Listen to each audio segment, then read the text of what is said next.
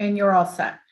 Great, thank you. Good evening, everyone. Welcome to the Board of Selectmen still meeting November 16th, 2021. It's 6:30 p.m. I call the meeting to order at 6:30 p.m. We're going to switch things up a little bit because we do have scheduled hearings. So Vanessa, if we could bring Lisa Thompson over, that would be great. Paul, we're going to be just a second or so late for the 6:30 hearing. Do you want to bring Chief Achilles over as well? Yes, please. Thank you, Mark.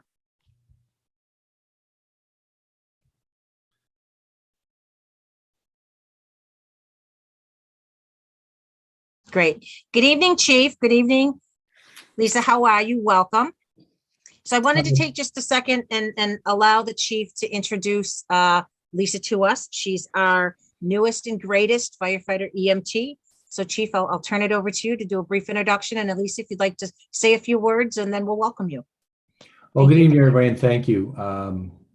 Often, just like Chief Paul's, we get an opportunity to add new members to our complement, and we're very pleased to add Lisa Thompson. Lisa was a candidate during our last hire process, and with the retirement of Lieutenant Peltier, we had an opening. Lisa was a very competitive candidate and did very well. She started her 2-week orientation yesterday. Will be on days during that process to meet certain benchmarks, and then she'll be assigned to a duty group. So that should be in the next couple of weeks. And then she'll serve as probation for a year and then be elevated when everything is successful. We want her to be successful at the end to a permanent member of the department. So we're very pleased to add another member of the department. And I will, I see Neil sneaking in there. And so we'll let Lisa talk about herself for a few minutes, and I'm available if anything else comes up. Thank you, Chief. Welcome. Hi, guys. I'm actually first wanted to start off by saying I am very honored and excited to serve this community. It has been a community that I've wanted to get on for full time. I'm very excited that I have the opportunity here. I come from Medway Fire. I have some experience there, and I have my EMT doing the call side there. So this is my first full-time fire EMT, hopefully soon when I pass my test, paramedic. So, but yeah, I don't. That's wonderful. Thank you. Thank you so much. Welcome. I'm going to kind of open it up to the board. We'll go around. We'll let everybody welcome you. It's a pleasure to have you here. Thank you. Oh, Ms. Malinowski. Thank you. Hi, Lisa. Nice to meet you. Nice to meet Excited for you to join Southborough Fire, and hopefully we'll get to meet you in person soon. Yes, definitely. Thank you, Mr. Healy. Hi, Lisa. I'm a Tri-Valley guy myself. Always nice to see a Medway Mustang, right? Got it Yep, right? Yep. My Okay. son plays. Yep, he's on the football team. Oh, good. So, yep. Excellent. Great town, terrific department, and a noble calling. So I think you're in good stead. Yes, So I hear welcome. great things. I'm very excited. So Terrific. Nice to see you. you too. Thank you, Mr. Stivers. Thank you. Welcome, Lisa. Welcome aboard. Look forward to a chance to meet you. Hopefully not meeting you in your official capacity, but at least personally. Definitely. I think that you'll find Southborough to be a great place to work. We got a great department, great chief, and look forward to a very successful career for you to have here. Thank you. Thank you. Thank you, Sam. Mr. Dennington. Hi, Lisa. Welcome aboard. It's great to have you, and I look forward to meeting you in person as well. Great. Thank you. Thank you, Chief. Thank you, Lisa. We just, again, we haven't had the opportunity to meet you in person, and this gives you an opportunity as well for the public that's watching to kind of get their first introduction to you as well. So best of luck here. And you have a great chief that you'll be working under. So thank you both. Thank you, Chief. Thank you all for the Thank you, everybody. opportunity. I really appreciate it. Thank you. All right. Can we bring over for the tax classification hearing? We have Mr. Sabelli.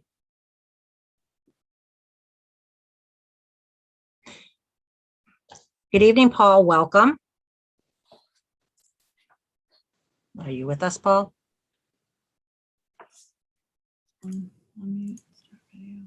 Here we go. All right, great, Paul. So I'm going to open up the tax classification hearing at 6:35. Mr. Purple, will you be kind enough to read the hearing notice, please?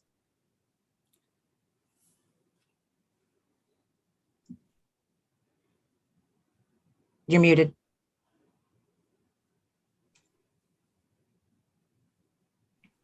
Sorry about that.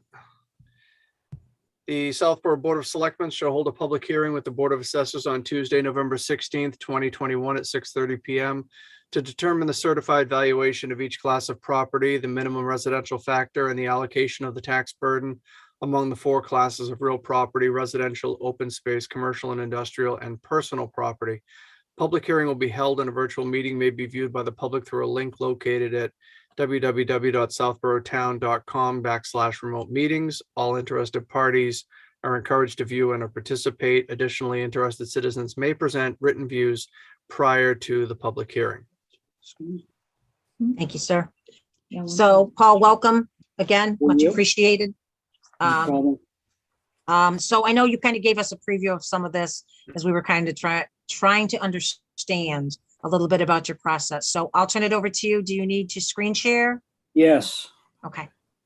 Vanessa, if we could give him that capability, I will turn it over to you, Mr. Sabelli. He already has it, so he should Okay. be all set. Thank you. We're good to go. So we got Lori here is going to run through the slides, and I'll run through the presentation pretty quick. Okay. Welcome everybody to our annual classification hearing. Let's just jump right in. What is tax classification? Allows communities to have different tax rates for certain classes of property: residential, open space, commercial, industrial, and personal property, which we're going to refer to as CIP tonight. State statute at the very bottom of the slide provides a maximum allowable portion of the tax levy up to 150% to be borne by the CIP classes, and provides a minimum allowable portion to be borne by the residential class. Tax classification, some key concepts. Allows the Board of Selectmen to make the decision whether or not to shift the burden from one class of property to another. No additional tax dollars are raised as the levy remains the same. Town of Southborough has never had a split tax rate, and it's an issue of fairness between classes. Let's talk a little bit about fiscal year assessments. The 22 assessments are based on analysis of calendar year 20 sales and market conditions. 22 assessments reflect the value of properties as of January 1, 2021. In calendar year 21 sales, we know the market's been really hot. Those conditions will not be reflected until the following year's assessments. Remember, there's a 1-year time lag in the process. So let's, what's happening in assessments? Overall, the assessments are on the rise. Drastic changes in both the C&I classes, we talked about this the other night, are due to reclassifying 325 Turnpike Road, that's Ken's Warehouse, a $31 million property. Had we not reclassified this property, the effect would have been a slight decrease in both classes. You can see that on the slide, down 0.72%. Overall, the town's total taxable valuation increased by 103.53 million to a new high of 2.856 billion. It's a lot of value for a small town. Fiscal year 22 new growth. The assessors calculated 38.7 million in new growth value. This represents 628,456 in new growth tax dollars. Results in a 20.33% decrease in new growth from FY21. Unfortunately, this is the second year in a row new growth has declined, and first time in a while it's dipped below the 10-year average of nearly 690K. The average single-family home assessment value increased 29,300 to 690,000, a 4.4% increase. This is the 12th consecutive year it has risen. Okay, so if we continue with a single tax rate, the 22 tax rate would increase from 1621 to 1628. The average single-family tax bill would rise $523 or 4.89%. Again, as we spoke a couple of weeks ago, The larger than anticipated tax increase is due to a rising residential market and slightly decreasing C&I market. The average assessed commercial, industrial, mixed use, improved property rose slightly, 0.1%.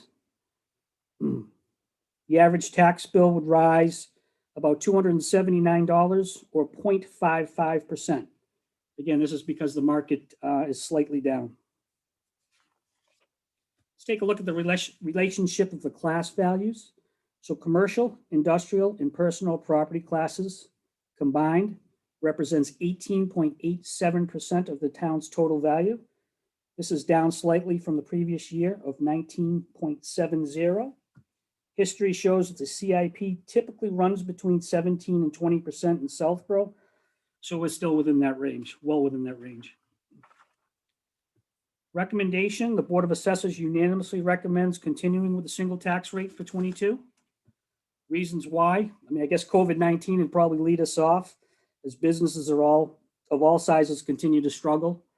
Ongoing pandemic and its overall impact on the future of the businesses still remains unclear. So it's probably not the time for additional tax burden to be placed on the CIP classes.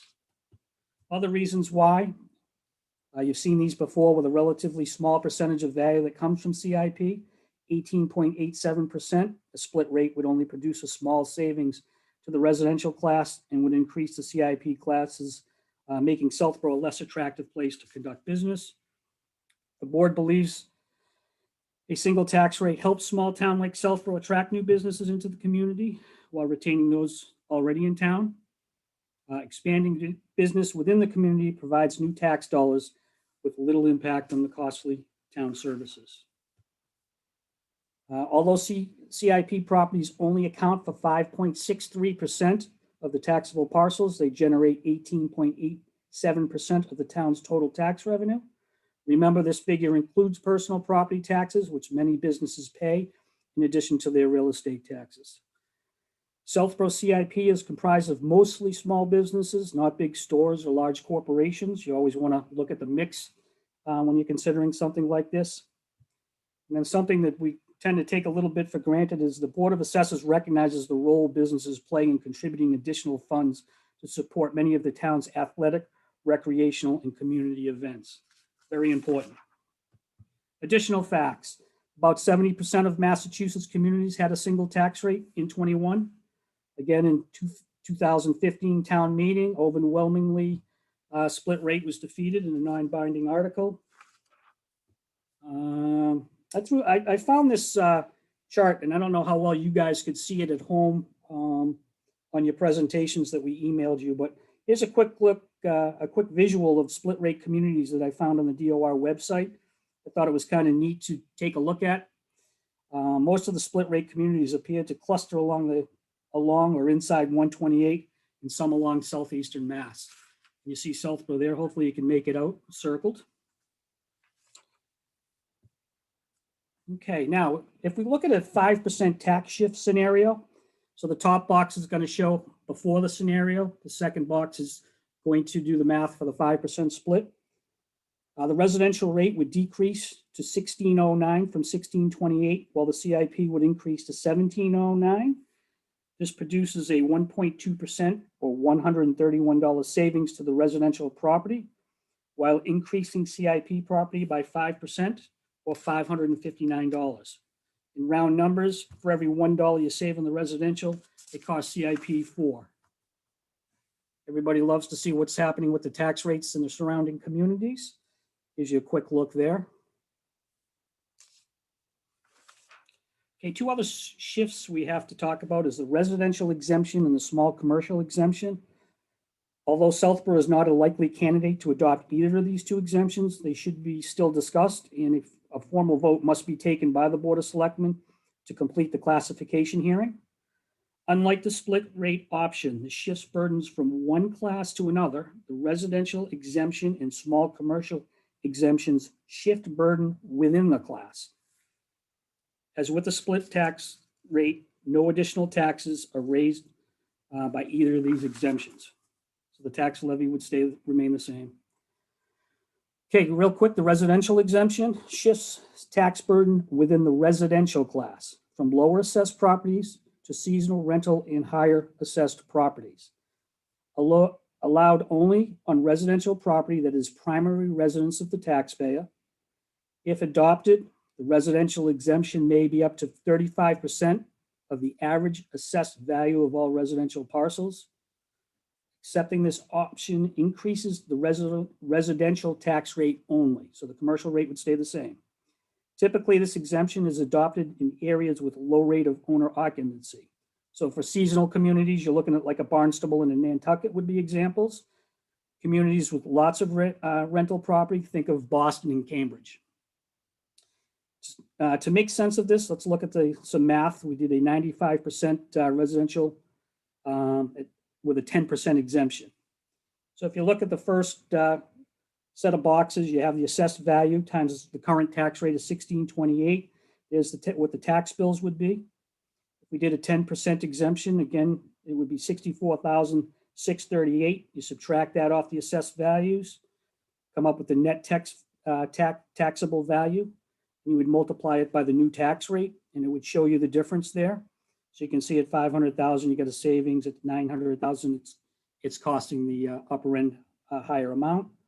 And any owner occupied home assessed over 730, 651 would pay more, while those below would pay less. The last one is a small commercial exemption, which really doesn't apply. So it's just a lot of yada, yada, yada. And that's about all I want to say about that. The Board of Assessors unanimously recommends not to adopt the residential or small commercial exemptions as they are not relevant to the community. And that brings us to the last slide. We have, Madam Chair, we have selectmen discussion. We're going to move to public comment. And then the selectmen need to take 3 votes. I think we've provided you with some motions on that. Take it away. All right, thank you very much, Paul. Let's open it up to the board. Again, thank you, Paul, for coming in and going through all this with us. Again, great presentation. We'll open it up. Ms. Malinowski? Thank you. Thanks, Paul. I don't really have any questions. I think just one comment based on the information that you provided is, I think when we saw the shift from annual town meeting to fall town meeting on the increase on the tax rate, one of my initial thoughts was maybe we should see what the numbers would look like related to splitting the tax rate. But I really don't think that there's not a huge amount of swing that would happen for each individual household. So I agree with your staying with the single tax rate. Thank you. Thank you, Mr. Healy. Yeah, thanks, Paul. I don't have any questions. We covered an awful lot of this territory at our last meeting. I mean, it's you unfortunately are the bearer of bad news in these couple of years. But I think the recommendation about staying with a single tax rate and not adopting the residential and small commercial exemption makes sense. So thanks. Thank you, Mr. Stivers. Thank you. Thanks, Paul. I guess I have a couple of comments. One, as I mentioned at our last select board meeting, I think the optics of a tax increase of 4.89% here are not very attractive. And I continue to be supportive of using some of the ARPA money to get that down to, if not under 4%, close to it. And I realize didn't get much support for that, but I think that's something that again, worth seriously considering. Second, on the split tax rate, I again think that's something that is worth considering, even though it doesn't make a huge amount of difference for individuals. That's spread across about 3,500 plus residents, which it has an impact on a lot of people there. I certainly support Mr. Sabelli's concern about impact on business. potentially negative, but I would point out that the EDC's economic consultant from Northeastern University did a study. Most recent one I saw showed that, in fact, towns with split tax rates were not adversely affected in terms of their ability to either attract new businesses or to raise business employment. So I don't think the data supports that particular hypothesis, as a matter of fact. But again, I've floated the idea before, don't get much support, but I think it's worth keeping on the table. So that's it for me. Thanks. Thank you, Mr. Dennington. I'm comfortable with the Board of Assessors recommendation. And I think that this would be a uniquely bad time to reconsider whether to have a single tax rate or a split tax rate. I'm very interested in, what Sam relates in terms of what the data shows, but to change a longstanding policy like that, just tonight without much public warning would be not the right approach. So in sum, I support the recommendation of the Board of Assessors. Thank you, Andrew. So, Paul, I guess, Sam, I'm cognizant as well of the split tax rate in other towns. And if looking at the map that Paul had provided as well, it's a lot of larger towns with a lot more business. I'd really be interested in looking at towns similar to the makeup of Southborough versus trying to compare what a Framingham or within the 128 belt does. So plus we don't offer sewer, which a lot of those towns that are on there that are paying the split tax rate do.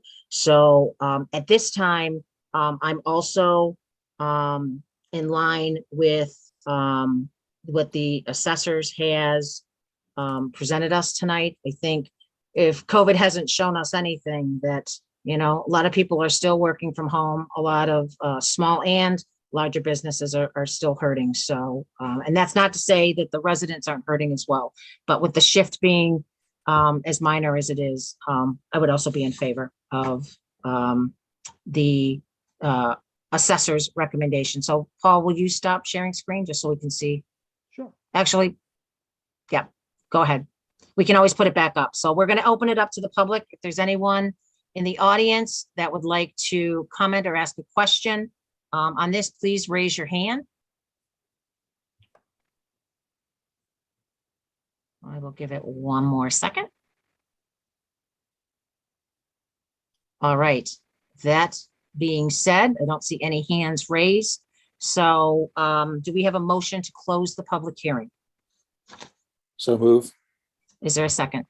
Second. Okay, roll call. Mr. Dennington, This is a vote to close the public hearing. close the public hearing. Yep. Okay, Mr. Stivers, Aye. Ms. Malinowski, Aye. Mr. Healy, Aye. and Ms. Braccio, aye. Okay, that being said, there's three motions that we need to make. We'll do them individually. Do we have a motion to continue with the single tax rate for fiscal year 22? So moved. Do we have a second? Thank you, Second. Ms. Malinowski. Roll call. Mr. Dennington, Aye. Mr. Stivers, Reluctant aye. Ms. Malinowski, Aye. Mr. Healy, Aye. and Ms. Braccio, aye. Thank you very much. Do we have a motion to deny the residential tax exemption for fiscal year 22? So move. So moved. And we second. Thank Second. you. Mr. Dennington, Aye. Mr. Stivers, Aye. Ms. Malinowski, Aye. Mr. Healy, A reluctant aye. and Ms. Braccio, aye. All right. Do we have a motion to deny small commercial exemption for fiscal year 22? So move. Is there a Second. second? Thank you. Roll call. Mr. Dennington, Aye. Mr. Stivers, Aye. Ms. Malinowski, Aye. Mr. Healy, Aye. and Ms. Braccio, aye. Thank you very much. Paul, I think you have everything you need. We do. We'll submit the tax rate in a few minutes. We will hopefully hear from the Department of Revenue in the next day or two. Thank you all. All right. Thank you Yeah. very, you, Paul. very Happy much. holidays. Take care. To you as well. Thank you so much. Our next scheduled hearing is a half an hour away, so we'll continue with some other business before we go to there. So I imagine, Chelsea, that probably the fiscal year update, do you think it's going to take probably longer than 30 minutes, I don't think so. even with questions?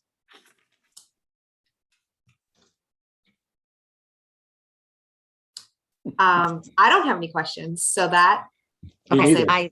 I seriously, Sam, you don't have any questions? Not me. Okay. I'm easy. I do have some questions, but depending on how long the presentation is, I think we could try to squeeze it in. All right, let's bring over Carla and Brian. And now I'm all discombobulated with my paperwork. And Chelsea, once we bring them over, I will turn it over to you as the liaison for the BOS.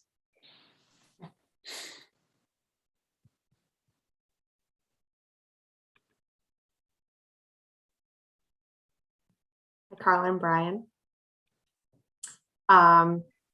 So Carla, Brian, and I did our normal quarterly meeting 2 weeks ago to prep for this meeting. I think the overall takeaway is, there are a few areas that we're watching, but given that it's the first quarter, nothing too concerning as of yet. But I think they did a really nice job of summarizing the revenues and the expenses for year to date to budget. And so that was included in the packet, as well as all of the detail for the budgets, as well as the revolving accounts. So I'll turn it over to Brian and Carla to kind of give their overview. Well, good evening, and I guess I'll go first, as usual. So we'll keep doing this, I guess, the same way, me and Carla. It's like the little play that we put on. So I'll go first and try to do the revenues real quick. As usual, I won't just repeat what's on the paper. You can see that. And I'll be pretty fast. This is the first quarter. So I always say every year, the first quarter is sort of the most, I don't want to say most useless quarter, but it's the quarter that probably tells us the least amount of things compared to the following quarters, just because it's early in the year. So, there's 3/4 of the year left. So, that speaks for itself. But the areas that I'll just mention real quick that are of note to me, at least, I think the board, is our biggest revenue producer is obviously motor vehicle excise. And I think it bears watching, especially this year and the troubles we're having with the obtaining vehicles and the supply chain and all that. And so far we're doing great. We're keeping on track, and the billings are still up there. I still wonder if there'll be a delay in a negative way as we go on in time, but for now they're very good. So I'm very optimistic about that. The tax lien fees, I did mention it in the letter, they're down, but I just wanted to mention we did have a pretty big payout for a property that just went over into Q2. So that'll alleviate some of that. So you'll see that in the next quarter, hopefully that will turn around too. And I think the last thing is, and I didn't really mention this in the letter, but the real estate tax revenue. This year, we just finished the lien process, and there were 15 accounts that we have. That's really good, obviously, 15 accounts out of 33 or 3,400. And it's one of the lesser volume years I've seen. So as weird as it seems, you may think that we would see more people in trouble, and maybe they are in trouble, but they're not rising to the level of where the town is having to pursue that in a legal fashion. So that's really good. I thought I'd mention that too. That's really all I have on the revenue side. So with that, I guess I can hand it over to my teammate. Good evening. How are you guys? Can you hear me? Yeah. Okay. I'm going to just quickly go over the expenses. There were a few items that we are keeping an eye on. The first one, probably in the packet that jumped out to you, is the IT budget. And I'm working with Jay, and I just kind of said wherever it makes sense to you spend the funds. So he's spending a lot of the funds in the contracted services. In speaking with him about his 23 budget, I created a software account versus the computer services, and we're actually going to shift some of the expenses from contracted services into that this year. So we'll have a good kind of path for next year. So our Q2 report will look a little different, but it will look a lot better, a lot less negative in the contracted services. But there are some, new services that Jay has put in place that were necessary for security and monitoring and things. So so stay tuned for Q2 with IT, but we are keeping an eye on it. We know overall the budget is to the good, even though it's a little surprising with the negative to contracted services. With regard to the reserve fund, we have made one formal transfer so far for the boat for the fire department. We anticipate a few more reserve fund transfers. The first one is the $3,000 for the Board of Health printer. That's actually, we're leasing that, and we expect that Jay will present that to advisory.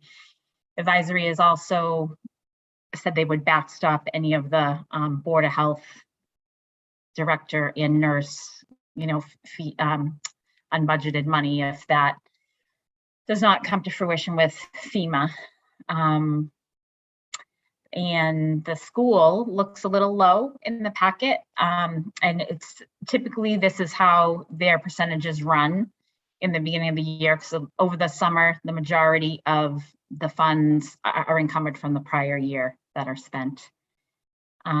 We do have a Norfolk student. We haven't received a bill yet, but we did confirm that we do have a student, and there will be transportation that will be paid out of that line as well.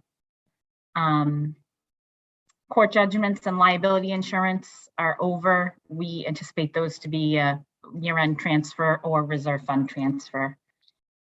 And also, one thing we're going to be doing in the 23 budget process is we're going to be moving hardware from departments out into the IT budget. So will be an increase in the IT budget, but that will be known and identified. And then it will allow Jay to have a good listing of the capital, replacement. Maybe it's not capital, but computer replacement equipment. So he knows what's going on with departments. It's the way it's set up now. There are some computers being bought outside of IT, and we just felt that there was a need to put it together to show the big picture. So that is what I have for general fund expenses. Are there any questions on that or anything additional? Chelsea, do you want me to go around, or do you want to go around to everybody? No, you can go ahead. Okay. We'll start with Marty. Do you have any questions or comments on either of those two items? I'll start with Brian. First of all, Brian, it looks like you're conducting a seance there. In terms of I mean, it's interesting. There was an article somewhere that you're right about the supply chain in terms of the excise taxes for cars, but it's weird because the cars that are available are really expensive. So, so fewer of them are being purchased, but those that are higher end. So maybe that trend is not going to reverse itself. It's a weird dynamic. You're right. Yeah. And just Carla, just quickly on the expenditure side of things, in terms of the reserve fund, do you have a sense for what in fact, I probably should have a sense, but I don't. But is there a typical year, and is the typical year have reserve fund transfers much later in the year and not heavy in the first quarter? Is that sort of the standard operating procedure? And is that kind of what you think we're seeing this year? Well, typically reserve fund transfers would happen later in the year, or, with the boat, we knew to identify that as an item. So, I mean, as you know, Marty, this is an unprecedented year. Anything can happen, right? Right. Right. But again, we're monitoring the departments, giving them their department reports monthly, checking in with them. So if there is going to be an issue, we're gonna be on top of it. Okay. All right. Otherwise, thanks very much. Good information. Appreciate it. Thank you, Mr. Stivers. Thanks. Thank you, Brian and Carla. I'd comment that I think this process is extremely helpful, the quarterly updates. And I think the front end comments, the summary comments, very helpful. And that's sort of what I focus on. Don't have any questions about those, but I think also that providing the detailed financial information is a real step forward in terms of transparency. I can't recall ever having seen this kind of detail provided, at least on a regular basis for the public to look at if folks are interested in it. There's a huge amount of information there for people to understand where their tax money is going, and could be the good answers to a lot of questions that people may have if they want to dig into it. But it's substantial, and I think it's a good thing to do, and I encourage us to continue it. But I don't have any questions about this so far. Thanks. Thank you, Sam. Mr. Dennington.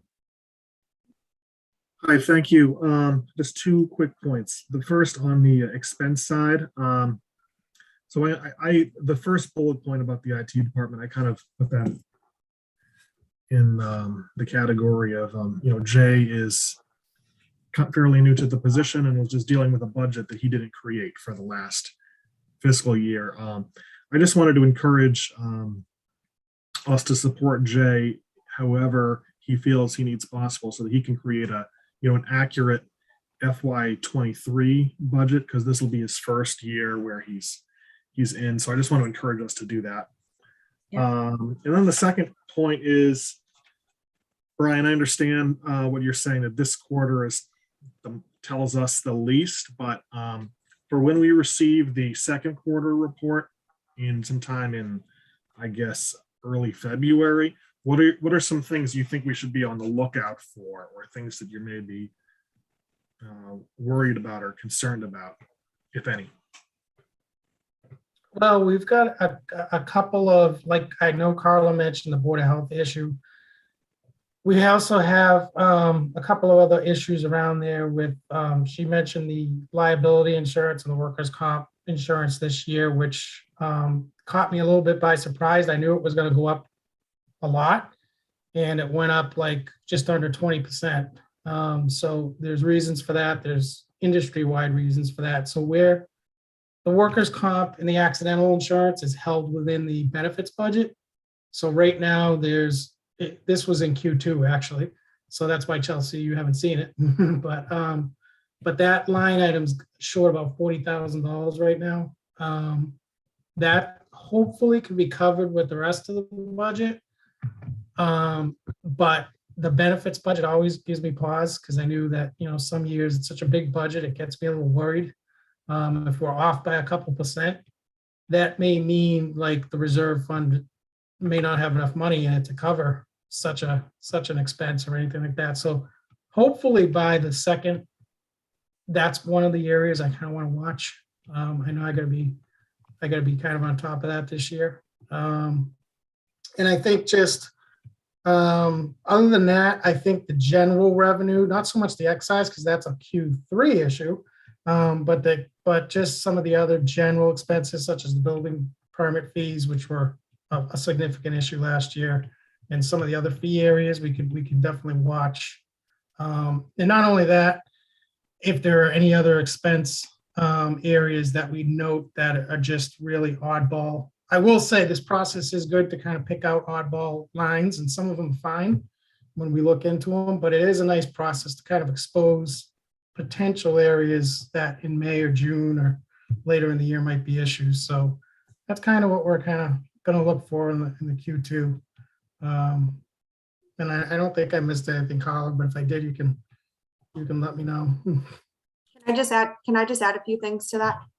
And I agree, Brian, with everything that you said. I think something that we should definitely consider when we're looking at Q2 is continue with the year-to-date to budget, but also look at what we're actually spending, because we know we're coming up to a bad FY23 budget cycle, and really looking at, what is getting spent, and do we really need to spend that as we start looking at the FY23 budgets coming in. So I think that's something that we haven't gotten into that level of detail, Andrew, unless there was a reason for us to actually look at all of the line items, which we certainly have done on certain departments, but I think that's something that we should probably do on Q2. The other thing, and this isn't necessarily a Q2 thing because ambulance revenue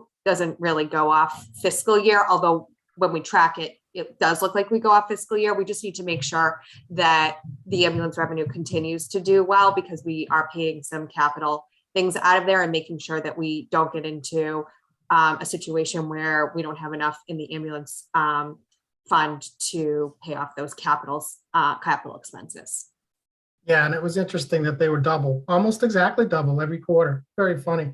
But one other item that I'll very quickly mention is remember you just had Chief Paulison about the communications officers too. So if we go down that road, that's possibly more funding that we'd have to locate. And it's just making that cushion that we usually have a little thinner. That's just what I'm worried about for Q2. I want to watch how thin that cushion gets as we get closer to year end. So usually we never worry that much, to be honest, but a little worried this year, even though it's early. Andrew, are you set? Yes, thank you. All right, Chelsea, so I'm going to go next and then we can go to you for anything that you want to add or anything, and then you can lead them into the COVID funding programs. So I actually have specific questions for you guys, and I'm sure they're pretty easy to answer. Some of them I'm assuming they're just front loaded. So specifically on the DPW budget, there was groundkeeping supplies and we're at 46.78% of the budget. Is that because it's front loaded or is there a specific? It is. Okay. That one was easy. Okay. Yes, and they actually, when I spoke with them, they are going to plan to purchase the spring supplies now because they feel the prices will be higher in the spring. So yeah, but they don't anticipate an overage in that line. Okay. Secondly, under the fire department budget, there's nothing listed for expenses for part-time. I'm assuming that's call firefighters, and we paid nothing in first quarter. Yes. Yep. Is that, They get I don't know what the pay. mid-year. Yeah, is They do get paid in December. Yeah. Okay, thank you. That was easy enough. I'll let that one go. We'll let that one go. And Brian, this one's actually for you. I have a question for you. That under the bonds, you're at 72.33% of your 1225. Is that underfunded, or again, is that a front-loaded No, it's expense? because, right, it's because some of the larger principal payments are paid during that time. Okay, So yes, it's just front loaded, you're right. okay. And I think that answered the majority of my questions. So I'll let it go to that. Chelsea, I'll toss it to you. Thank you. The only other thing that I wanted to add is that I spoke to Ms. Cook, the chair of advisory, and asked her to appoint somebody from the advisory committee to join us on our quarterly reviews. So that hopefully will happen for Q2 and we can integrate them into the process. So I think that will kind of help with them having a liaison as well. And then I know Mr. Dennington had asked for a ClearGov update. And so I don't know, Brian, if you want to speak to that. Yeah, sure. I don't know if I can add a whole lot to the memo, but we did have a full year of use of that, and our full cycle, I should say. And it became apparent just from not only my experience, but from, I think it was pretty widely used from advisory and the department heads, of course, and Carla. And it was just not functional as it should be in a few areas. And some of the areas were basic areas. I mean, exporting some data was a challenge. And it actually couldn't export data in certain ways, which I was really surprised at.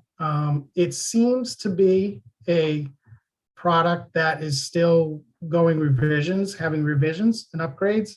I feel like we probably, tried it probably 2 or 3 years too early. I mean, the concept, I keep saying the concept was good, but the actual product was just a little bit not quite ready for public consumption. So, and I think it was obvious because they were making at Carla, they probably had one or two updates while we were using them. And I think Yeah. we weren't even made aware of them. So, Right, right. but yeah, we just couldn't, I just felt for the money. We couldn't recommend having a relationship with them. That being said, we are open to revisiting the issue and trying to get off an Excel-based budget platform. Even though Excel's straightforward and easy, it has its limitations for communicating between groups of people. So, we will be looking at that again. I can't give a time frame, but we will be. Thank you. Thank you. And then the last piece, Carla had included a memo to us, and it kind of shows the shift that happened from August until November 1st on, where she's bucketing CARES, where she's bucketing FEMA, and, because the rules have changed. And then she did a breakout on the percentage of expenses by department.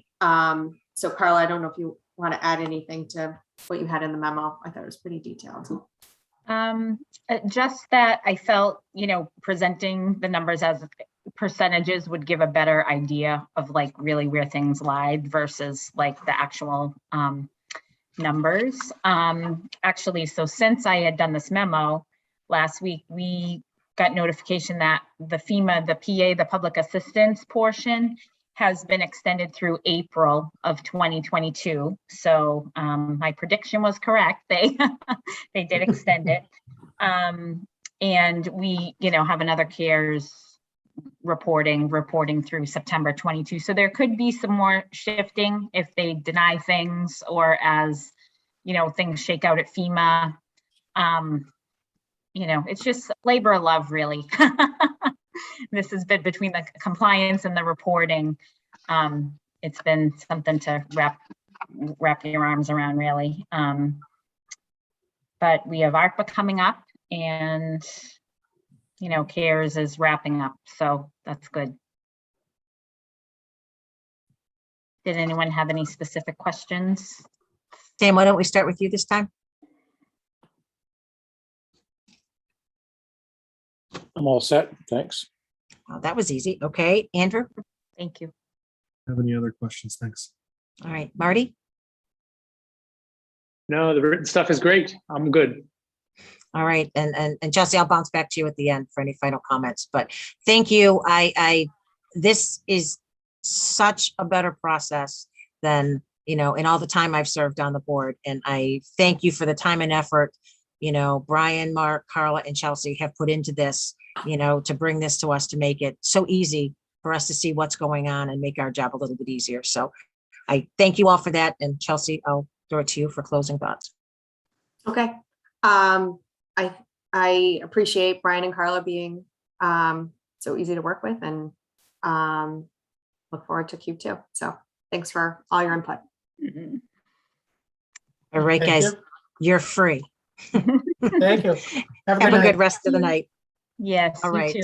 Thank you. So we have 12 minutes left. We had, in trying to move through the agenda, I'm going to jump back to public comment, depending on how many comments that there are under this. If we have to, we will do as many as we can prior to the tree hearing. That is a scheduled hearing. So if there's anyone in the audience that would like to comment under public comment, please raise your hand.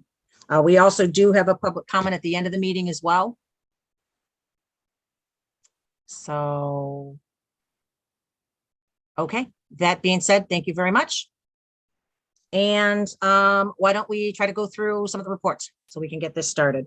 So under Chairman's report, I just wanted to give a quick update. There's been a lot of talk online and a lot of concern with the noise level on the Mass Pike that's still continuing. I think everybody thought once the bridges were completed that it would be over, but unfortunately the bridges were only part of the Accelerate program. They're currently doing the final paving. It's on all lanes for an 8-mile stretch. So the goal is to, weather permitting, to be done by the end of November. The DPW has updated the town website with this information as well. I know it's been shared on social media, but if there's anybody that's maybe watching that had a question on that, you certainly can read on the website as well, but that's the genesis of it. I mean, the work is continuing. I live right next to the Pike, so it is definitely loud, but you know, the end result is trying to do something during the day and rerouting all the traffic down our roads, which wouldn't be a good thing. So I wanted to just give the board a quick update that we had received a request from the fire union for hazard pay under ARPA. So from the president, Jason Roach, and he wanted to request a discussion on the hazard pay during the pandemic and the state of emergency. I advised him that I would see if the board wished to entertain the discussion, or if we just give the request to the ARPA committee that we're going to be looking to sit, and that can be part of their discussion and recommendations. So that would be what I would lean towards. But I told him, you know, that seemed to make the most sense. I'm seeing a shaking of heads, so I will, Mr. Purple or I will update Mr. Roach. He just was appreciative of any consideration that's given to that request. And lastly, I just wanted to Lisa, sorry, can go I ahead. just make a comment on that? Yes. I also think that we should follow what is happening with Governor Baker at the state level related to Yeah. hazard pay. And that may go hand in hand with this conversation. Very good point, Chelsea. Thank you very much for that. I very good point. Lastly, the kids vaccine clinic. I had the honor of being able to volunteer at it. It was an amazing few hours. It was a seamless process. It was so well put together and done. The families were so appreciative and had so much gratitude for the Board of Health and all that volunteered to put this together. One of the nicest parts for a lot of families was that a lot of staff from Woodward School actually participated. So everybody knows Mrs. Hill and Mrs. Sergi from the office, and they were actually a great comfort. A lot of the kids were more excited to see them. They didn't even think about the shots. You know, they wanted to have conversation, kids that are in school and kids that have passed through there. So it was almost like a reunion of sorts. And it made it easier for some of these kids to navigate the process. It was a scary process. So kudos to the Board of Health. I will turn this over to Chelsea for additional updates on the technical side. But again, Chelsea, thank the Board of Health, obviously, on behalf of the town. Well, thank you. And there were 3 clinics held between Northborough and Southborough, 2 in Northborough, 1 in Southborough. And between those 3 dates, 500 out of the 790 eligible 5 to 11-year-olds received their first shot. That would not include any child who went to a pharmacy during that period. The reporting from the state comes out on Thursdays that shows the number of children in that age group, or any, not just children, any vaccination information comes out on Thursdays from the state.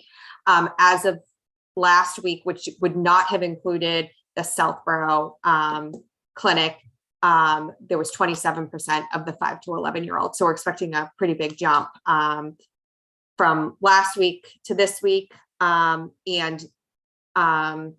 That's it. So the second doses will be given about 3 weeks after the first. And if you got a shot in the first clinic, then you would have already been rebooked in the second one. So I just would like to thank all of the volunteers who volunteered in both towns. I heard they were very well run, very successful. I heard very positive feedback from everyone. So thank you to all the staff and the volunteers for stepping up. Awesome. Thank you, Chelsea. So we'll go to members report. Veterans Day ceremony. Select Board Member Dennington went and represented the board. So Andrew, do you want to say a few words about the ceremony and how it went? Sure. So the town held its annual Veterans Day commemoration last Thursday, November 11th. Mr. Healy and I marched in the parade that went from the community center to the all-war Veterans of All Wars Memorial. Mr. Wynot presided over the ceremonies, and they were very well presented. They were solemn. There were some older veterans there from the World War II Korea era. It was very interesting to see that, and I gave some brief remarks. There was a great turnout. We had wonderful weather, and it was a great occasion to appreciate the sacrifices that our veterans have made. Wonderful. Marty, do you want to add anything to that? Two things. One about that. Andrew's remarks were terrific. I mean, I think they really captured the spirit of the day. And the second thing is, just while I'm talking, Mark already knows this. I think he may have passed it along to you, Lisa. December is a mess for me. I got drafted to do a trial. No sympathy, I don't think, down in the Southern District of Florida. So I'll be in Fort Lauderdale for most of the month of December. As a result, it's going to be very difficult for me to participate other than in bits and pieces in our 2 December meetings. I apologize for that, but I got to spend a month in Florida. Sorry. Can I say I'm a little jealous of that, Marty? I mean, talk about a great time to go down to Florida. I've heard a little bit of that, although I'll spend most of my outside time walking from the hotel to the courthouse. So it's not going to be that much of a fun time, but it'll be nice to be in warm weather. All right. Well, hopefully you'll have a speedy trial, and thank you for that. Next up, update on regional dispatch study.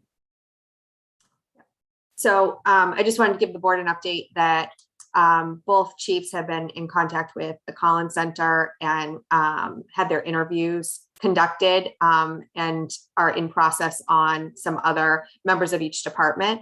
And I just would like any member of the board who has any specific requests around data points that they would like to see, to send those to Mr. Purple. I just want to make sure that, you know, when the report is complete, if there's specific things that you're looking for, that we either make sure it's included in the Collins Center report, or that the chiefs have time to pull any data together.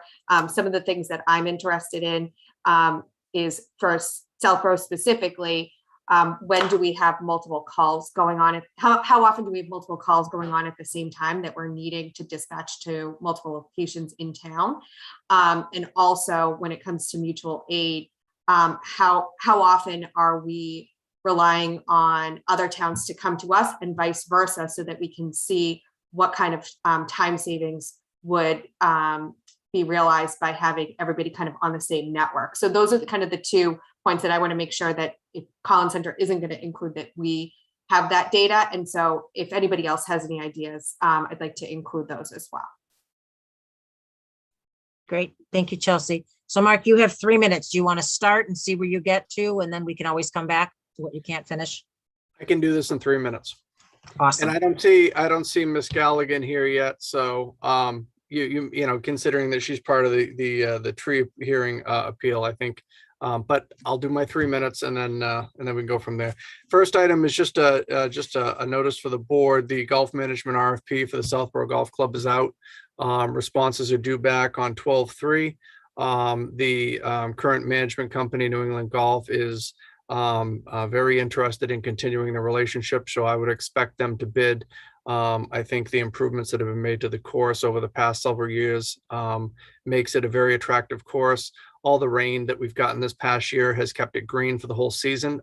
It's so visually it's attractive as well.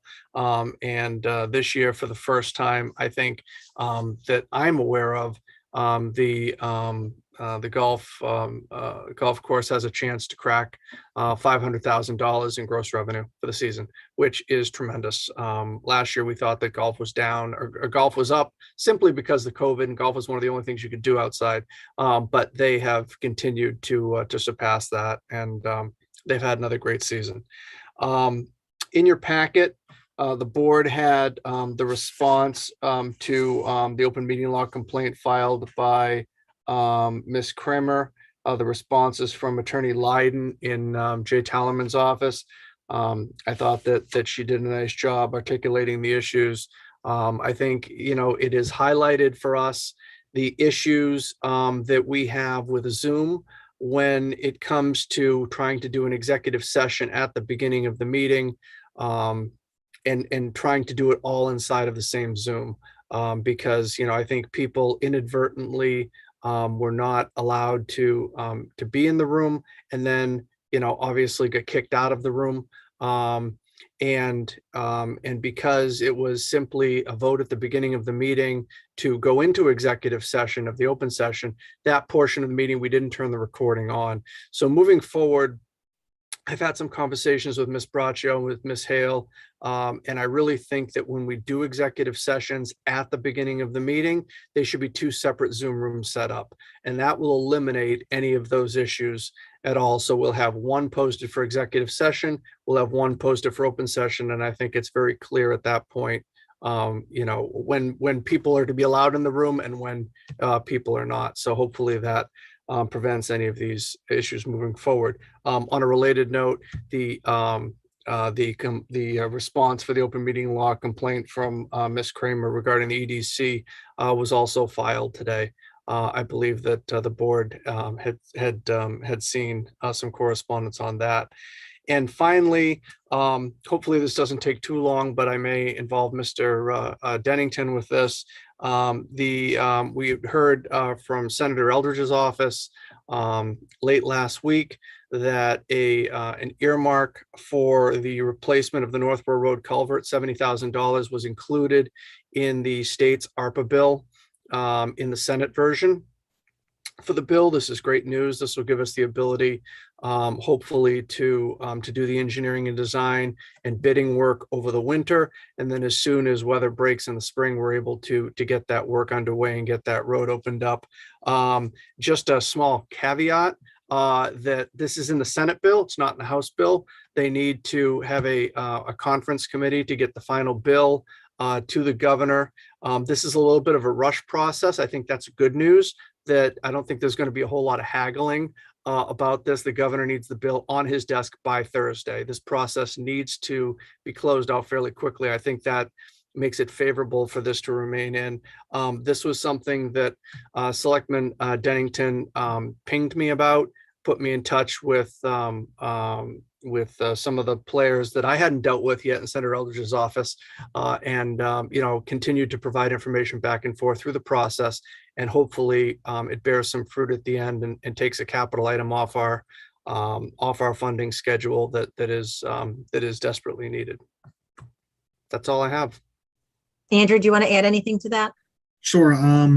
This is good news. I want to thank first Mark for his work. It required some quick work once we found out about this opportunity to work with the Senator Eldridge's staff to do what was needed. And I also want to thank Senator Eldridge for advocating for Southborough. And we are cautiously optimistic that this earmark in the Senate version of the budget will ultimately be in the final version that's signed by the governor.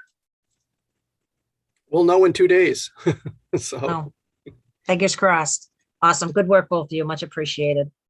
All right. At this time, if we could I see Karen is out there. If we could bring Karen over, I will open the public hearing at 7:32 for the tree hearing appeal for Marlborough Road Shared Streets Project. Mr. Purple, would you be kind enough to read the hearing notice, please? Absolutely. The Southborough Board of Selectmen shall hold a tree hearing appeal on Tuesday, November 16th, 2021 at 7:30 p.m. at a virtual meeting to discuss the removal of 9 trees located on Marlborough Road. The trees range in size from 6 inches to 36 inches and consists of 1 elm tree, 1 maple tree, 2 ash trees, 1 of which is double trunked, and 5 oak trees. Each tree is posted.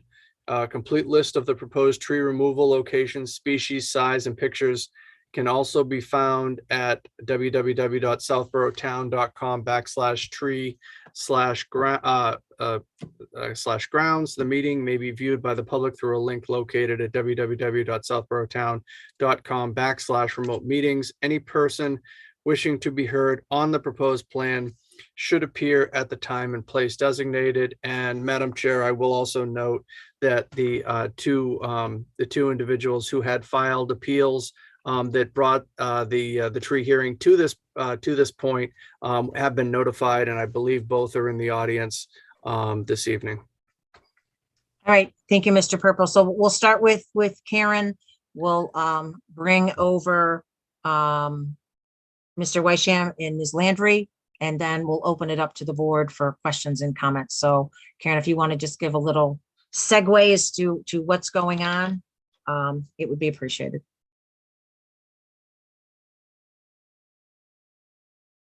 Sorry, you're muted, Karen. Duh. Okay. So we had a tree hearing on these trees on November 1st. We walked with, I don't know that actually the list of people, mostly library trustees had come to the meeting or to the hearing. We walked it with people and the tree warden. We looked at all the trees that are in question, removal being for the adjustment of the intersection of St. Mark's Street. So based on the project that's going on and the location of the trees and the health of the trees, the tree warden had determined that his determination to remove them all. But prior to the meeting, the hearing, and it can be anytime prior or as long before you close the hearing, we did get a note from written notice that they were going to already they wanted to appeal the hearing regardless of what our response was. So the vote for the tree warden was to remove, but obviously now it's at here an appeal with you.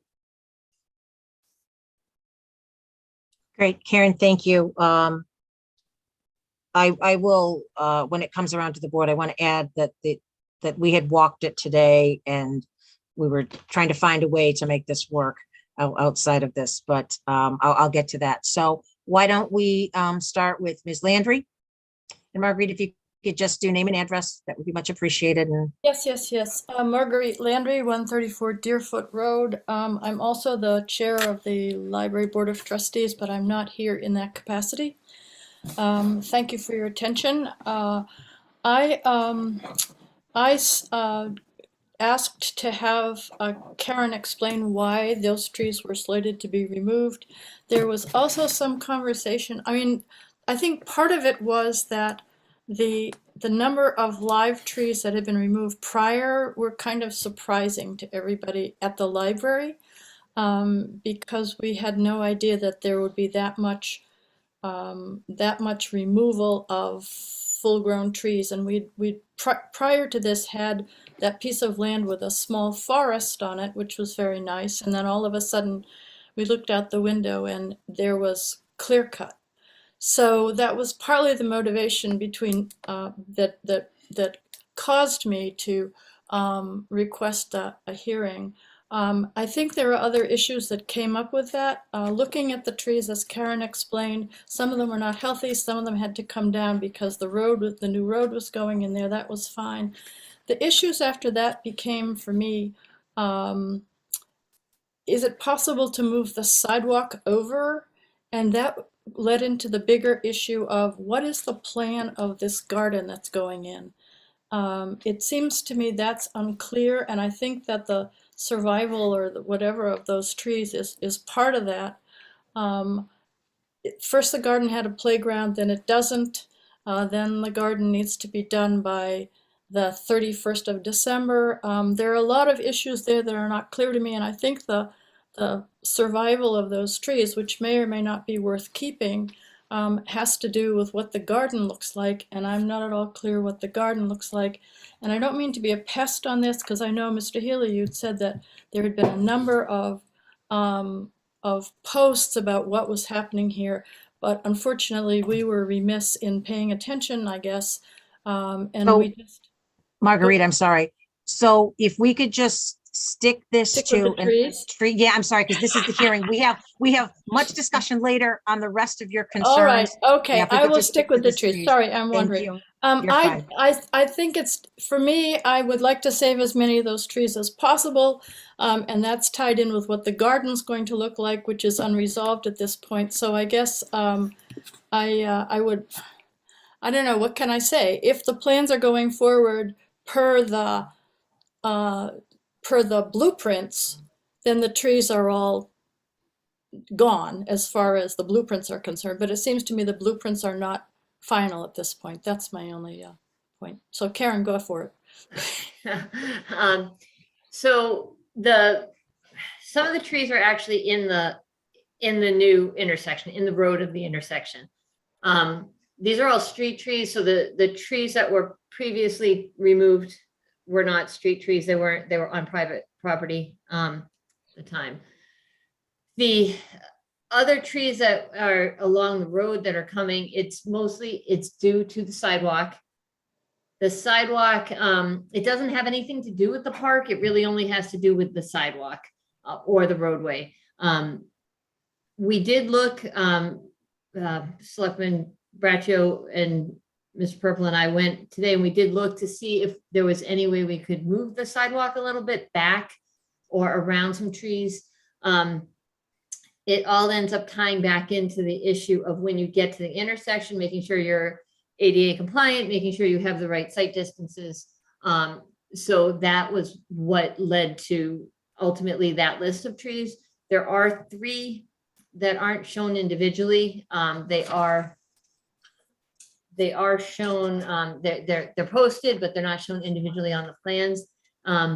That are far enough back next to the stone wall. They're not the greatest of the trees that we have there, but those 3 could be saved. It's two that are grown right together, and then a third. And I wish I could remember what their numbers were right this second. Oh, here, sorry. So they would be tags 34, 36, and 37. Those 3 trees actually are far enough back from the sidewalk. We might be able, we can minimize the disruption to them. They're not like super great trees to begin with, but those we probably could work around and maintain. At least they would survive, I believe, for a while, and then it just would be a matter of how they actually pan out ultimately, because they're very close to the walkway, they're close to the sidewalk, but they're not right up against it. Well, I think anything you could do to save any tree at that point would be great. Thank you very much for looking at those trees. I know having concrete near them, but I know is not good for them, but I know many trees survive in cities when they're coming right up out of sidewalks, so surely there may be hope for them. I just hate to see the whole area denuded of large trees. So anything you could do to save what you've got there would be fabulous as far as I'm concerned. Thank you, Ms. Landry. Much appreciated. Mr. Weishan, welcome. Good evening. Good evening. Am I muted? No, I'm not actually there. Good. I want to echo what Marguerite has to say in terms of saving these trees. I think the plan here is really simple. Change the plan. There's no reason that sidewalk couldn't be rerouted to the inside of those trees, or for that matter, that the intersection couldn't be moved slightly to the north. And thus 15 feet to the north would save the huge 36-inch oak that is there. I mean, the changes to this parcel have been pretty astounding and have certainly gotten a lot of comment. Certainly you've heard from us on this. I will stick to the trees here, but I also echo Marguerite's opinion that this cannot be simply about the trees, because the fate of these trees is tied to the fate of what happens on that parcel. And I think there's a lot of discussion to be had and a lot of questions to be had about how this has been done, where this is going, and what the final point of it will be. So I don't know how you would do this in terms of meeting, but perhaps my request would be that you continue this tree hearing until the rest of the questions on this parcel are resolved, because we've already seen the stripping, clear cutting of a half acre of old growth forest on those parcels, which is shocking. And not to be able to figure out the engineering to move around these trees, which is done commonly in every metropolis in the United States, I think is something that we really, if we're really trolling ourselves a tree city, that's something that really needs to be dealt with. So I would ask that you would continue this hearing and not take a vote on this until you all and the townsfolk all are in agreement here about what really needs to happen with this parcel. This park, I've already expressed to you in written form my reservations on this. People are weighing in on my Southborough. I think there's a lot of discussion here that needs to happen. So that would be my request to you. Thank you. So we're going to open it up to the public as well that's out there. But while we have Ms. Landry and Mr. Weishan here, is there any questions or comments from the board for them? Or we can, obviously, we're going to have discussion on this once we close the public hearing anyway. So could I ask Karen for a point of clarification? Yes. Karen, what is the, I mean, thank you for everything you're doing for this town. And I know you have an absolutely horrible job, which no one should have to have because there are so many moving parts and it can be so dreadful for you. But what is the deadline like on this? I mean, December 31st extensions, what are we looking at here realistically? So the way that the grant works is that we did get it extended. I think I did it twice to December 31st. They said it had to be used by then, but it doesn't mean all the plantings have to be done. We have to have this space basically created. And at this point, we are at that point. The road, the drainage, that's all been installed because that was a big piece of this project was drainage. That's all been done. And as long as we have used the amount of the grant and then show progress that we're going to continue with the rest of the park area, we should be able to just use that money and show, we can show the progress, and that's what we have to do for the grant. Okay, So thank you. That helps a lot. Okay. we should be fine. Okay, All right. thanks. So I see nothing from the board at this point. So if there's anyone else in the audience that would like to comment under the public hearing, please raise your hand. And we have Janet Maney. If we could bring Janet over.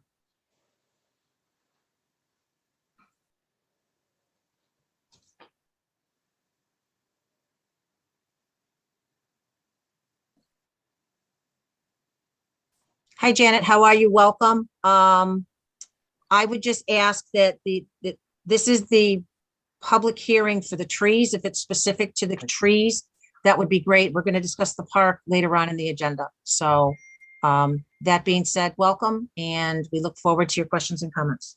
Thank you. I guess talking. All right. Janet, you're muted now.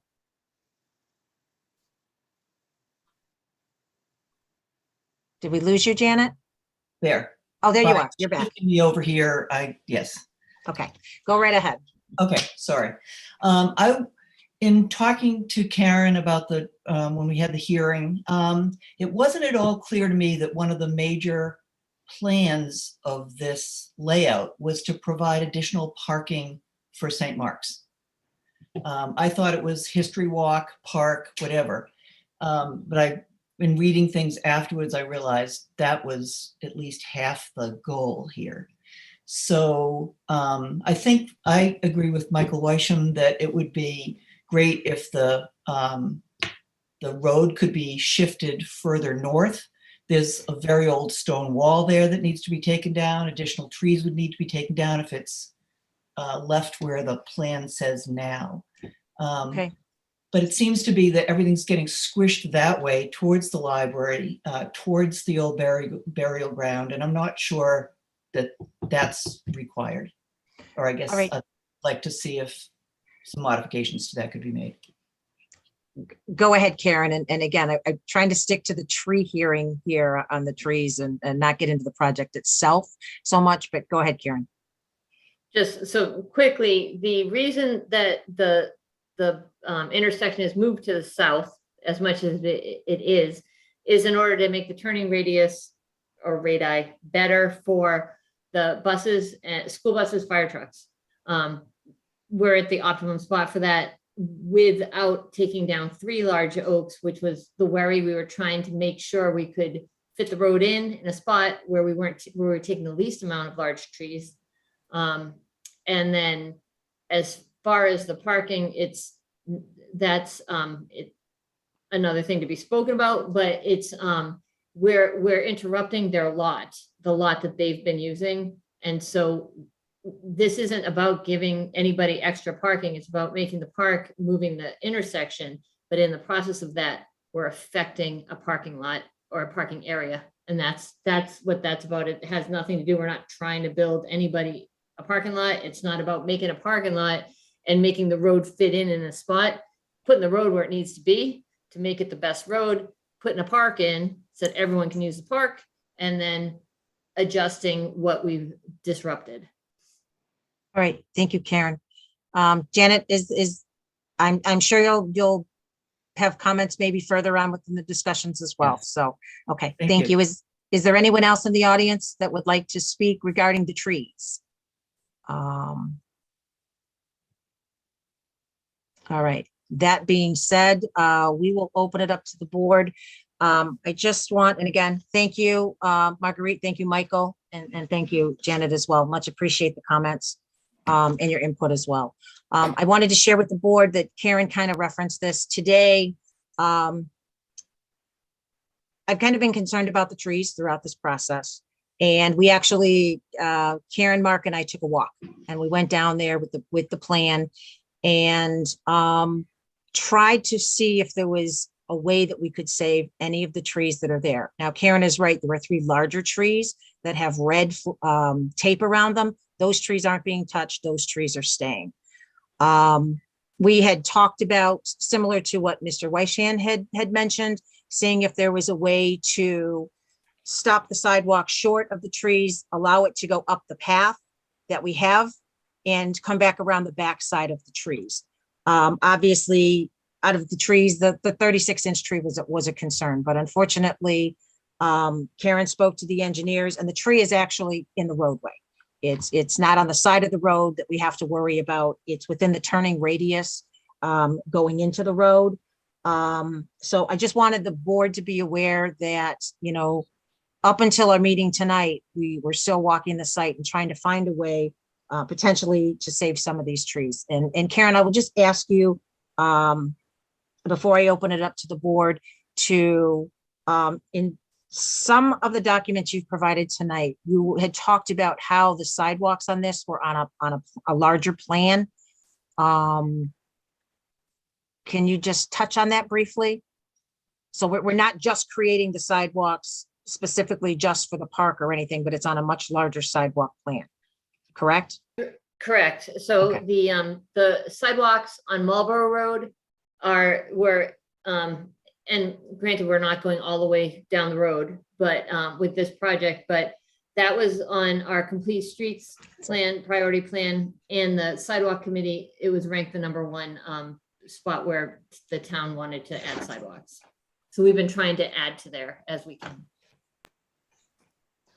Okay, so I have a couple more comments, but I will wait. I will open it up to the board for questions of Karen or comments. Mr. Dennington, we'll start with you.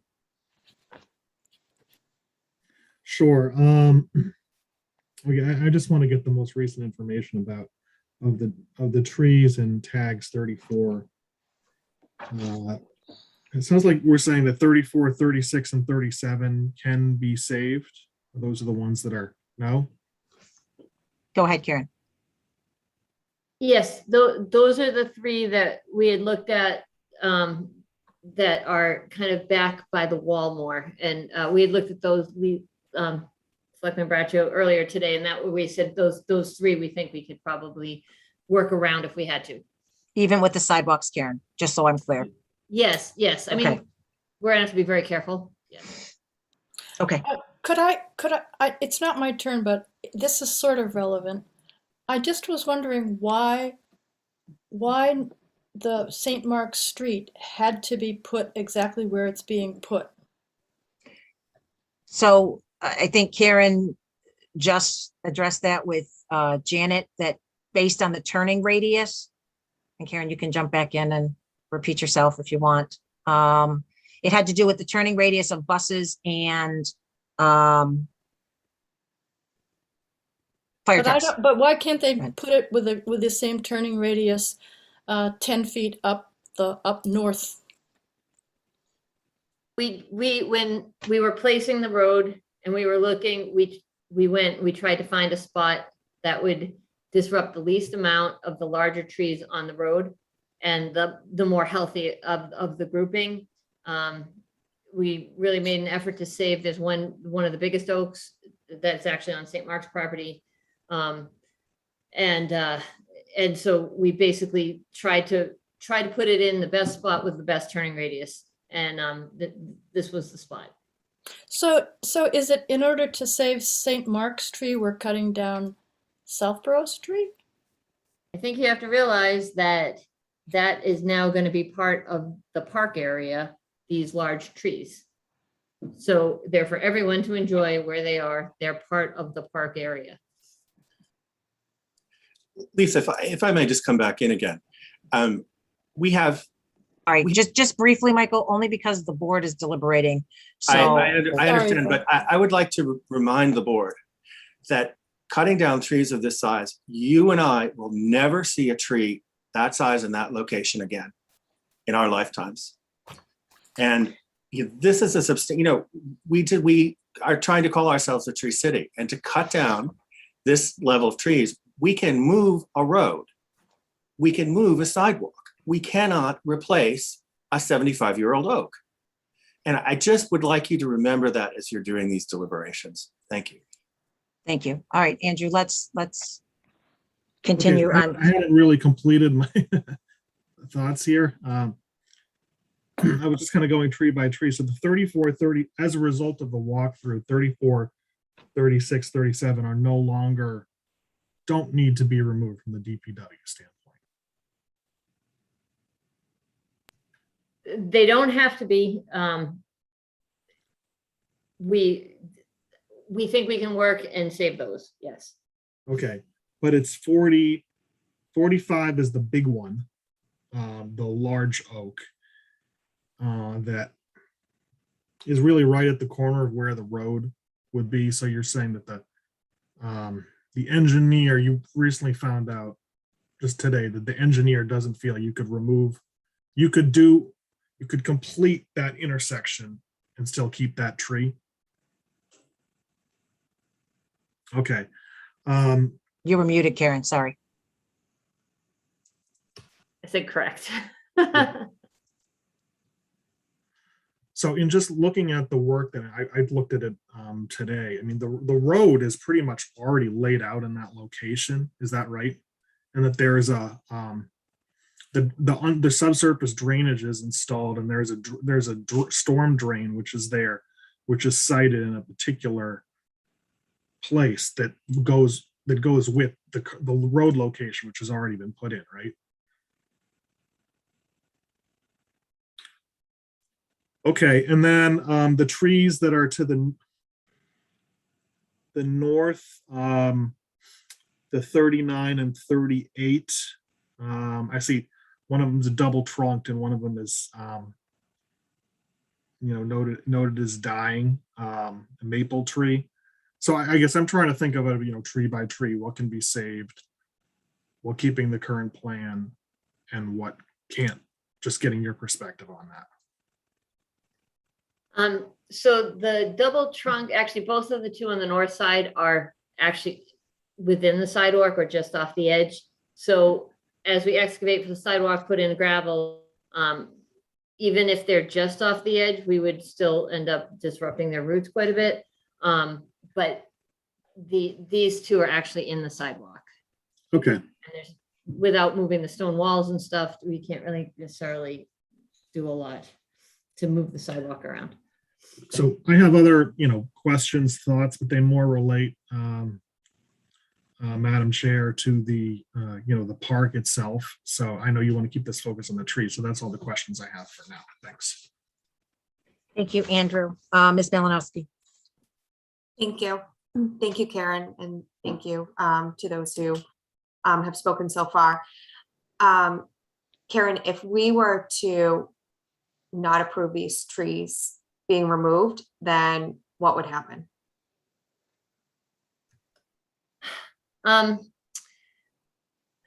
Well, the darn good question. The oak tree, the large oak, where it's in the roadway, would end up becoming a problem in terms of safety for sight distance. It would create a lot of problems in terms of our sidewalk availability to actually build one in the right spot.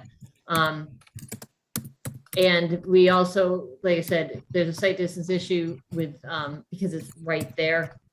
And we'd have to narrow. I don't know that we really, I I mean, if you shifted everything, I think you're just doubling what the work that, and the cost of that work.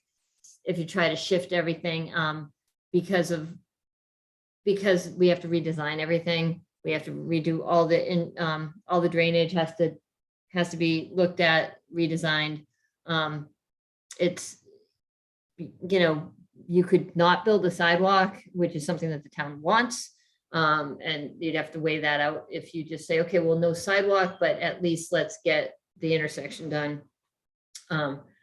So I mean, we'd have to stop the project and redesign, basically. I'm not sure how it would work with the bid.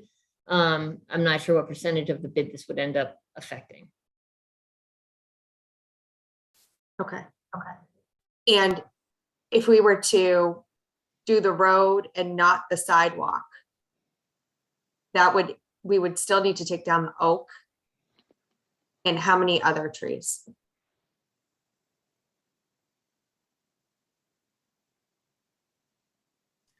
The oak, and there's a maple that's like a 5-inch maple, like stuck kind of with it.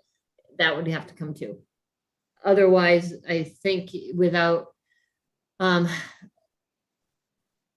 we might not even need to move the utility pole if we didn't have the sidewalk.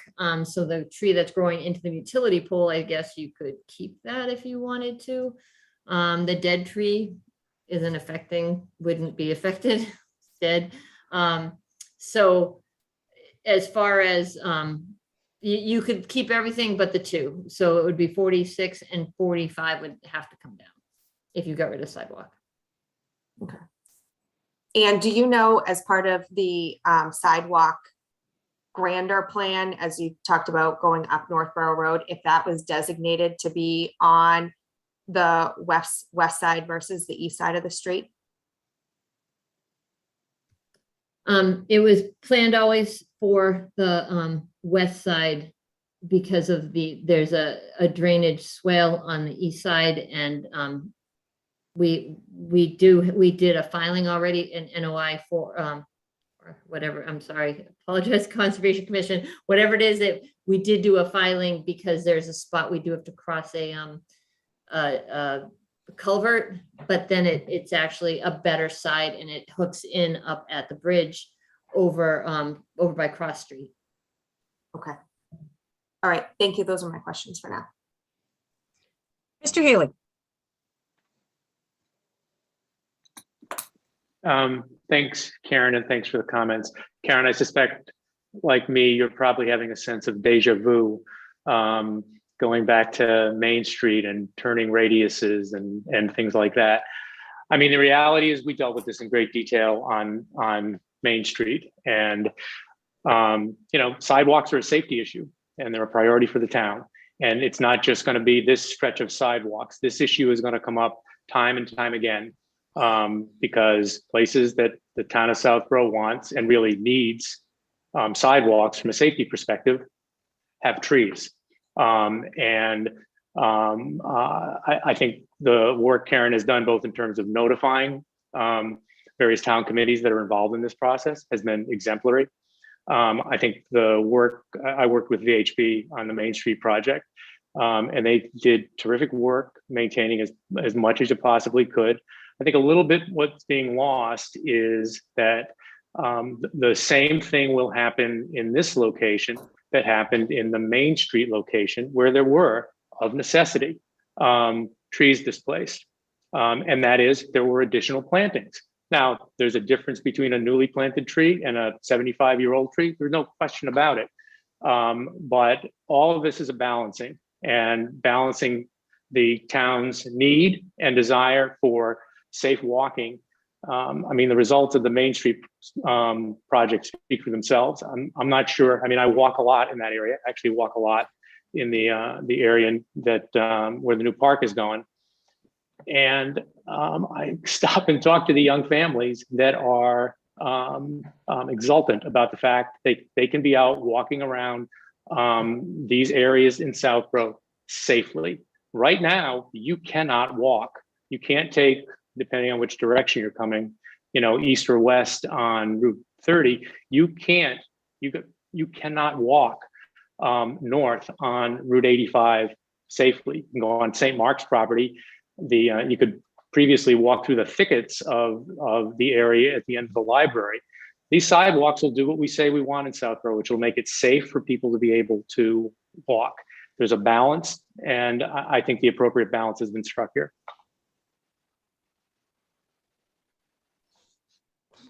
Thank you. Mr. Stivers? Thank you. Karen, did I hear correctly? You say that there's a way you can save the large oak tag number 45?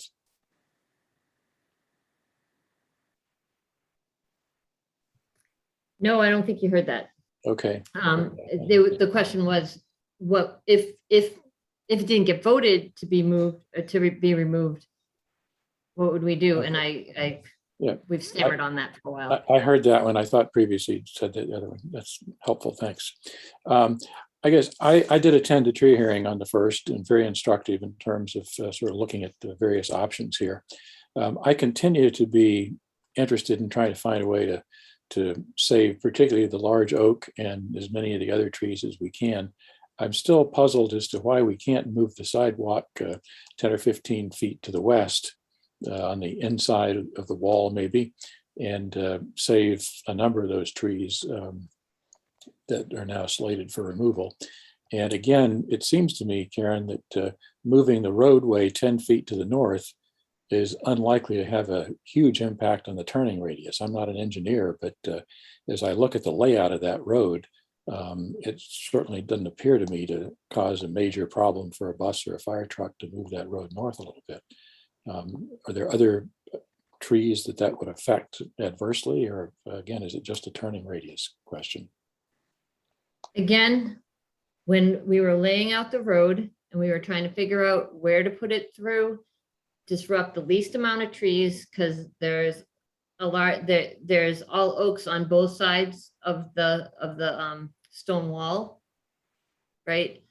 We're trying to limit the amount that we affected, and this location only affected 2. One just happened to be a street tree. Otherwise, it would have affected 3 large oaks that were not street trees. And then it's also had to do with, again, yes, the radiuses, yes, drainage. There's, a lot went into this. It's not, I mean, trees were an issue that we were trying to make sure, as far as the road went, that would limit what we had to take down. And also, as you've all pointed out, we have stone walls. We're trying to make sure, I mean, that was the best location, and that was how it was decided. So what I think I'm hearing is that if you remove that intersection 10 or 15 feet to the north to save the one tree, 2 or 3 other large oak trees would come down. Yes, we would end up, there's a couple that we're trying to protect that have fencing around them. And yes, so we end up getting closer and closer to affecting those versus this one. And how about, again, moving the sidewalk 15 or 20 feet to the west inside the stone wall for some distance to, again, save the trees next to the roadway there? And that's what we said, if we did move that in, we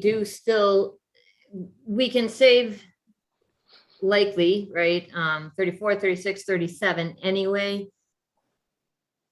The only other one that you'd be able to actually do anything with is 33, right? So if you move and you get up into off of the road with the sidewalk, which again, there is a grade change there because there's a stone wall, so you have to make sure you're ADA compliant.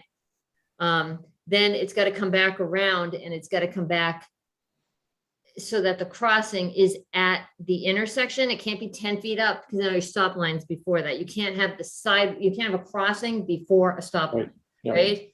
So now you've got sight distance issues, and you're stopping far up the road. So you need to make sure that intersection and your wheel ramps are at the intersection, and that oak is going to be in the way one way or the other. And you're just coming back around. So you're only saving one more tree, but you're also now trying to make sure that we have this ADA scoot around on this Right. tree and you've got a grade change. So I don't know how far or where that goes. I don't know if it affects any other, anything else to try to get back in its location. There, we have that one path that does come from Marlborough Road up to into the area, the park area. And if you use that as sidewalk, that's already past tag 33. So you've not fixed 33. Yeah, okay, so it seems like we're in a bind, I guess. I mean, in a perfect world, you actually deal with the trees before you do the engineering, so you don't wind up with an engineering problem that you got to fix, I guess. Okay, that's it for me for questions now. Thanks, Lisa. All right, thank you, Sam. So I want to just reiterate again, we spent a lot of time out there today trying to find a solution. And Sam, I had asked about moving the road north, but when we looked at the trees with the red flags, there are two, I think they're oaks, Karen, to the north side of the site. It's a matter, as Karen said, of sacrificing one for the other. I mean, my goal would have been to save every one of these trees. I mean, there's a tree that's right literally on top of the telephone pole. And at some point, the poles are going to be moved. That's going to create an issue for the root system as well. Well, I certainly would have loved to save every tree. And I think a lot of effort went into trying to find a way. One of the things that was important to me is if we're adding a space, we just had an ADA report done. And the ADA report showed us continually around town where even our fields, there's not accessibility for those. We have an opportunity here to do a park in adjacent to the library that would be easier access for those that do have accessibility, mobility issues. So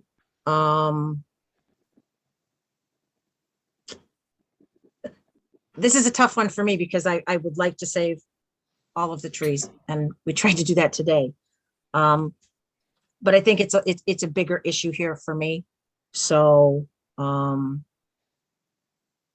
it was important to save the 3 of the 4 large trees that we were able to do. 2 that wouldn't be affected by the project. So again, which affects the layout of the project. So I will leave it at that. So I think we'll discuss this further, but we'll close the public hearing at this point, and the board can kind of decide which path we choose to go down. So Thank you. thank you, Marguerite. Much appreciated. Do we have a motion to close the public hearing? Lisa, there's a lot Yes. of comments in the chat. Okay, let's You go want me- back then. You want me to? Yeah, go ahead. Go ahead, Okay. Chelsea. So. I didn't see those. Okay. Nope, that's fine. Okay, so Karen Latrez said turning radius of buses. Why not ask buses to follow major thoroughfares? And then Patricia. So let's just stop at that one. So Okay. Karen, it's more than just buses. It's the fire trucks, the ladder truck, more so than the buses, though some of the Southborough buses do go down that road. Is that correct? That's correct. Okay. And then the name's cut off, but it looks like it's Patricia is the first name. Okay, Burns Fiore. So she said, but St. Mark's will own the park. And then Karen Latrez said, is it appropriate to ask a small road to accommodate buses? And then thank you, well said. Thank you, Michael, well said. So that happened a few minutes ago. Why not ask the buses to stay on major? Oh, I already read that one. I don't know why that came through multiple times in my chat, sorry. Then Marguerite said, buses are St. Mark's game buses. And Karen Latrez said, aren't we asking the wrong question here? Why are we asking that trees of historical value be removed when we need to find an appropriate route for bus traffic? Aren't we, I don't know why hers come through a couple times. Yeah. And then Michael said, just redo the plan. So simple.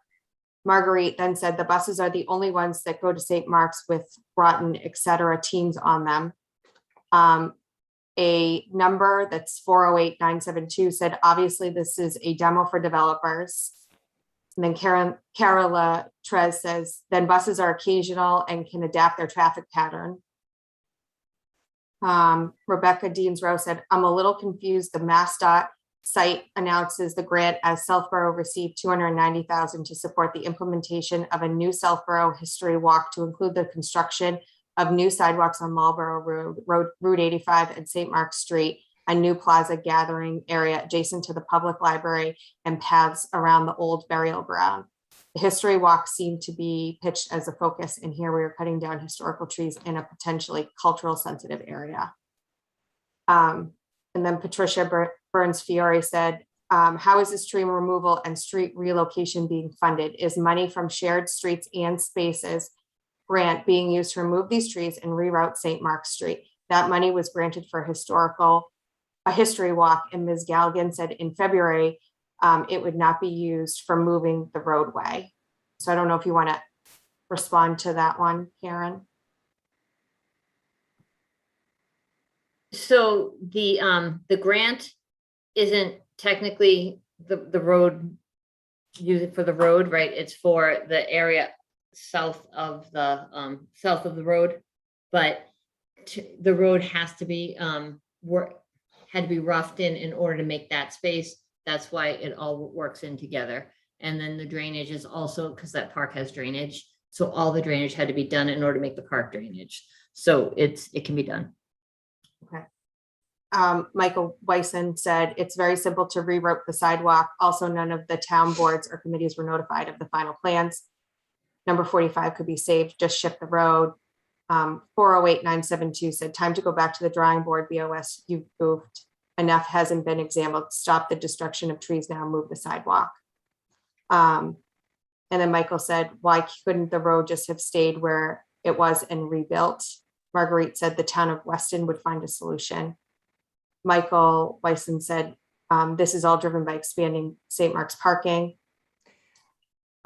Patricia Burns Fiore said, if the turning radius was the problem, was just redesigning the end of St. Mark's Street considered? So Chelsea, I'm going to stop you for 1 second. So for the record, if we're reading these into the record, we have people's names. 408-972. If this was a public meeting, you would have to state your name and who you are. So if you could type that into the chat so the record could reflect who you are, because we would require that in a public meeting as well. So if you want to go back, we can come back to that one. Okay. And they could just type their name in. Okay. Patricia Burns Fiore said, this is a park on St. Mark's property that Southborough is using funds granted to Southborough to build on private property. Okay, and then Cara Latrez said, hi, my name is Cara. Please speak to the use of the funds for a history walk. Okay. So I'm going to stop you, Chelsea, because we've gone off the beaten path on the comments. This is a tree hearing, and we're talking about the use of funds, which I don't think, while it's important to read them in the record, it's out of place with the discussion that's taking place. So you can continue, but it's really not the appropriate place to. But go ahead, finish. Patricia Burns Fiore said, what money is being used to pay for the road if it's not the grant? Has a budget for this been made public? Why are we using funds granted to Southborough to build a park on St. Mark's property? Not sure I heard an answer. And Carol Latrez said, please save the trees. And Michael Wyson said, please just continue the hearing until the rest of the park design has town approval. All right, thank you. So those have been read into record. So I think at this point we'll deliberate and discuss this further, but I think I'm going to close the public hearing, and then Andrew, go ahead. Okay, I was just gonna say whether there was you had a motion to close that. I think you would. I was coming to that. Okay. Yeah, I was asking, is there a motion to close the public hearing? So move. Thank you. Is there a second? Second. Second. Okay, thank you. Roll call, Mr. Dennington, Aye. Mr. Healy, Aye. Mr. Stivers, Aye. Ms. Malinowski. Aye. Ms. Braccio, aye. Okay, the public hearing is closed. Now we can discuss. If the board wishes to continue this, Karen, if this did get continued, what impact would it have on the project moving forward? I can't tell you exactly what would happen with it, since this project is part of the Newton Street, the rest of it would probably just continue on until this was settled out. They were going to bring to binder this year, the road. I would assume that wouldn't happen.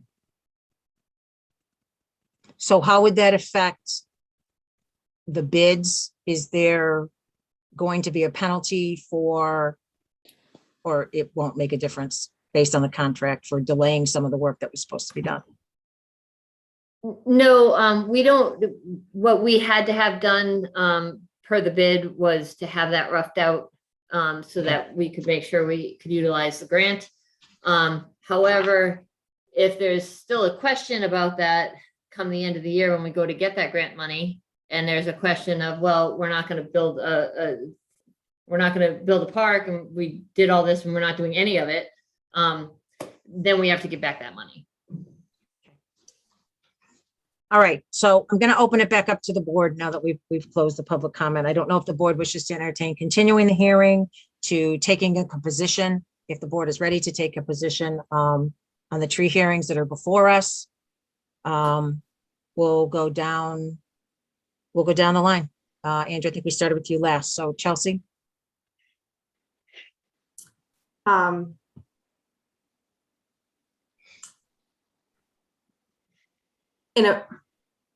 I would like to, in a perfect world, if we had time, I would like to have a discussion on the full project and then go back to the tree hearing. But I don't know how the timing of that would work, Karen.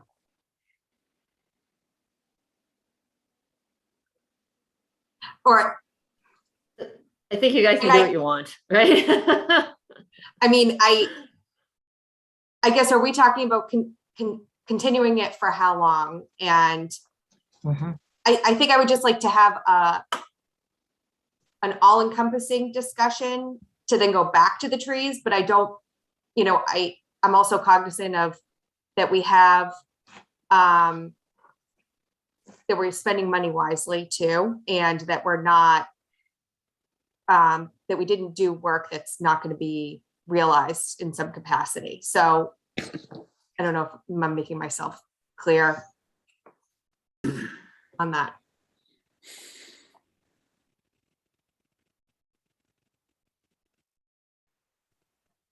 Okay. So Chelsea, are you looking to delay the tree hearing if we can until we have a larger discussion on the project? Am I hearing you? Yes, if that's possible to do it that way. Okay. Marty.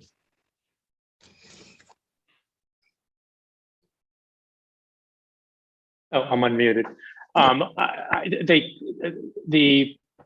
The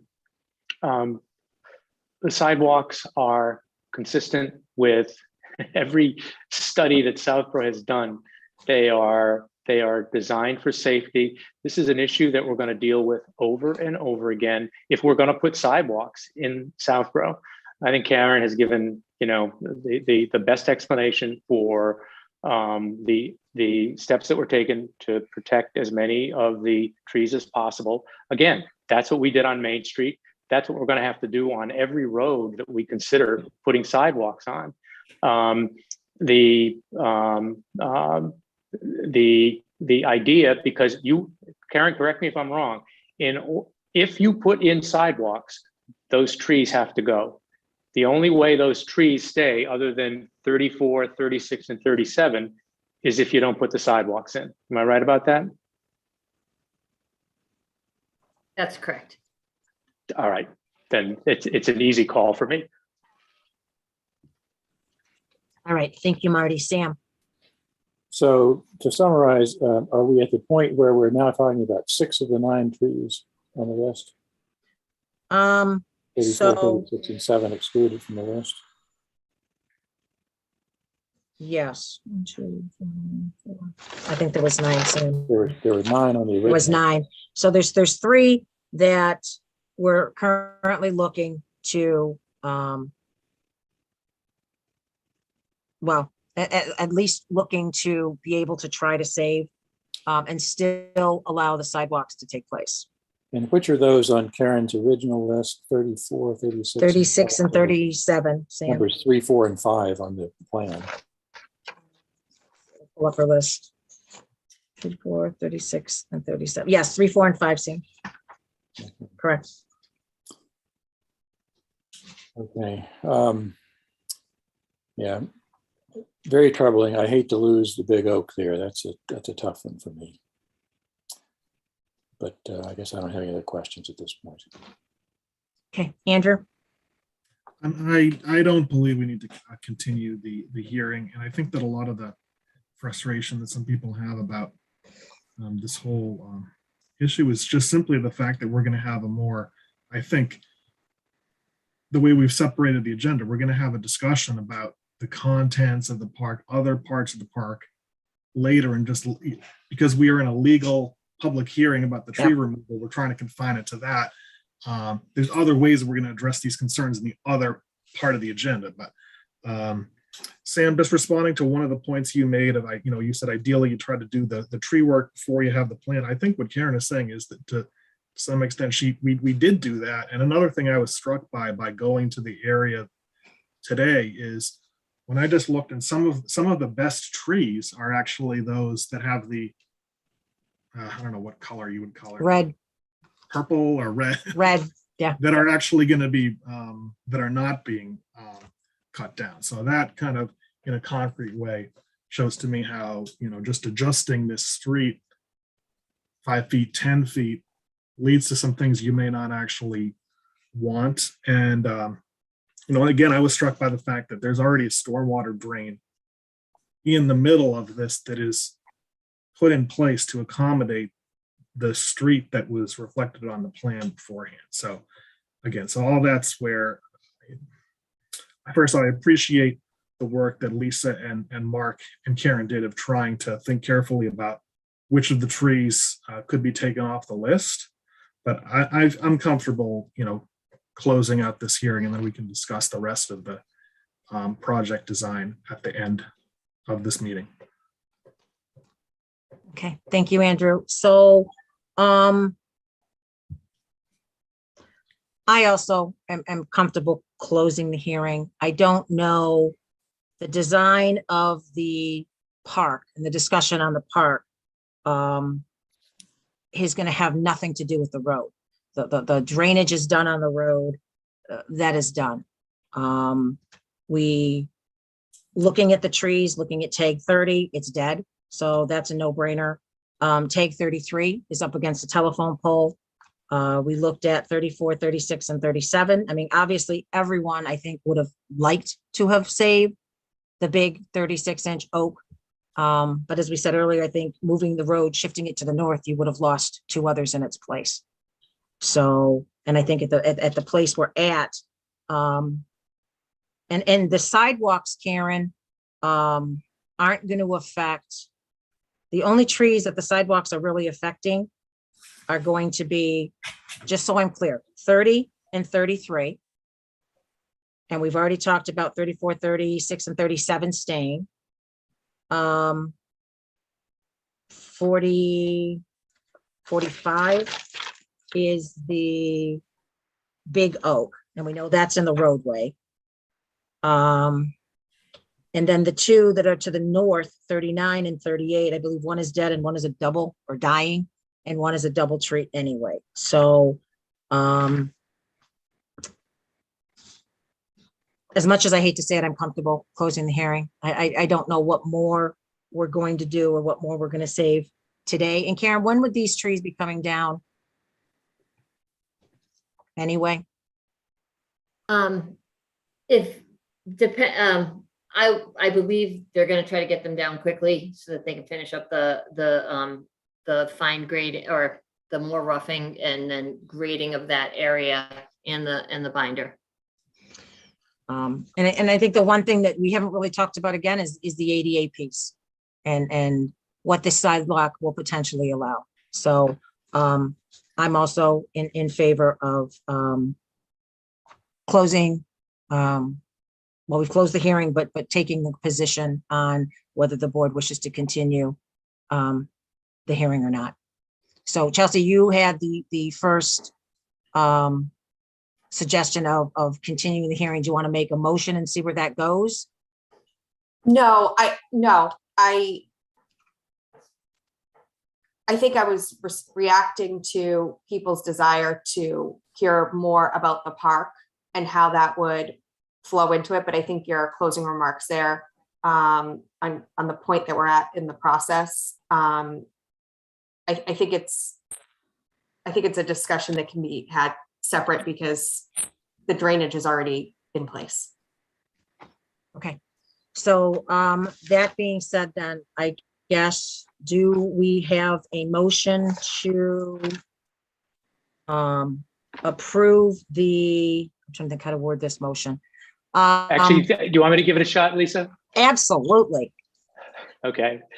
I move that we affirm, and Karen, you're gonna have to correct me if I get the names, the numbers wrong, but that we affirm the tree warden's decision as to trees 30, 33, 45, 39, and 38, and that we overrule his determination as to trees 34, 36, and 37.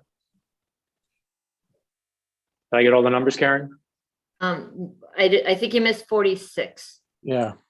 And 46, so 46 should have been in the first list. So that we Yes. affirm the tree warden's decision as to 30, 33, 45, 46, 38, and 39, and that we overrule his determination as to trees 34, 36, and 37. Is there a second? Andrew, we'll do a second, we'll do discussion. Marty, you spoke really quickly there. I'm just looking at the list there. You mentioned a All right, 35. all right. I'm not seeing a All right. 35 on there. I think you mean, I said 40, 45, Andrew. okay, 30, 33, 45, 33, 46, 46, Yeah. 38, and 39. Okay. 39. Affirm those, overrule 34, 36, and 37. That's the motion. Do we have a second? Second. Okay. Roll call or discussion. Any further discussion? Sorry. Okay, we'll go down the line. Mr. Dennington, Aye. Ms. Malinowski, Aye. Mr. Healy, Aye. Mr. Stivers, Reluctant aye. and Ms. Brascio. I'll join you in the reluctant, I think. Okay, so that piece is done. Thank you very much. Let's go down to consent agenda. We'll go down the list. If there's any holds, is there any holds on A? Yes. Yeah. Okay. Is there any hold on B? Okay, C? D? E? I'm sorry. Andrew, did you say D? Yes. Okay, sorry. Thank you. E? Hold. Okay. F? Hold. G? Hold. Okay. So that being said, do we have a motion to appoint Brittany Remillard as full-time communications officer effective November 17th, 2021, and appointment of Alyssa Colaza as part-time communication officer? So move. Is there a second? Thank you. Roll call. Mr. Dennington. Aye. Ms. Malinowski. Aye. Mr. Healy. Sorry, Marty. Aye. Mr. Stivers. No offense. Aye. And Ms. Brascio. Aye. Thank you very much. Chelsea, we'll go to you for first for holds under A. 11-3, row 33. This was in relation to the female police officer appointment. I think it was the first female under Chief Paulus, not our first female police officer ever. Yes. So if we can add under Chief Paulus. Yeah. Sorry, that was it for 11-3. Okay, was that? Yes. Okay. 9/21, row 26. This was when the quarterly update, it was $200,000 in surplus on the revenue side. I just think we needed to clarify. Okay. What that was. And on 10/18, I wasn't at that meeting, but Mr. Healy was. So I think we just need to switch his name in and my name out of the present, and then the roll call vote to adjourn. Yeah. Yep. That was all I had. Okay, Andrew? You're asking if I have any comments on the open Yes, meeting? under A, I thought you said hold that one as well. Maybe I was incorrect. No, but I was furiously trying to move the papers in my packet to catch up with where Chelsea was, so I'm gonna try to catch up. Okay. I have just the most minor things, and I apologize if Chelsea already mentioned them. September 20th minutes, line 138. Design guidelines are intended to have, it just says intended have. Okay.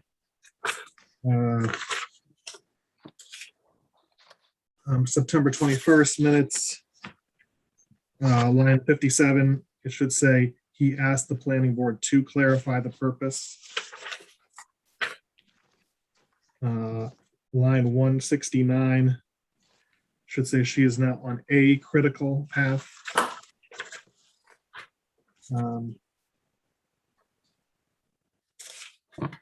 I've got some on September 29th. Do you want me to? Nope, go ahead. I did this all backwards, so that's okay. I'll just continue. The word as on line 45, I don't think should be there.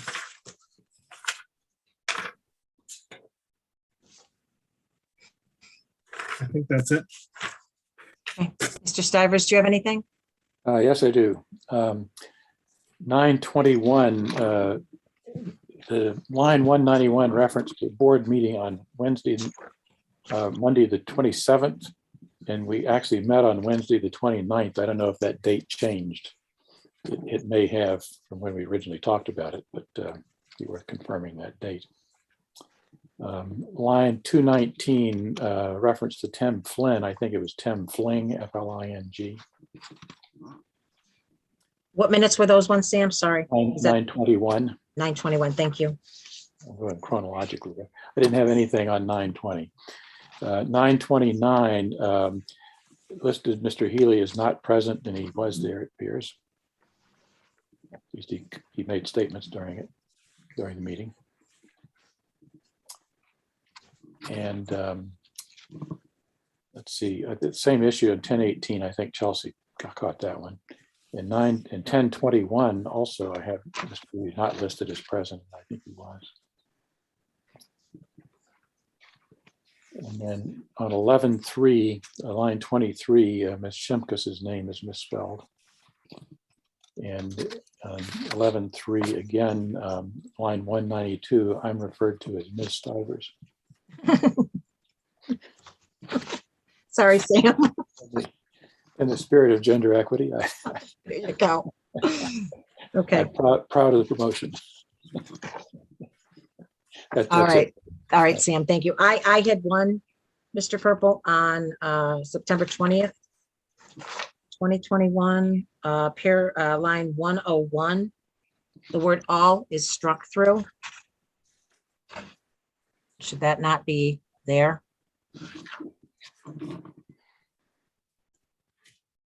Okay, that was the only one I had. I'm assuming Marty doesn't have any, or if he does, he'll be back in.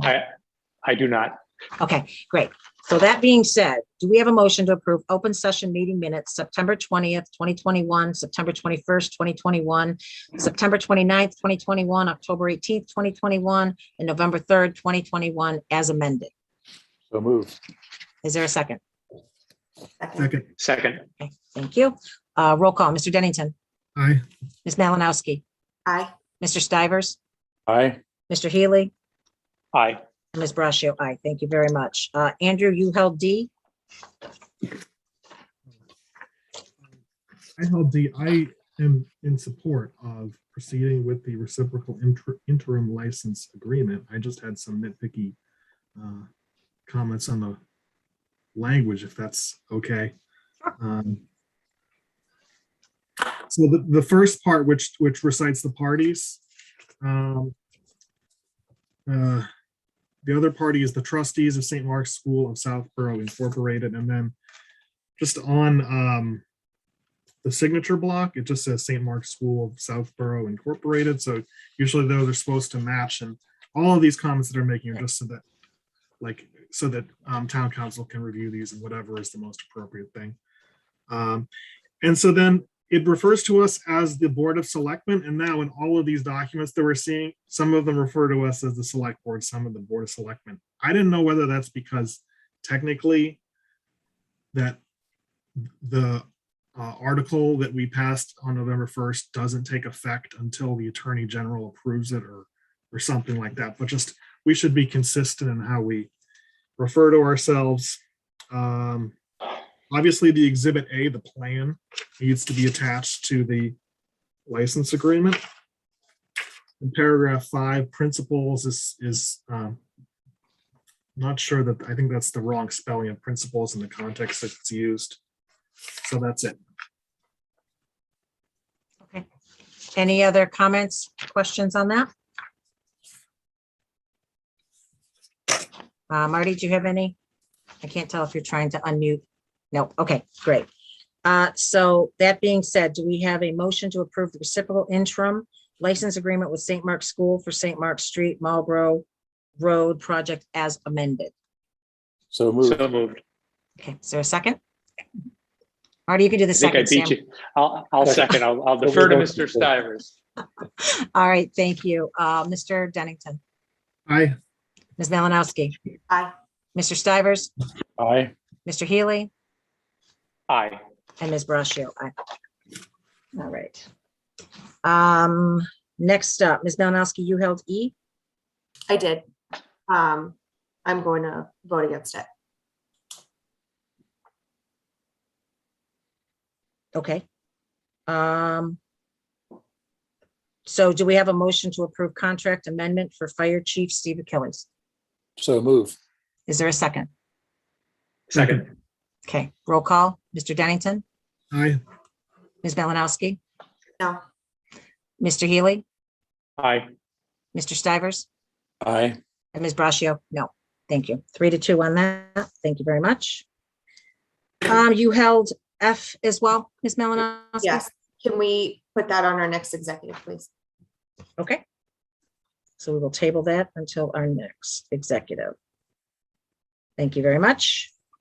And G, you held as well. I did. So I held this one because we need to break up the motion because October 5th are not approved, but the rest listed here are approved but haven't been released. So I'm going to make a motion to release executive session meeting minutes January 5th, 2021, February 2nd, 2021, and July 13th, 2021, and August 17th, 2021. We have a second. Second. Okay. So we will table October 5th. Sorry, go ahead, Chelsea. No, I'm not going to table it. I'm going to make a separate motion to Separate approve for that one. release. Mhm. Got it. Okay, great. Mr. Dennington, Aye. Ms. Malinowski, Aye. Mr. Healy, Aye. Mr. Stivers, Aye. Ms. Brascio, aye. Okay. Go ahead, Chelsea, make your second motion. Okay, so I move to approve and release executive session minutes from October 5th, 2021. Is there a second? Second. Thank you. Roll call, Mr. Dennington, Aye. Ms. Malinowski, Aye. Mr. Stivers, Aye. Mr. Healy, Aye. Ms. Brascio, aye. Thank you very much. That takes us down to other matters, which is discussion of park area for Marlborough Road Shared Streets Project. So I just want to add a couple things as we go through this. Obviously, there's been a lot of concern expressed tonight. I want to reiterate that while it was surprising for me to see what had came down on the park side of the project. I did go back. It was discussed and updated at 9 meetings starting in June 23rd of 2020, June 23rd, 2020 forward. There was, before the project was sent in December, there was an email that went to the chair of the Open Space, Historical and Library, asking for support of the trails in the proposed pocket park and looking for letters of support. I'm aware at that time there was at least one letter that was given. And also, I want to acknowledge that we are in receipt of a letter from, we were copied on a letter from Mass Historical that went to the Historical Commission regarding the work that was being done. And they offered some recommendations based on a site visit that they did. But I just want the board to be aware that I had spoken to Ms. Galligan today as well. And at this time, all extensive ground disturbance related to the project on that, the area with the park has already been completed. So I just wanted to give an update to that. And Andrew, sorry, go ahead, Marty. Yeah, can I just update one thing? It's along Yes. the same lines. I remember when the grant was approved and we issued a press release back in February or early March, that one of the things Karen said she was going to do was reach out to the same boards, committees, et cetera, that she had requested support from. And this afternoon, I took a look at Karen on March 11th, appeared before the Historical Commission. I think everybody on the Historical Commission was there. There was a 6 or 8 minute conversation with Karen. The Historical Commission expressed support for the project. They expressed distress that we might not reach the May 31 deadline. And what could they do to make sure that we did meet the May 31 deadline? There was a question put to Karen about whether or not final plans existed. Karen said that they did, and she said she'd make them available to the Historic Commission. So Karen did the due diligence that she told me she was going to do here. Final plans were available as of March. I have no idea whether or not the Historic Commission availed themselves of what Ms. Galligan told them. It's on tape. I'm not sure why the Historic Commission that supported enthusiastically this project in March at the meeting and offered to do whatever they could to make sure that we didn't lose the money, all of a sudden did a 180, but obviously they did. But that's all part of the record as well. So I just want to make sure that's clear. All right, thank you, Mr. Healy. Mr. Dennington, you had brought this up at the last meeting to have some further discussion on potentially the layout of the park and whatnot. So we said we would put it on the next agenda. So I will toss it to you for some of what your thoughts were, and maybe even based on tonight, some thoughts you may have as well. So thank you. First off, thank you for putting this, onto. I appreciate your putting on the next agenda item. And so, I mean, the perspective I bring to this is that I kind of came in the middle of this process. But one thing, because of the decision to not have the playground, there's kind of an empty space left right in the center of the plan. So hopefully we can, set aside some of the ill will that may have been generated, recently, and just focus on there. I see that as an opportunity I think that there should be a history walk as part of the park. And I think it's a, unique space right in the center of town. And I don't feel that I'm qualified to design a statue or a memorial or anything like that, but just conceptually, I think that one idea I would like to just toss out there is, this new park would be an opportunity to have some marker that recognizes the Native American presence in Southborough. I think that it would be appropriate in terms of its location. Also, the fact that I'm not aware of any other such memorial, or not memorial, it's not the right word, marker. Recognition. Yeah, recognition. So here's really an opportunity where, the qualifications and the talents that the Historical Commission has could really be very helpful in trying to fill out the content of the park. As I said, I don't feel I'm qualified to pick a particular design, but going forward, that's an idea I have, and I'm just throwing it out there to the board about. It also seemed to, and I want Karen's input on this, in the memo that she had to us, it sounds like this can be done without jeopardizing any of the funding. Karen, you said you don't have to put plantings in until next year. On page 8 of the memo, it talks about the center. If the board would like to change this, the ultimate items, amenities, and/or features within the circle should be discussed and decided on before the plantings are installed next year. So here's an opportunity where we have to kind of slow down the process a little bit and try to have the best park that we can. I think kind of maybe a model for it is like the triangular park that's at the intersection of Southville Road and Corderville Road, where, even though I live in that area, I used to walk pre-COVID to the train a lot there. You may not see a lot of people actually kind of recreating in that area, but it's still a very good park, very visual appealing. So I think that's, in terms of looking at this positively instead of negatively, we should be looking forward to kind of an opportunity to create something like that. So that's my 2 cents. So Andrew, I love being able to put some type of recognition to, what Southborough used to be. And I think that presents us with a great opportunity. As far as the plantings go, I know that Ms. Galligan has been working with the Open Space Commission on putting native plants in there. I know she's been working with Ms. Gillespie. So any discussions on those plants, I think, are already taking place in meeting the requirements of the bylaw.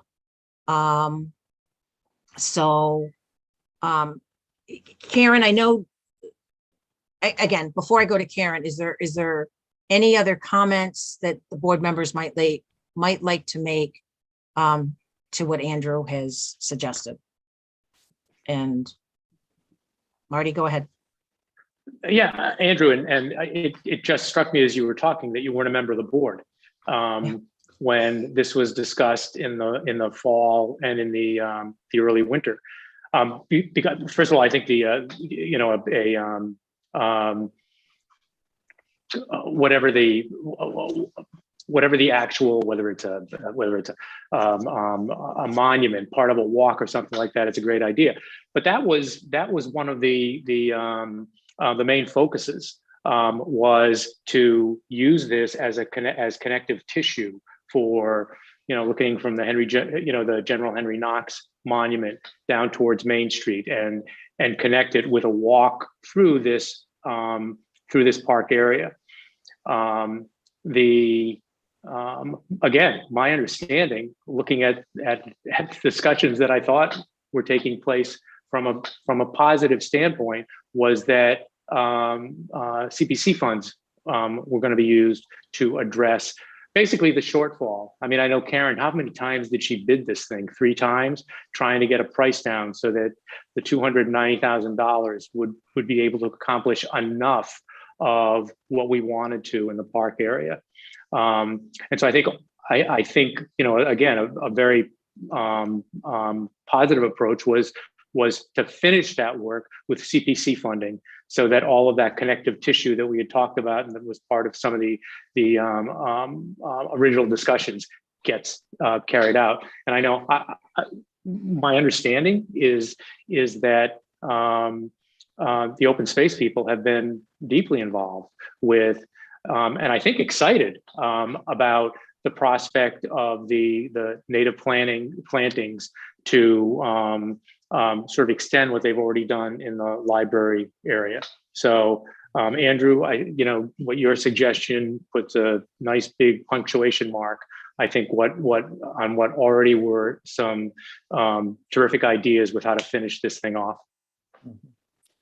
Lisa? Go ahead, Sam. Yeah, I'll reinforce Marty's comment. I think Andrew's suggestion is a great idea. I also think that, at least for me, the history walk is still an important follow-on piece here. And I think that it would be hugely important to do as much as we can to formalize the design, the structure of that as we go along. So in fact, work that's done on this park over the next 6 months or so here would wind up being consistent with what we'd like to do with the history walk. So we don't have to get down the road a while and say, oops, we should have done this with the park to make it work better with the history walk. So to me, it's really worth an effort to have as much progress as we can generate on what the history walk will be and what it needs to do to connect to this particular area, and make sure that's done as part of the work that's going to happen over the next months with this particular area. Thanks. And Sam, as far as the history walk, I mean, we're setting up the ARPA committee, and I'm surprised that you didn't say that it might fall within the four corners of and I would hope that for the history walk that something would be submitted for the committee, along with all the other projects to review. So only because I wanted to use that money for tax relief. you didn't want to use it twice in one meeting. Great, Sam. Thank you. Ms. Malinowski. I think it's a great idea. I'd also be curious of the library staff's interest in it as well, seeing as they're going to be right next door to it. And, if they have ideas on how they would incorporate some of their programming there, I think that would be a value add too. So I'm glad you brought that up, Chelsea, because the next place I was going to go was, Ms. Landry and I had kind of talked about the park today as well. And I'm going to bring her over in just a second. And she had expressed some interest in, if there is an opportunity to take a look at the park and see if maybe there's something different while we have this time before it's done. And if it falls within the four corners potentially of the funds that we've earmarked for the park, that, she would like to be a part, of discussions and of that process. So Chelsea, it falls in line exactly with what you said. So I just want to briefly, because I had told Ms. Landry when I spoke to her earlier today that I would bring her over and she could share, I kind of made it shorter, but I kind of shared her sentiments with the board. So I would like, Vanessa, if we could bring Ms. Landry back over, and she could share some of the conversation that she had with me today, because the library did meet today as well. So welcome back. It's been so long. We can't go on meeting like this. I thank you, Lisa, and thank you, Andrew, especially for that fabulous idea, which seems to resonate with just about everybody who hears about it. I think it would be fantastic. I think it would get the whole entire town behind it at this point. If we could focus on the history that was there, the indigenous peoples. I can't speak for them. I'm not one. I'm one of the oppressors, unfortunately, but I think it would be a wonderful thing. And I know that we spoke about it in the library meeting today, and we're wondering how having that as an abutter to our property would be, would be to our, to our future. And I think this would be a fabulous way to go with it. Awesome. And thank you, Marguerite. And, as the discussions continue on this, we would hope that you would stay involved in it as well. I think. Thank you. And- Anything the library can do to help, I think I can speak for the whole board. We would love to do what we can. Never mind Okay. the staff who will be ecstatic. I'm sure they'll be very excited about it. Yeah. Awesome. Great. Thank you. Thank you, Okay. Marguerite. Thanks, Lisa. Bye. Thank you. So I see Mr. Weishand does have his hand up. If we could bring him over.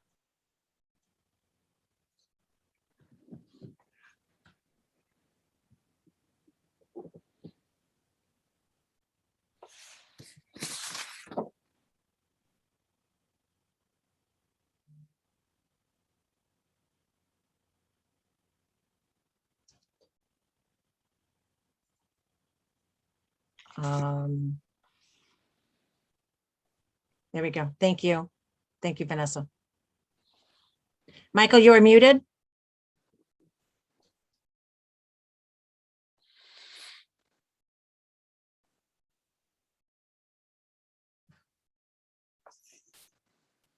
Michael? You are muted, but I see there's two Michaels here. Vanessa, can we swap out? I don't know why there's two. Maybe he was on two different devices, but can we swap the muted Michael with the hand raised Michael? Thank you. There we Which go. Michael are we talking to? I see two Michael Weishands on my screen. I know. It's a little scary. Sorry about that. Cloned.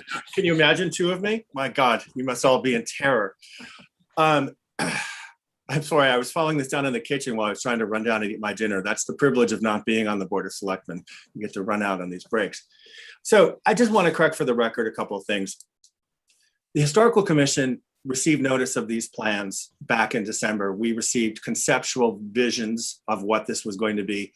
One of them was for a woodland playground. Another one was some minor version of what we currently have. In no way, in any way, did this resemble what we have wound up with? Or did it note that there was going to be clear cutting of a half an acre? I'm happy to send this to you. And Mr. Healy, I would like you to retract that statement because that is completely inaccurate. I will show you the conceptual drawings that we got that showed you a woodland area full of trees. Our support was entirely for the history walk, which is a part and parcel of this that has been deleted out, while the funding has been shifted over to pay for sidewalks and road improvements and God only knows what else. If we look at the grant that we received from the Shared Roads Project or Shared Streets Project, it says for a history walk, 290,000 K. Where is our history walk? We never received any notification of this project going forward until the trees started coming down. The planning board was not consulted in any way, shape, or form. I talked to the CFO of St. Mark's. They had no idea that this was going to look as it did. So, to say that the Historical Commission in any way endorsed this level of desecration is pretty sacrilegious. Secondarily, this area is of extreme historical importance.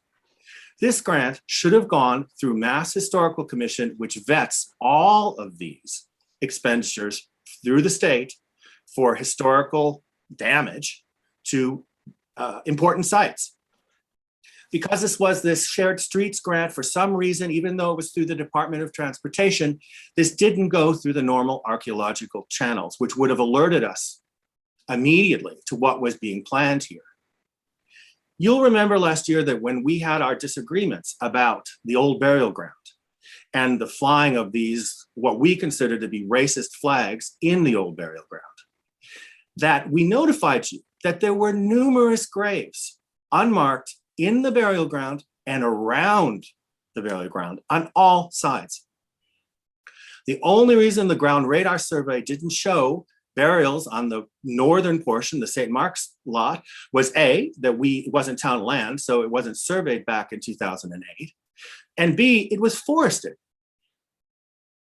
So, to have this project commence with no oversight, with no consideration to the relevant boards. You guys talk about, just saying, oh, we would love to have your input on the, historical walk. Well, we were trying to give you our input on the historical walk. And then suddenly we are clear cutting a half an acre. I am dismayed. I spoke to the chief of the Nipmuc Nation. I spoke to the CFO of St. Mark's. I spoke to many town residents. No one seems to be happy. Because this park design, first of all, I have so many questions on this on so many levels, where to begin. On the historical level, the fact that there was no archaeological assessment of this ground, which we know to have been a Native American burial area, before this work was done is unbelievable. Here we are on Thanksgiving, week before Thanksgiving, at the time when we should all be acknowledging our debt to our First Peoples. And we have taken this plot of land without any archaeological exploration, which is a minor thing. It cost maybe $10,000 in a couple of weeks' time on this huge grant to assure ourselves that there was no native burials in this area. But instead, this thing just went right down the chute. I wrote you guys 2 weeks ago, Michael, I'm gonna to put a pause on this project. And I received no response. So, please don't thrust this on the Historical Commission or in any way say that this was our, we approved this. I also, as a taxpayer, have huge reservations about why we are spending public money on a privately owned lot by St. Mark's. We are making improvements to a piece of property we don't own. There are you guys have been talking about a budget crisis and how we're going to have higher taxes and we're going to have to be cutting back and all of these issues. And instead, we're spending our money to support a playground for St. Mark's. Now, granted, the playground has been chopped out of this, I understand. But the whole plan itself is just, a playground without a playground or a park without some point of it is ridiculous. And by the way, Andrew, I'm going to call you out on this. In my first letter to you on November 1st, it was I who suggested putting a Native American burial there. This was not your idea. This was our idea. And we've been in discussions for a long time to try to increase the First Peoples' presence here. And, they have not been consulted at all. Where has the consultation been with the tribe? So, Michael, I'm going to interrupt you for 1 second here. So before you go down this path, how long have you been on the Historical Commission and how many conversations have you had with the Nipmuc Nation to do something within the historic nature of the town through the society or through the Historical Commission, Michael? I think it's a pothole in the kettle black here. I'm sorry. I know. But, hey, Lisa, when is the last time you've been in the museum? We actually have a whole Nipmuc display. But you're talking about a memorial. Listen, I was the first one ever in the whole history of the Southborough Historical Society to call attention to the fact that there was not a single person of color mentioned anywhere in any of our displays.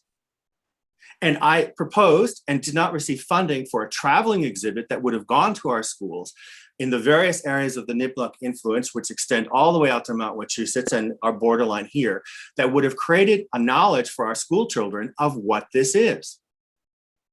So, I've been in the battlegrounds here. So let's take it a step further though, Michael. You and I spoke last May during the election cycle. And I told you, did I not tell you, I thought it would be great to have the Nipmucs come to the town of Southborough to educate the people of Southborough on their history, on what was done. So yeah, well, that's again, great. It's not about who did what first. It's where we're at tonight, where we're at today. It's not about Andrew taking credit for something. It's about trying to do the right thing and putting, as Andrew said, putting the personalities aside. Well, at Andrew, Harvard, we ahead. call that plagiarism. But let's move on. I don't care who did. Andrew, Michael, hold on 1 second. Andrew would like to say something. I am very happy to have the idea of a Native American monument in the Pocket Park be a common idea that's shared by many other people who are active in the town. I think that the fact if there's an idea where people are competing to say it's my idea or it's my idea, that's usually a good thing. And I think if we're trying to focus here on the future, trying to have things work in a productive discussion instead of trying to argue about things that happened in the past, I would prefer to focus on making decisions that move things forward. I'm happy to give credit to whoever credit is due. But the fact of the matter is, this whole park is a real problem as it's currently designed. It is on autopilot, and no one seems to be paying attention to the details. Now, you guys may not appreciate the work on our historical commission or the society or the other things we do, but I think you will acknowledge at least that I have some level of expertise in the area of landscape design, having written 4 best-selling national guides. I've reviewed these plans. I sent you some comments. They were pushed back and said, oh no, this has all been decided by planning board, said Ms. Gallagher. I called Mimi Luttrell. I said, Mimi, have you looked at these plans? She said, what plans? We don't even know what's going on there. And her comments was, this is required by the planning board. There's been some discussions with open space, but let me just ask you, just as an aside, does it make sense to you to create a park and a playground with a garden surrounded by stinging insects? I mean, these are two things that normally one keeps widely separated. And don't get me wrong, I am a huge proponent of this pollinator thing, and I have a very easy solution to it. We have verges all along our schools and public spaces that we could plow under into meadow and have pollinators galore and save a lot of money for the town in doing it. But that's a discussion for another day. But there's been no discussion for this, and it doesn't get down to the basic level of my objection to this, that no one was consulted on any historical basic. The Nipmuc Nation wasn't consulted about this, that we marched around. Lisa, your comment last week was, we've been notified that there might be some potential problem, but we haven't discovered any problems yet. So, okay, I guess we're good.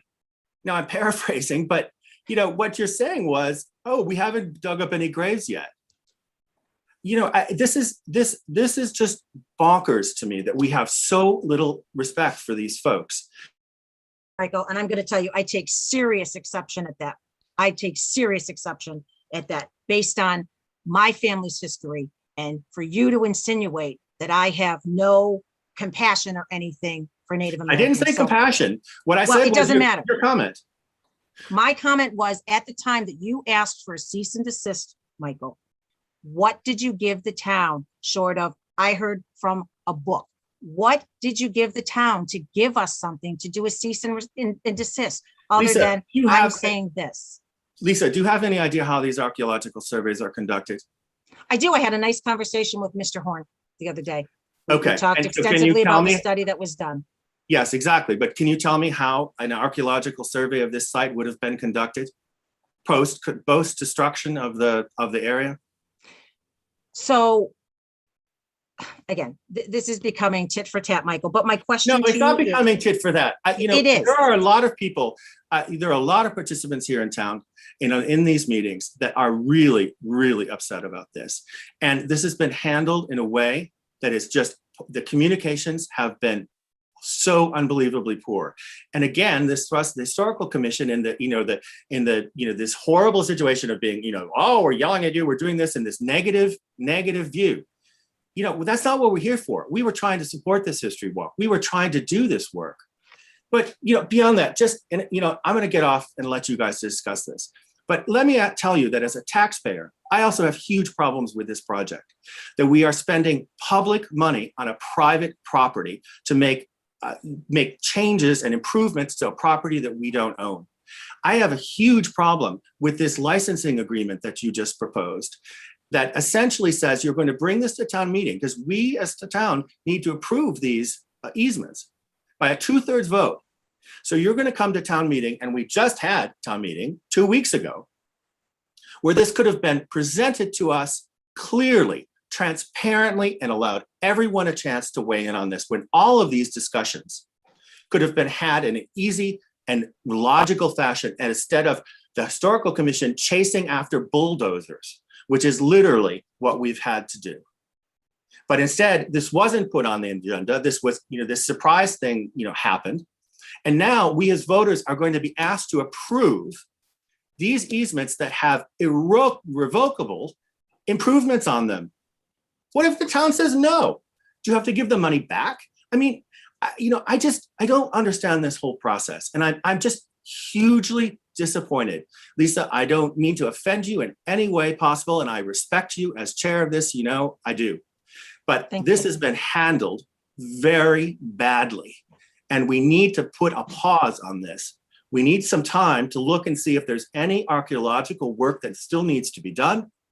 And this needs to be opened up to the townsfolk to have input on what this park should look like.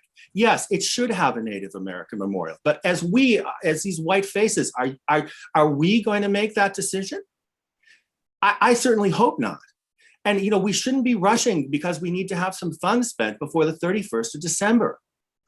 I feel this whole project is being driven by the intersection and not by preservation of Native American burial grounds or history or education or pollinators or anything. It's all about the intersection.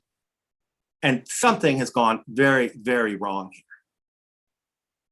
I will let you ponder that, and I thank you for your attention. No, Michael, before you leave, I don't know if any members of the board have anything to question, to respond, or just say thank you very much.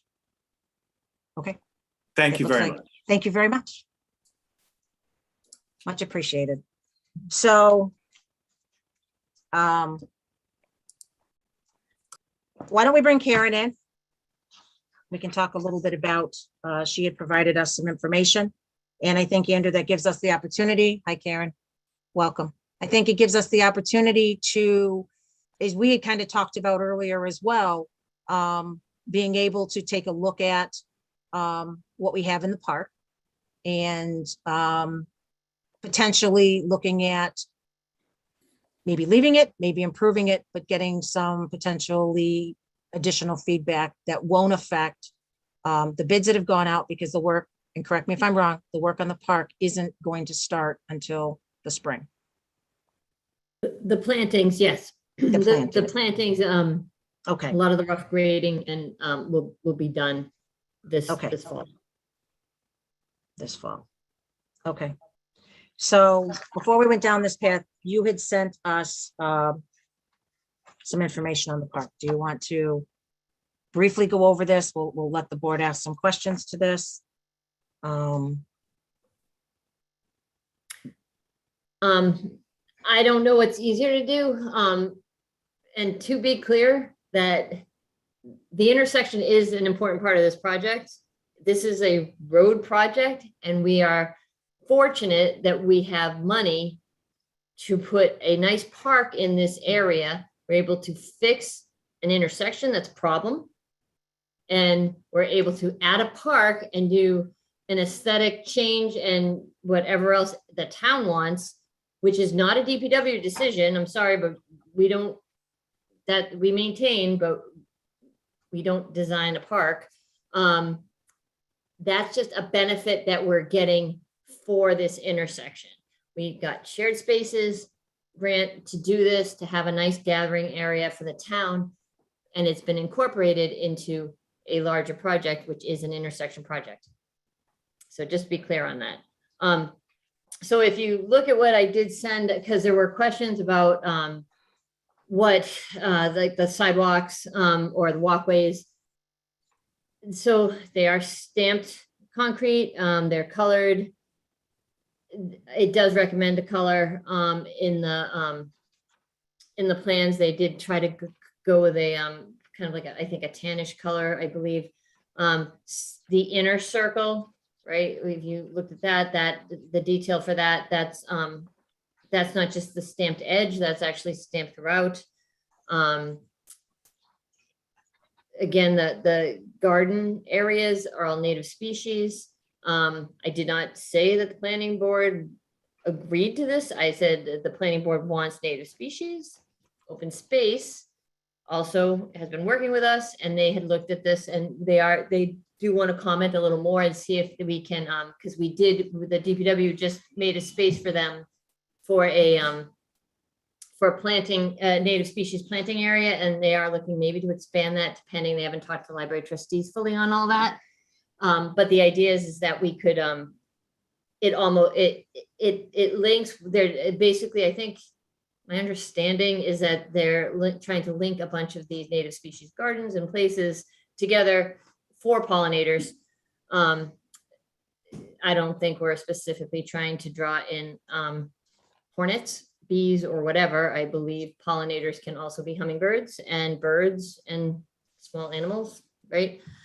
But anyway, so the park itself, you saw, like I said, I put in what the walkways look like, the benches, and that is all there is right now. Now, whether, I know people had talked, maybe we want to look at some sort of redesign, rather than have a big open space in the middle. But the open space was originally because we were looking at the time, moving the playground from Highland Street, because there was a chance that that building was going to be sold, right? That didn't pass a town meeting, I believe, but that was in the works. So if that was going to happen, we always had built, because DPW built that playground for that building.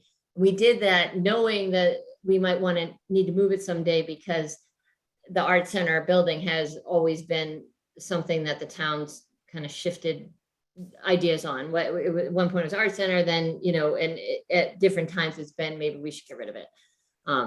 And so we built that with that thought that we could move that. Other than that, I don't know that I have much more else to say. It would be more something that you guys have questions. Okay, I will just add one thing that,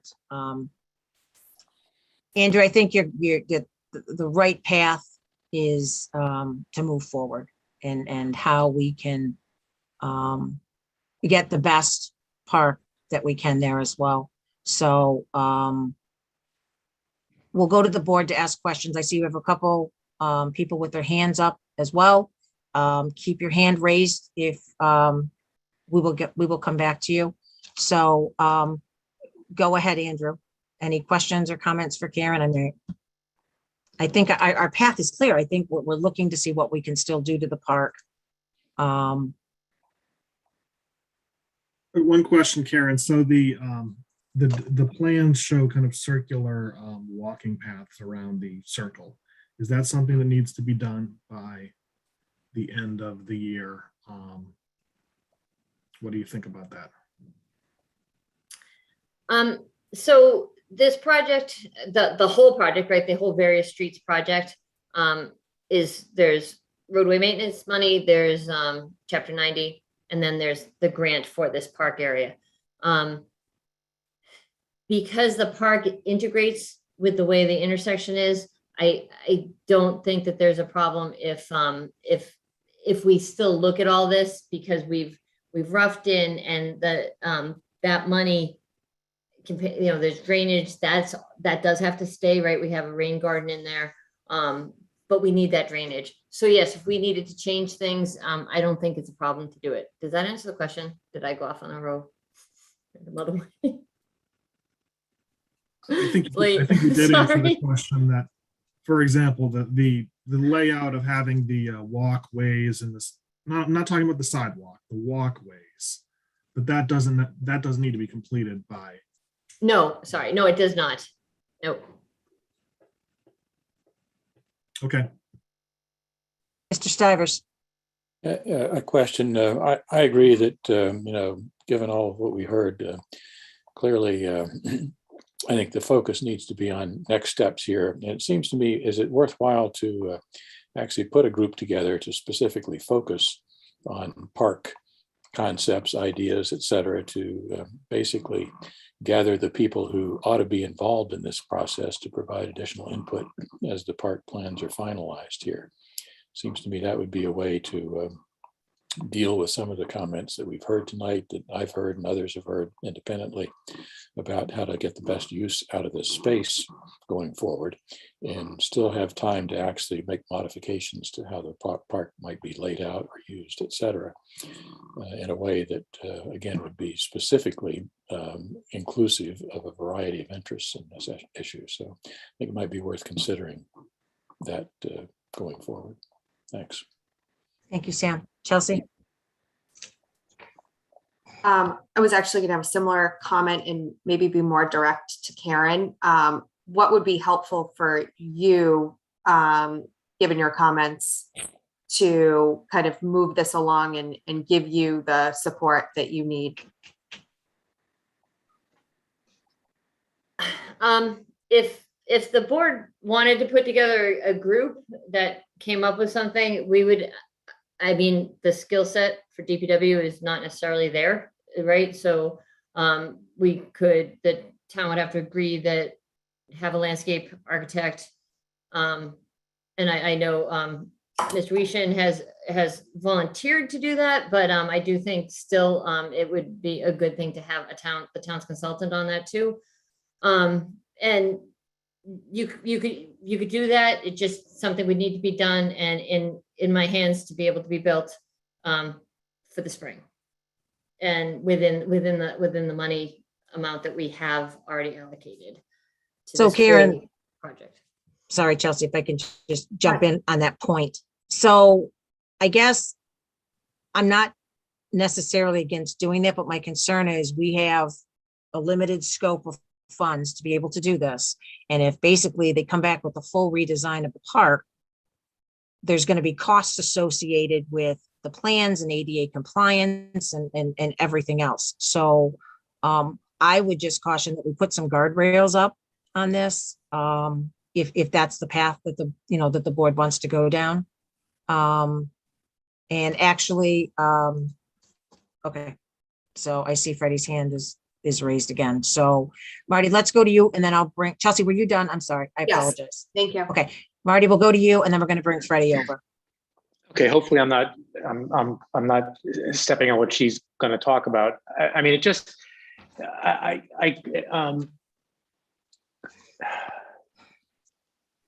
don't have a problem with making sure we get certain elements of this right, but I think we've gotten an enormous number of those elements right already. I mean, this design wasn't put together on the back of an envelope, and I mean, throughout the process when we had presentations about it, I think I could be misremembering.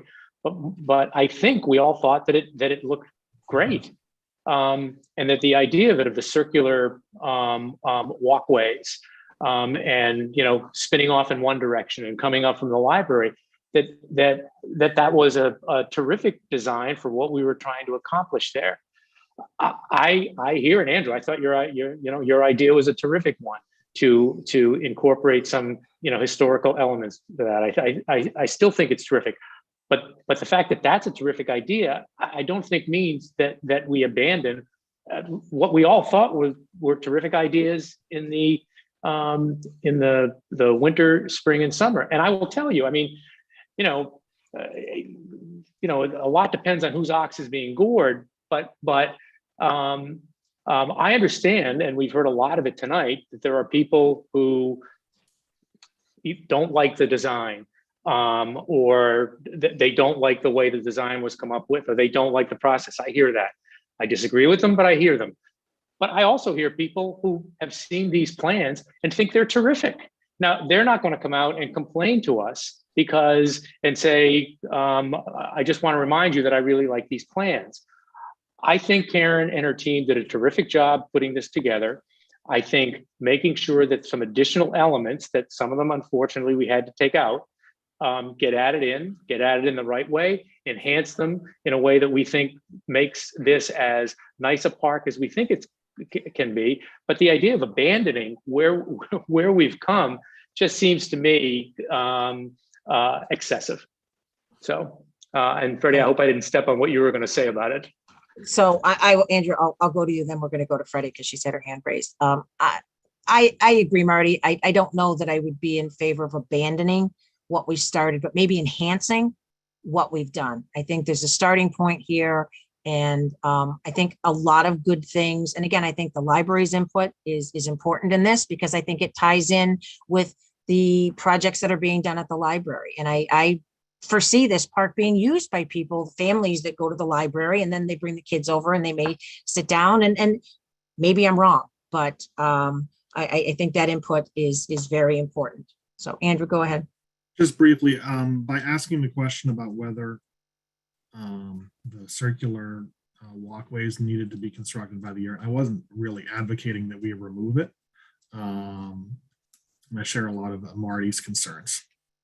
Yeah, and I think too, Andrew, again, I'm going to go back to the ADA piece. I mean, we've discussed this, we've seen the reports, and we have an opportunity to do something that is ADA compliant, that a family may be able to utilize, a nice calming space. I mean, that's how I envision it. So, but that being said, let's bring, Vanessa, can we bring Freddie over, please? She's been relatively patient. Her hand's been up for a while.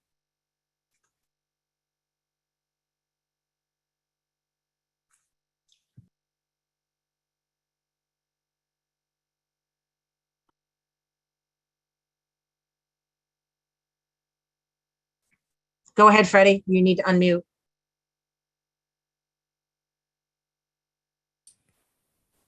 Hi there. Welcome. Thank you for letting me speak. I'm Freddie Gillespie, Chair of the Open Space Preservation Commission. And I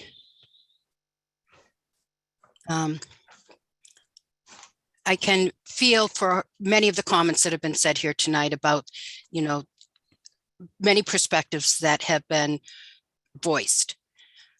I'm here only to speak on behalf of the Open Space Preservation Commission, which has been involved on the periphery of this project in one area only in what it relates to the work we're doing, and that is with the plantings in the park.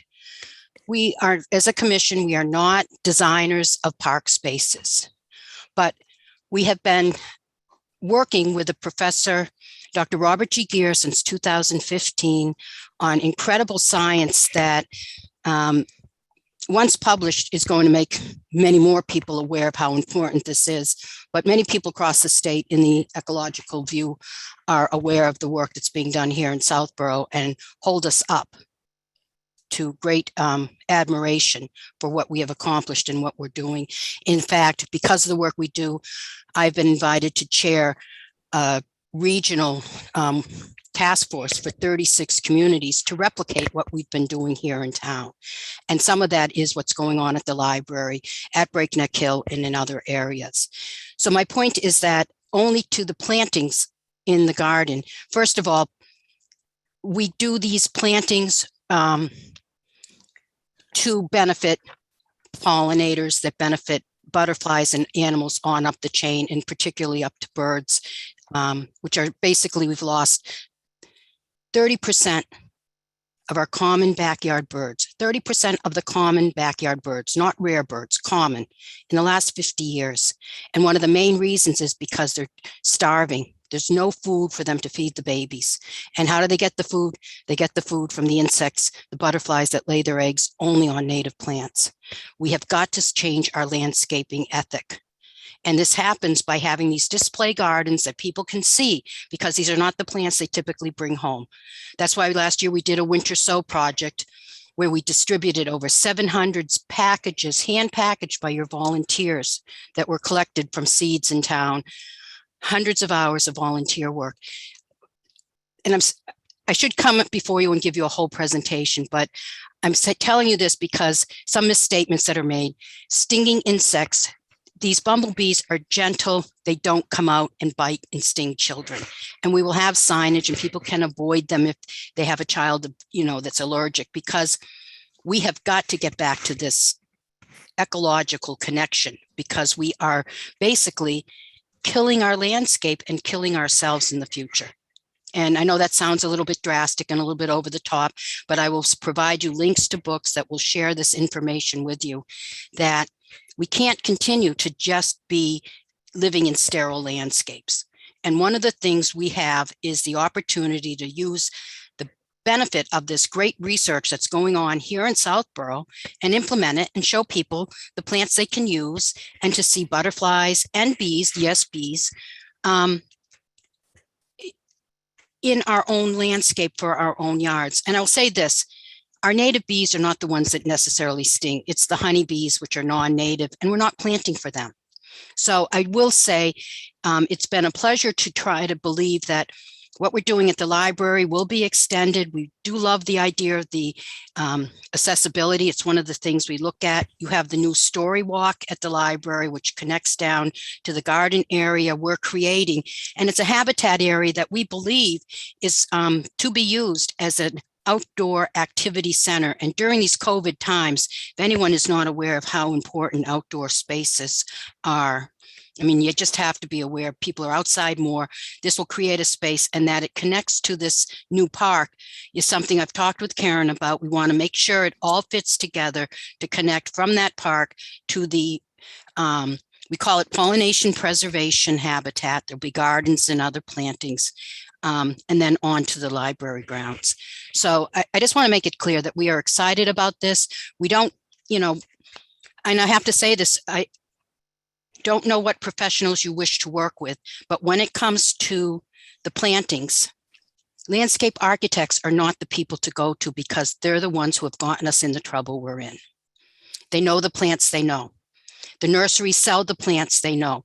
Every single time we're at the planning board to get plantings done, and we're saying they need to be native, and I get this is not a permitting issue on this park, but when it is, who's always the first one to say it can't be done?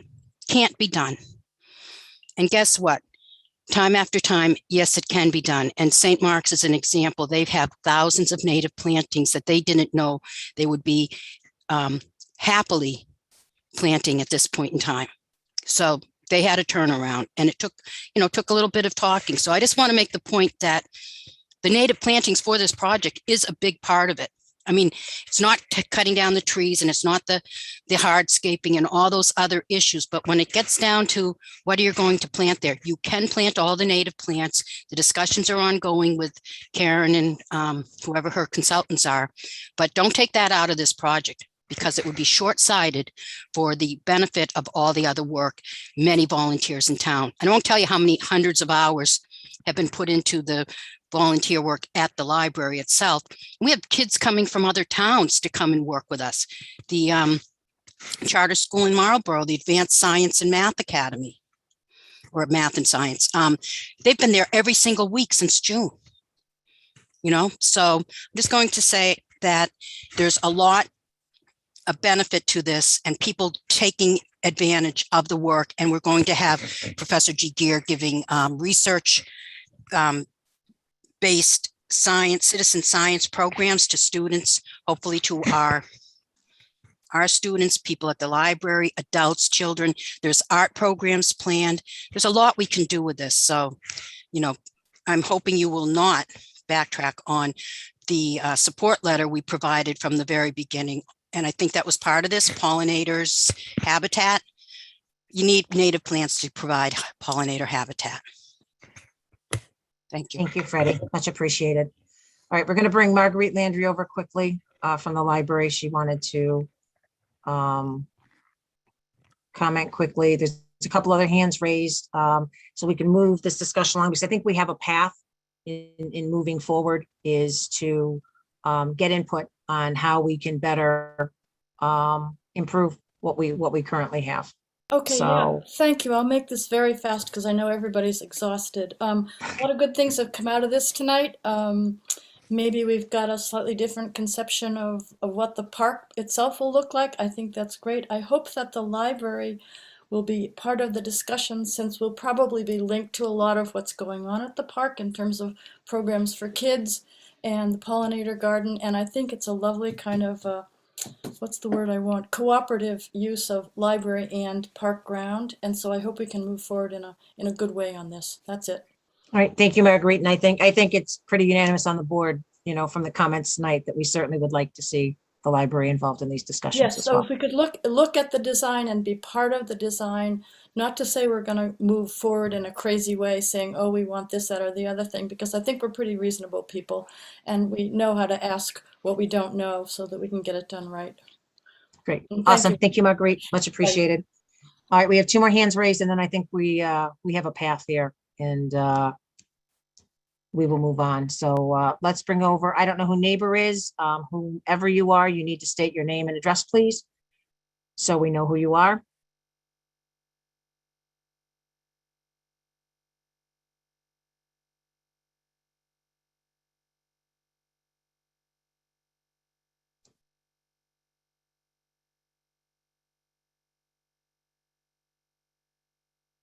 It looks like you're unmuted. If you could state your name and your address, please, for the record.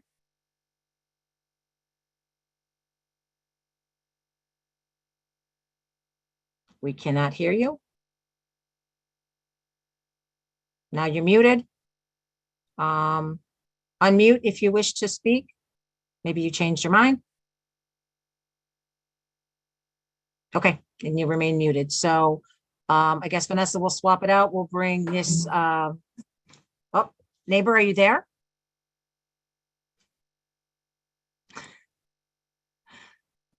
Can you hear us? I can hear you. I just need your name and address for the record, please. Yes, Karen Hanlon Shimkus, Limerick Road. How are you? Good, Karen. How are you? Welcome. Very well, thank you. Thank you for the opportunity to speak. I want to back up for a second and just say I'm very saddened and a bit frankly upset at some of the comments that happened tonight. I'm kind of a fact-based person, and I start kind of at the beginning of things in terms of examining whatever an issue may be. So if you could just bear with me, I'm going to share with you what I hope you will find as helpful factual information. Any rate, I frankly, the reason I became initially interested was because I didn't know anything happened until the trees started coming down, which is similar to other comments that I've seen. I'm a little disappointed that tonight didn't address to me what seems to be the elephant in the room, which is the fact that this may well be a culturally sensitive area, labeled as the old burial ground, the Nipmuc site of burials on the town history book called Fences of Stone. And there's also a narrative in that book that matches the graphic that's located in the book. So the very fact that, starting at square one here, the very fact that this might be a cemetery, I think merited at least some discussion, given the fact that it's, displayed graphically in our own history book. And then the bulk of tonight has been talking about gardens and pavement and parking lots and, all kinds of things, when the first question to me is, couldn't we hit the pause button for 1 second and just figure out whether or not this really is an archaeological sensitive site, a culturally sensitive site? So that's question number one that I had. I went and looked at this reciprocal interim license agreement, and I'm wondering who wrote the agreement. Did town council write this? So the agreement was written between councils, and Mr. Purple, you can correct me, between St. Mark's and town council. I see. So I read it carefully, and it cites a parcel of land owned by the school located at the intersection of St. Mark's Street and Marlborough Road. I went and did a title search, and I don't see St. Mark's as owning this parcel. So that's, to me, is question number one: who owns the site? And I don't believe the town owns it. So I've uncovered a deed where it's a different party. So, but again, it's a question. It's the question. These are things that I think should be checked out. I'm wondering who did this basic due diligence. Do a title search. Who owns it? There was no plan attached to this reciprocal interim license agreement in tonight's packet. So it's hard to tell what this really is, except for the brief verbal description that we just gave, owned by the school. There were comments tonight about how wonderful this is, and it's been a widely public process, but I want to remind all the participants respectfully that this is a COVID era, and many members of the public just simply didn't know that this was a project, what the funding is, how it was conceived, until the trees started coming down. And I'm one of those people. So, and I try to keep up as best as I can. I print minutes every other week and keep up. So I want to also disagree about comments that, again, due to lack of due diligence, but I think if this indeed turns out to be a culturally sensitive area and a burial ground, I believe the perimeter can be saved. That has not been excavated. And I also spoke with someone who is an expert in, historical sites and archaeological sites. And because this is an area from the 1600s, frankly, I know how I would feel if somebody came and took a backhoe to my great-great-great-grandfather's grave. I'd be pretty upset. So I'd want to make sure first that we were doing the right thing, and that was not the case. So I, again, don't see the problem with hitting the pause button just shortly here, but I think the perimeter can be saved. And I also think, because we're talking about the 1600s, according at least to this expert, you're talking about 400 years of silt, leaves, ground area, et cetera, built up over graves that would have been 4 feet deep. So if we're talking 8 feet deep today, it is possible that there are existing graves that were not destroyed. And it is worth it, I think, to have the state archaeologists and the Mass Historical Commission back to talk about this.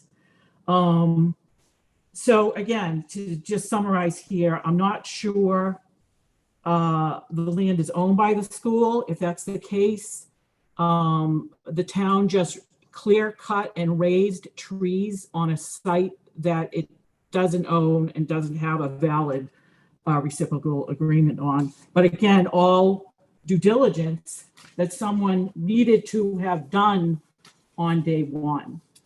Okay, so ownership we've talked about. Now let's talk about the license agreement itself for a second. Again, needs to be vetted with, I would suggest, multiple attorneys who have this as their specific expertise, not attorneys who do not have this as their specific expertise. And I can suggest a site when we're done. A license generally permits the licensee to use a licensor's land for a specific use, and it can't be assigned, and it is terminable at will. So that's a phrase that you have to remember. It's terminable at will. That's not how this agreement is written. Okay, so no matter what the title says, it says interim license agreement, it contains a provision, number 13, that talks about 300 days notice. So that time constriction or restraint or requirement doesn't make it terminable at will. So therefore, it may well not be a license. It is in fact an easement. And what is an easement? An easement is a non-possessory interest in the land of another. It's an important distinction that an easement is an interest in land, and an interest in land must go before town meeting floor.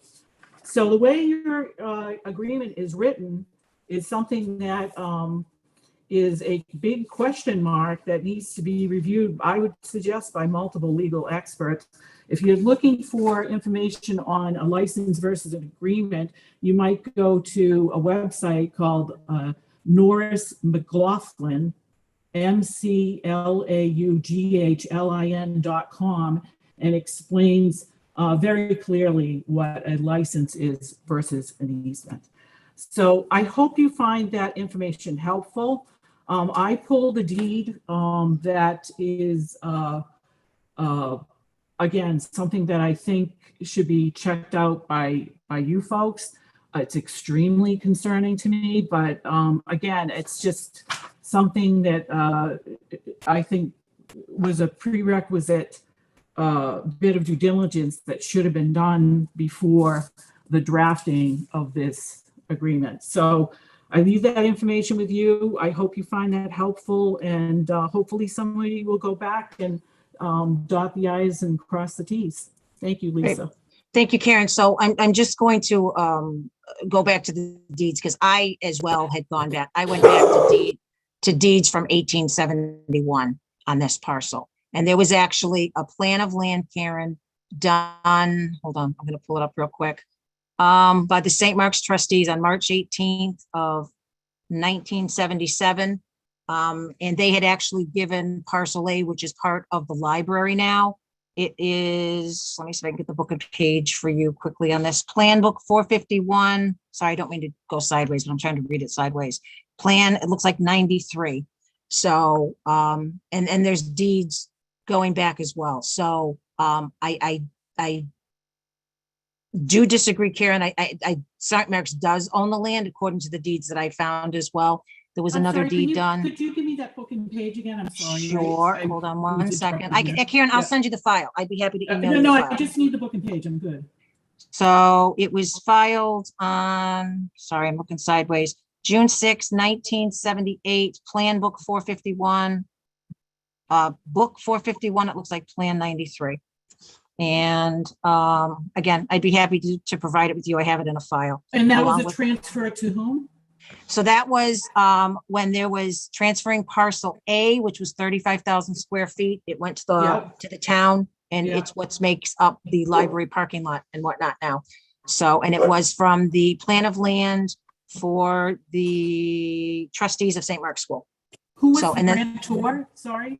St. Mark, trustees of St. Mark's School. No. Sorry, and grantee?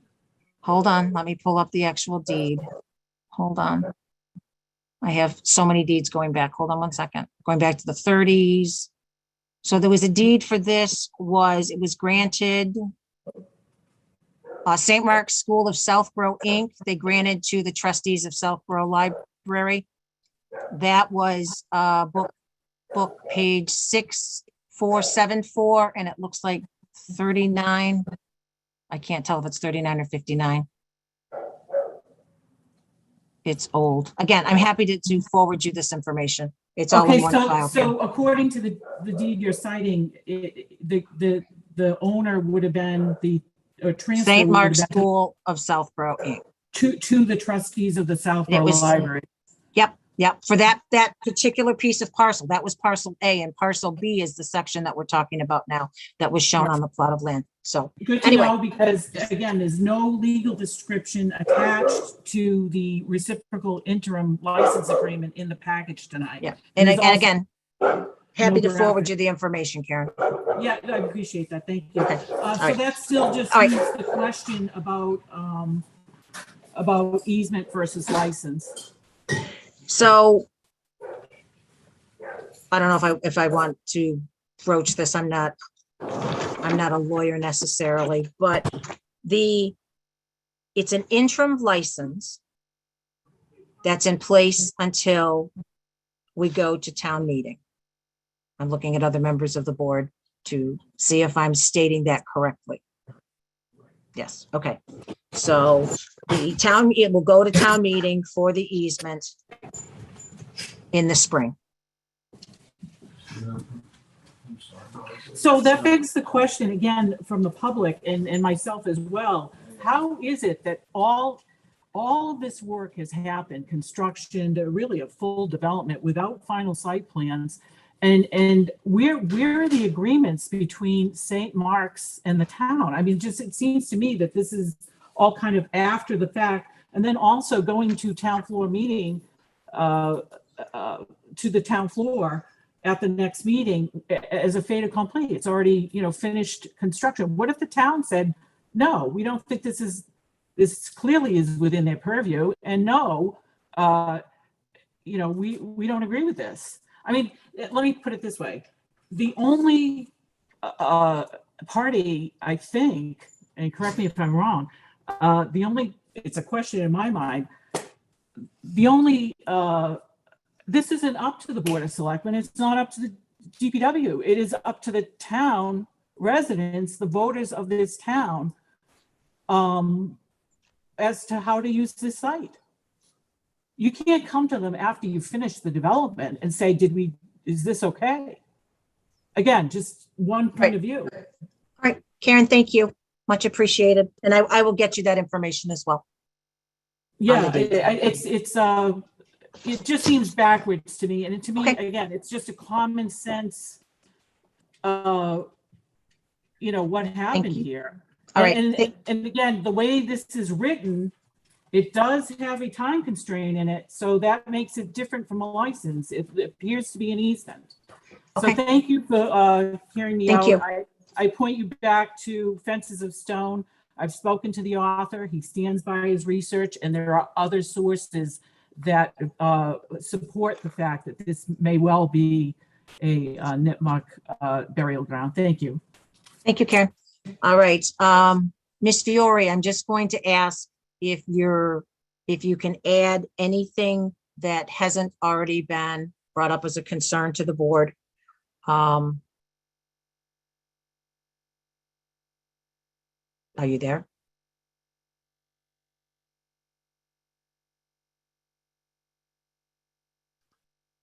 Yes, I believe so. Okay, thank you. You were muted. So I know that I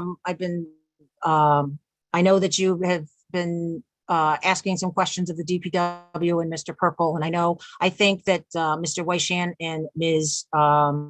Shimkus have covered a lot of the concerns that you had. So I'm going to ask, only because of the late hour, if we could stick to anything new that they necessarily haven't brought up already.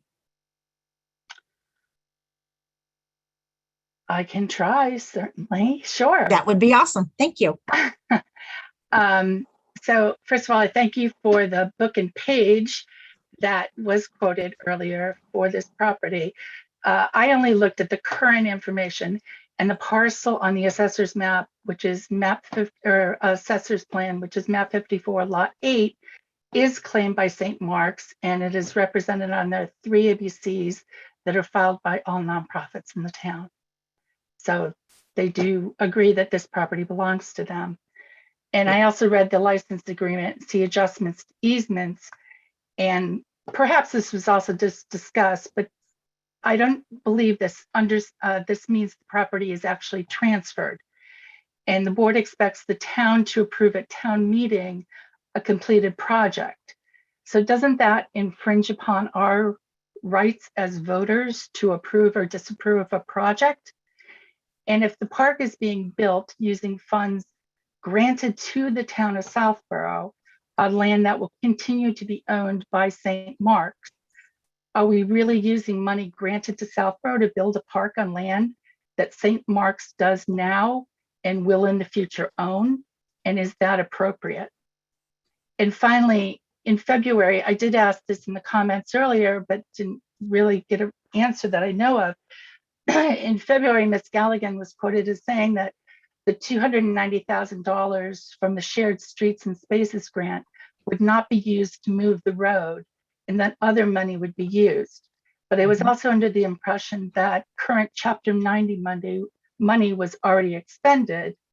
And this evening, she said that the park is, quote, a benefit we are getting for this intersection, unquote. I'd be interested in some clarification here. Is there a public budget that details what money is and will be spent and where it is coming from? Because I have not seen that in any of the paperwork. Thank you. Thank you.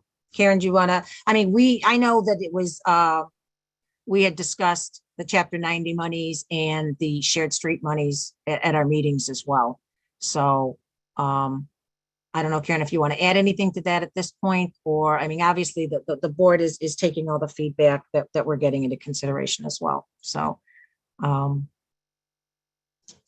the park is, again, correct me if I'm wrong, Karen, the road work is being paid for by Chapter 90 money.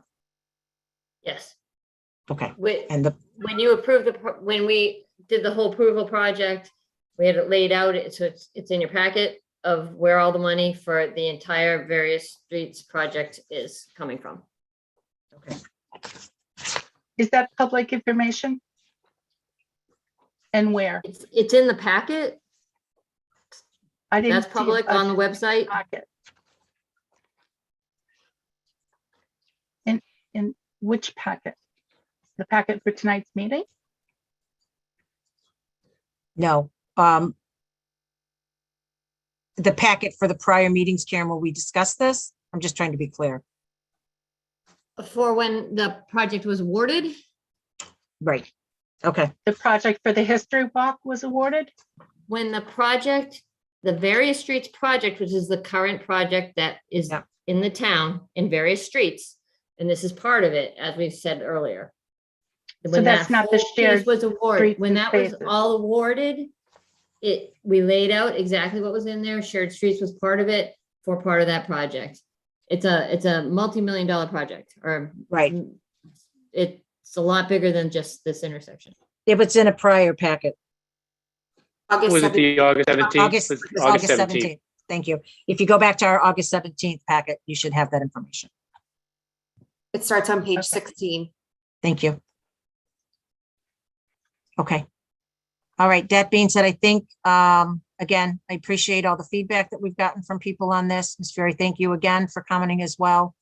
I think we have a path that we're going to look to, obviously, open space, the library, and,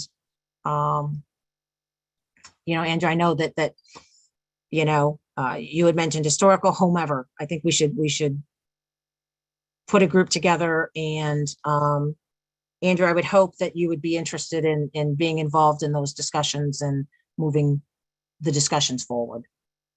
Sure. Okay. Oh, I volunteered Andrew for something. That's great. Okay. Next up on the agenda. So continued discussion of police chief request for additional full-time communications officer. And again, thank you to the public for all the comments that we did receive. And if we could bring the chief over. Packet back together.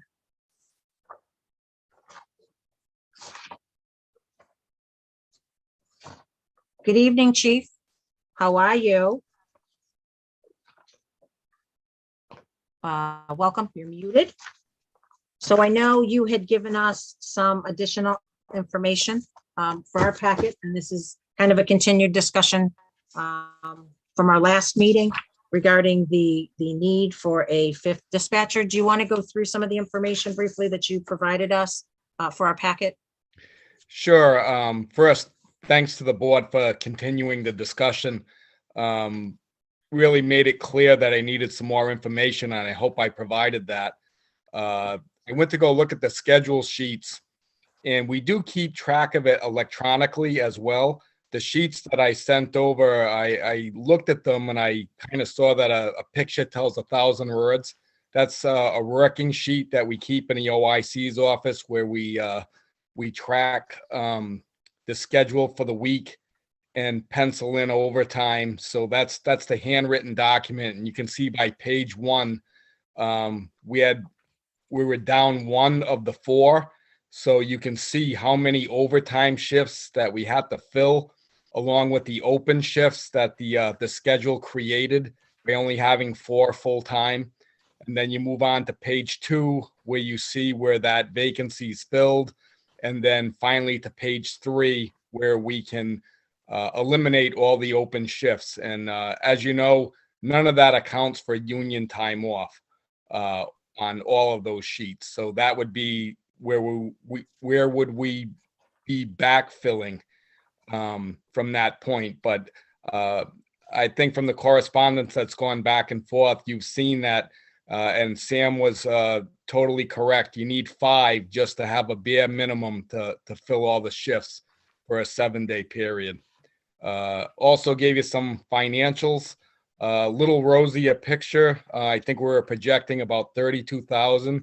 However, by being able to schedule a regular person into those slots will save a decent amount of money. So that brings it down to about 18,000 roughly for the rest of the year. I think that's a workable number. That's not taking into account the possible new hires, time off. Certainly it'll be limited as a new hire.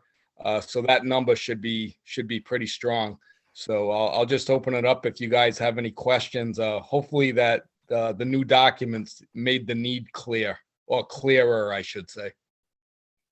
Thank you, Chief. Ms. Malinowski. Thank you. Thank you, Chief. I do have a few questions. On when you hire a part-time dispatcher, what do you hire them at for an hourly rate? Is that Right the now, minimum? we've been going with either $21 or $22 an hour. Okay, so it is less than your full-timers, right? Yeah, it's between, I don't know, maybe $1, $2, $3 an hour less. However, they're filling it at that rate. When a regular fills the open shifts, they're filling it at overtime rate. Mm-hmm. Right. So do you think that we're at the right pay scale for incentivizing a part-time dispatcher? Well, you kind of have to tread a little lightly. You can't pay the part-timers more than the full-timers are making. I would say, looking at it, I think we're probably, for the area, we're on the lower side of average with the full-timers. So some of them might have some experience somewhere else, but like I just stated, you can't bring part-timers in and pay them more than the full-timers. So that's where we're at right now. Okay. And did you relook at your budget to see if there's anything that you can do to cover the incremental cost of having a full-timer? Yeah, I think we saw that in filling those open shifts, that'll cut down on my overtime cost. So we can take that into account. So I think the number is more close to 18,000 for the rest of the year. And then we'd also have to project that into next year's budget. But certainly it's a lot better number than the 32,000 that we had originally quoted. Mm-hmm. Yeah, I understand the need. I think I'm still struggling with, I firmly believe that we need to have town meeting weigh in on adding a new position. And so I'm struggling with, first of all, being able to add a position mid-year and without town meeting approval. And then what do you do if town meeting doesn't approve it in March? And secondly, I understand that the 18,000 number is better than a 32, but we still need $18,000 to cover it. So I think we went over last meeting that I'd be willing to use the Harvard money. Hopefully the fire department is willing to chip in on that as well. But I think that we'd be able to cover it, using the Harvard money to get through the rest of the year. I know that there's a benefits concern on the other side. Hopefully, my anticipation is we're going to get good news on that one of the proposed hires coming in won't be taking the health care. Certainly year over year that has to be looked at, but I think in the immediate time frame, that's not as much of a concern as it might have been a couple weeks ago when we first discussed this. Thank you. Mr. Haley. No, I'm good on the information. I guess, Chief, except for one question. Well, first I'll give you my premise. I am very uncomfortable generally. I mean, public safety is a heightened concern for a municipality. But it's not the only concern. And we have been pretty rigid, at least tried to be pretty rigid with various departments about adding positions. And it is very uncomfortable for me to make an exception in this instance to add a position mid-year. It doesn't mean that it can't be done, but I am not there yet. And I just think the precedent it sets, the message it sends to other departments in town is not one that I'm comfortable making right now. So that is the premise for my question, which is, assume you don't get what you want. How are you going to handle the dispatching? I had hoped that I made it clear 2 weeks ago. The emergency nature of the immediate request is certainly, in my time here, I don't think you've ever seen me come and ask for something so important to request it mid-year, to give up my Harvard money, to do anything I can to get this accomplished. I can't stress enough what a specialized position this is, and you just can't put anybody in there. And if we don't get it filled, it can certainly turn into a real emergency, not having people certified for the position. And then we're going to have to start looking at taking, regular police officers and probably firefighters to do the EMD dispatching and take them off of their regular job and put them in those positions. Like I stated a couple of weeks ago, it literally takes 2 to 3 months to hire somebody and train them and get them seated at that position solo.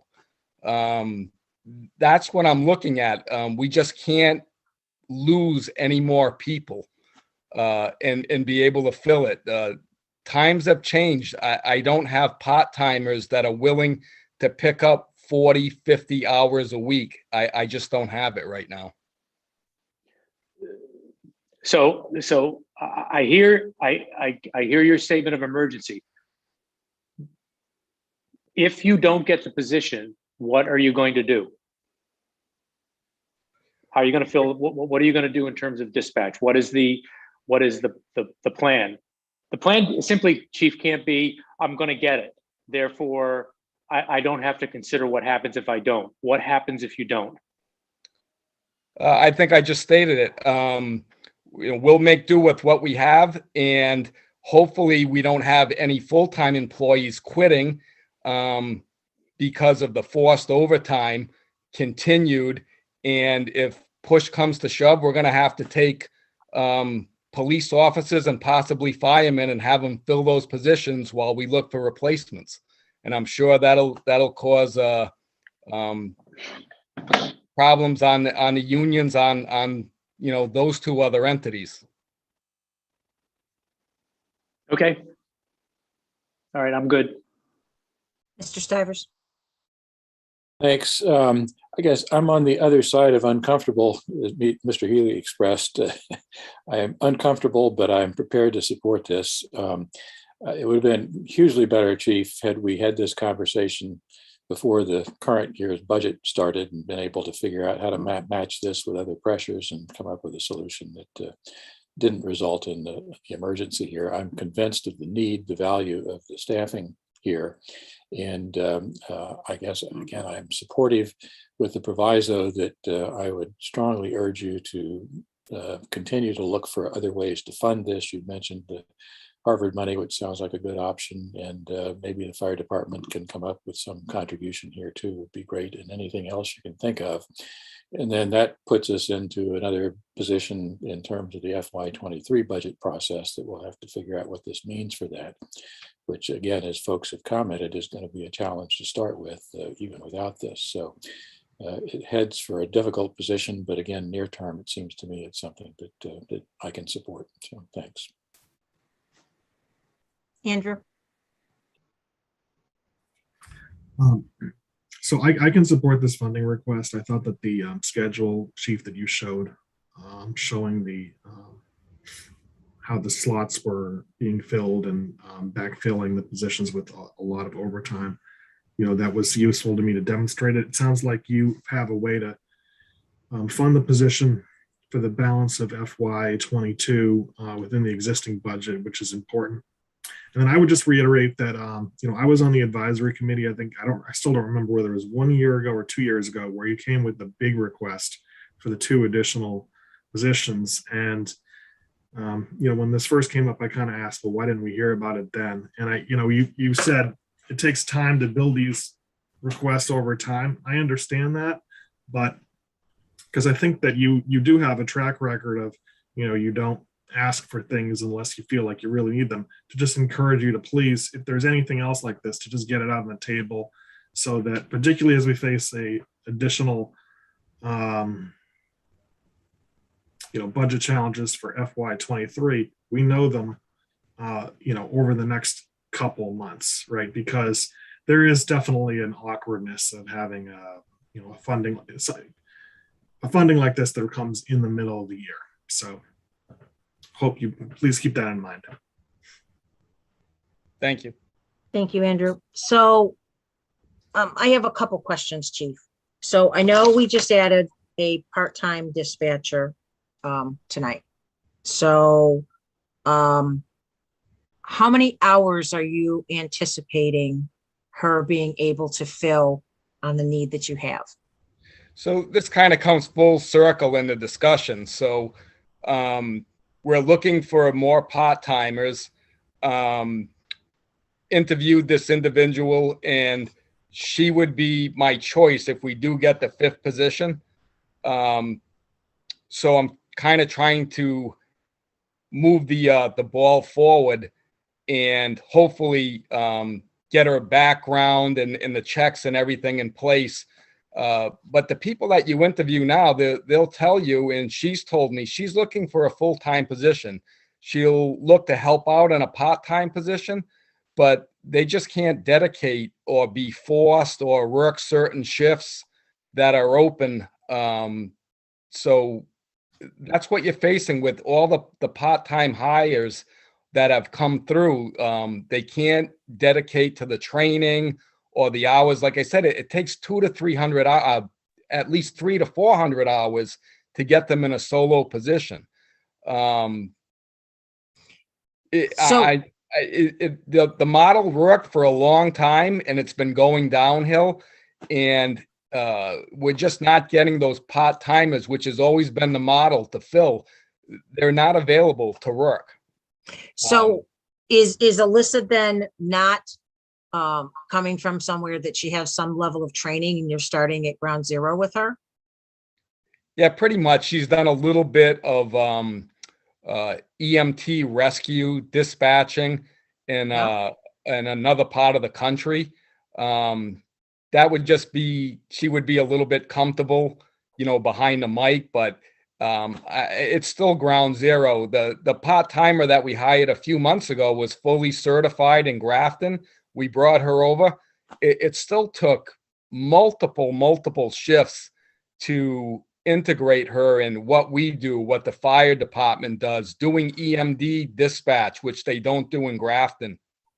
And like I said, it just takes tons of training and repetition, because when they sit there alone, they have to be totally proficient to sign off on them. Okay. So, I mean, I have some of the same concerns with mid-year, and I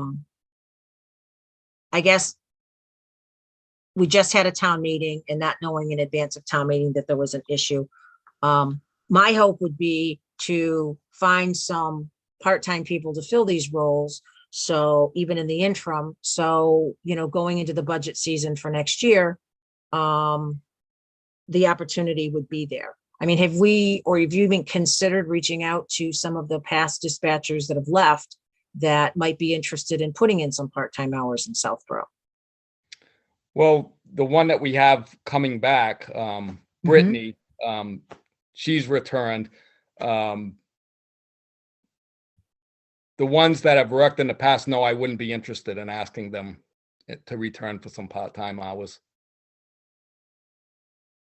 Okay, well, that's interesting. Chelsea, did you want to add? So I I just had a thought. So, my biggest hang up, other than it needs to be funded in the current budget, is adding a full-time position mid-year. So I think what I would be more comfortable with is maybe doing a temporary employee until town meeting. And then depending on how town meeting votes, then flipping it after town meeting, but still in FY22.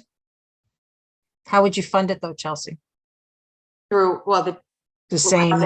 well, I think that we still need to vet through Harvard funds and how those are earmarked, and making sure that we don't cause an issue down the road. But if it is able to be funded fully that way, I would feel more comfortable with that. I'm not comfortable adding a permanent full-time position mid-year. So I'm not either. I will tell you, I have plans to go and sit in dispatch. Maybe that will give me a new perspective as well on the emergence of this. I don't know, Chief, if the full board is willing to do this tonight. We can certainly, I think Marty's made his intentions clear. I think Chelsea wants to explore a little bit more. And is that fair to say, Chelsea? Yeah. Yeah. And I'm on the same path. I mean, we can certainly bring this back at another meeting and give us the opportunity to look a little further and work with you a little further and see if we can reach a resolution. Marty, go ahead. Yeah, Lisa, just to follow up, I'm not as creative as Chelsea, but I think her idea is a good one. And the reservation she has, Chief, we don't know what's going to happen in the fall. The working assumption is it's not going to be pretty from a budget standpoint, and the idea of putting a new position heading into the budget season sends a bad message by me to myself that I can't be disciplined about this stuff. And I think it also sends a very bad message to both the other town departments, but also to the taxpayers. They want us to be disciplined about this stuff. And if they end up approving a position at town meeting, then we all live with that. But putting ourselves on a path that embeds that position mid-year, I'm just not willing to go there. Yeah. So I go ahead, Chelsea. Sorry, just to clarify, it's mid-year because of where we're at in the year. I'm uncomfortable because town meeting didn't vote it. So if this had come before us at fall town meeting, I would have felt differently. So it's just, I think, based on the time in the year, that's why I said mid-year, but it's really town meeting. Yeah. So, Chelsea, sorry, go ahead. Go ahead, Chief. I just think the history of it, I basically got a surprise opening. We knew that there was going to be a lot of hours to cover. I had a meeting with the dispatchers union and got an extreme concern that the model wasn't working anymore for all of this overtime. And I could have had a serious problem. And that was probably on a Wednesday. And I submitted that letter for the Board of Selectmen's meeting on Friday. That's why the information was limited. But I was looking at a real serious problem right away. And like I said, we have one person who sits in that position, and they have to be fully certified and ready to go and trained to serve both departments for the whole town of the emergency service calls coming into the department. So this is just something where the staffing model was never where it should have been. And I think Marty had asked me what's changed. The whole employment market has changed in the last year and a half. And I'm just not getting those people that are willing to come in and train and work there. And it's tough to have your union people just say, hey, you're just forced to work these hours. But if anybody wants to come in and have one-on-one discussions with me, this is a point where I have to have people that are able to sit there. So we'll do the best we can with what we have, and we'll do it now. But I just haven't gotten a good job to explain, the need for this position to have somebody there. And like I said, I just ran into it. I've been interviewing, and I have this person who's ready to take a full-time position, but she's made it clear, I'm looking for a full-time position. And everybody else who's looking for part-time, they'll tell you, maybe I can give you a day a week, 2 days a week, 2 shifts. Chelsea, I'm willing sorry. to discuss further at another meeting, but I wouldn't be here, repeatedly asking if this wasn't a serious need. I just can't afford to lose any more of the people that we already have. Okay. Chelsea, and your suggestion of the looking into Harvard and temporary, is that something that we can do? And I think Marty's interested in hearing that. I am as well. I think I need to work with Mr. Purple on identifying if that's a viable option. And I'm happy to do that within the next couple of days. Okay. So before the end of the week. Okay. Sam? Lisa, question. I think that's an interesting suggestion, Chelsea, and a question for the chief. If we were able to come up with a plan that says we want to have a temporary position here that's funded through the remainder of FY22, is that something that you think you could convince your current candidate to be comfortable with contingent on town meeting action next spring for continued funding? That would make it harder, I would think, but is that something you think you could sell? When you talk about temporary, and we've had that, I remember Kyle DeVincent, who's now the union president, he had filled in for a long time. We had a dispatcher who was in the military for extreme amounts of time, and then they made him, I don't know what it was called, part-time, full-time. So I don't know what goes with that position, whether it comes with benefits or I'm not sure, kind of the whole package that we're talking about. But, I just don't want to risk investing 2 months of training in somebody and then, the next town over hiring them either. Yeah. Thank you. All right. So Chelsea, if you could do that, then we'll put it on for our next agenda. And Mark, Marty? I don't know if you have anything that you want to say now, or if you want to work with me offline.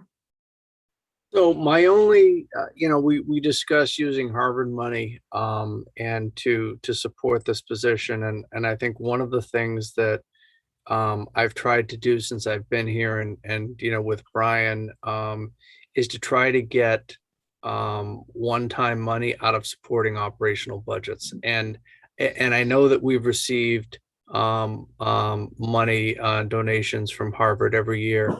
And it's been pretty much, without fail, even though their use on that property has changed dramatically. And still we receive funds. I would have some trepidation at looking at using Harvard funds as a continuing source because, look, if you use it now, I think that if we're looking at this for 23, people are going to, want to think about using Harvard funds moving forward to help supplement the budget. And I would have some concerns about that. And I think as a long-term strategy, the chief may have some concerns about that. I'm not going to speak for him, but that's the only piece I think I'll say on that for now. Okay. So I think Chief will have you come back at our next meeting and hopefully, we'll have a clearer path for you. All right, I appreciate it. And I would also encourage, I know Lisa's going to come in, but any other board members, if they want to come in and spend an hour or two down at dispatch, or I can show you, the budget and some of the grant monies that we have coming in. I do recall a few years ago, we had a Citizens Police Academy, and we had brought everybody in, and we had them observe dispatch, and for only about 10 minutes or so. And it was a good time. It was actually just a little bit busy during that time, and they were absolutely amazed at the multitasking that was taking place in front of them. And they all said they had no idea how involved it was. So it might be a little bit informational for both of us, just to show you what goes on down there. So I invite you all to make an appointment and come down. Awesome, Chief. Thank you. All right. Much appreciated. All right. Next up, review of draft charge for ARPA committee. Mr. Purple had provided and crafted the charge. The only thing I would ask the board to consider on the charge is, I think looking at ARPA and the discussions on potentially using capital for ARPA, I would hope that we would consider putting a member of the planning board on this as well. I think it goes with having a member of EDC. I think it would make a lot of sense. And I guess even if that meant going down to 2 citizens at large, I would be okay with that. Again, based on some of the things that I know are going to come up when we're talking about ARPA funds for. So thoughts on that? Go ahead, Chelsea. I think it's a great idea. Andrew? Marty? Okay. What do you think about, there might be some overlap here, someone who's on the master plan committee? I think that's a great choice. You mean planning board and master plan? I agree. We can ask that suggestion. And actually, isn't it funny? There's somebody that fills that role is sitting in the audience right now. Amazing coincidence. Can we do that? Can I volunteer someone in the audience for, we can certainly. I don't know, Lisa. Somebody watching this meeting at 10:31 might think they want nothing to do with anything that the Board of Selectmen, whatever we are, organizes. I agree. But I'm fine with dropping from 3 to 2. Okay, so we could certainly send a note, Andrew, to planning board and ask if, again, having the master plan and, the planning experience would bring great value to the ARPA funds. We'd be happy to send a note out to the chair. Lisa? Yes, Sam, go ahead. I had one more thought on that one. Should we actually include vice chair and secretary on the list of officers? It just says chair now. Seems to me that would be useful. I think you're probably right, Sam. Is everyone fine with that? Yes. Yeah, okay. Other than that, just go ahead, Andrew. Nope, go ahead. We're going to go around, Chelsea. So got it. Go ahead, Andrew. You can start. 2 comment suggestions under duties. Sure.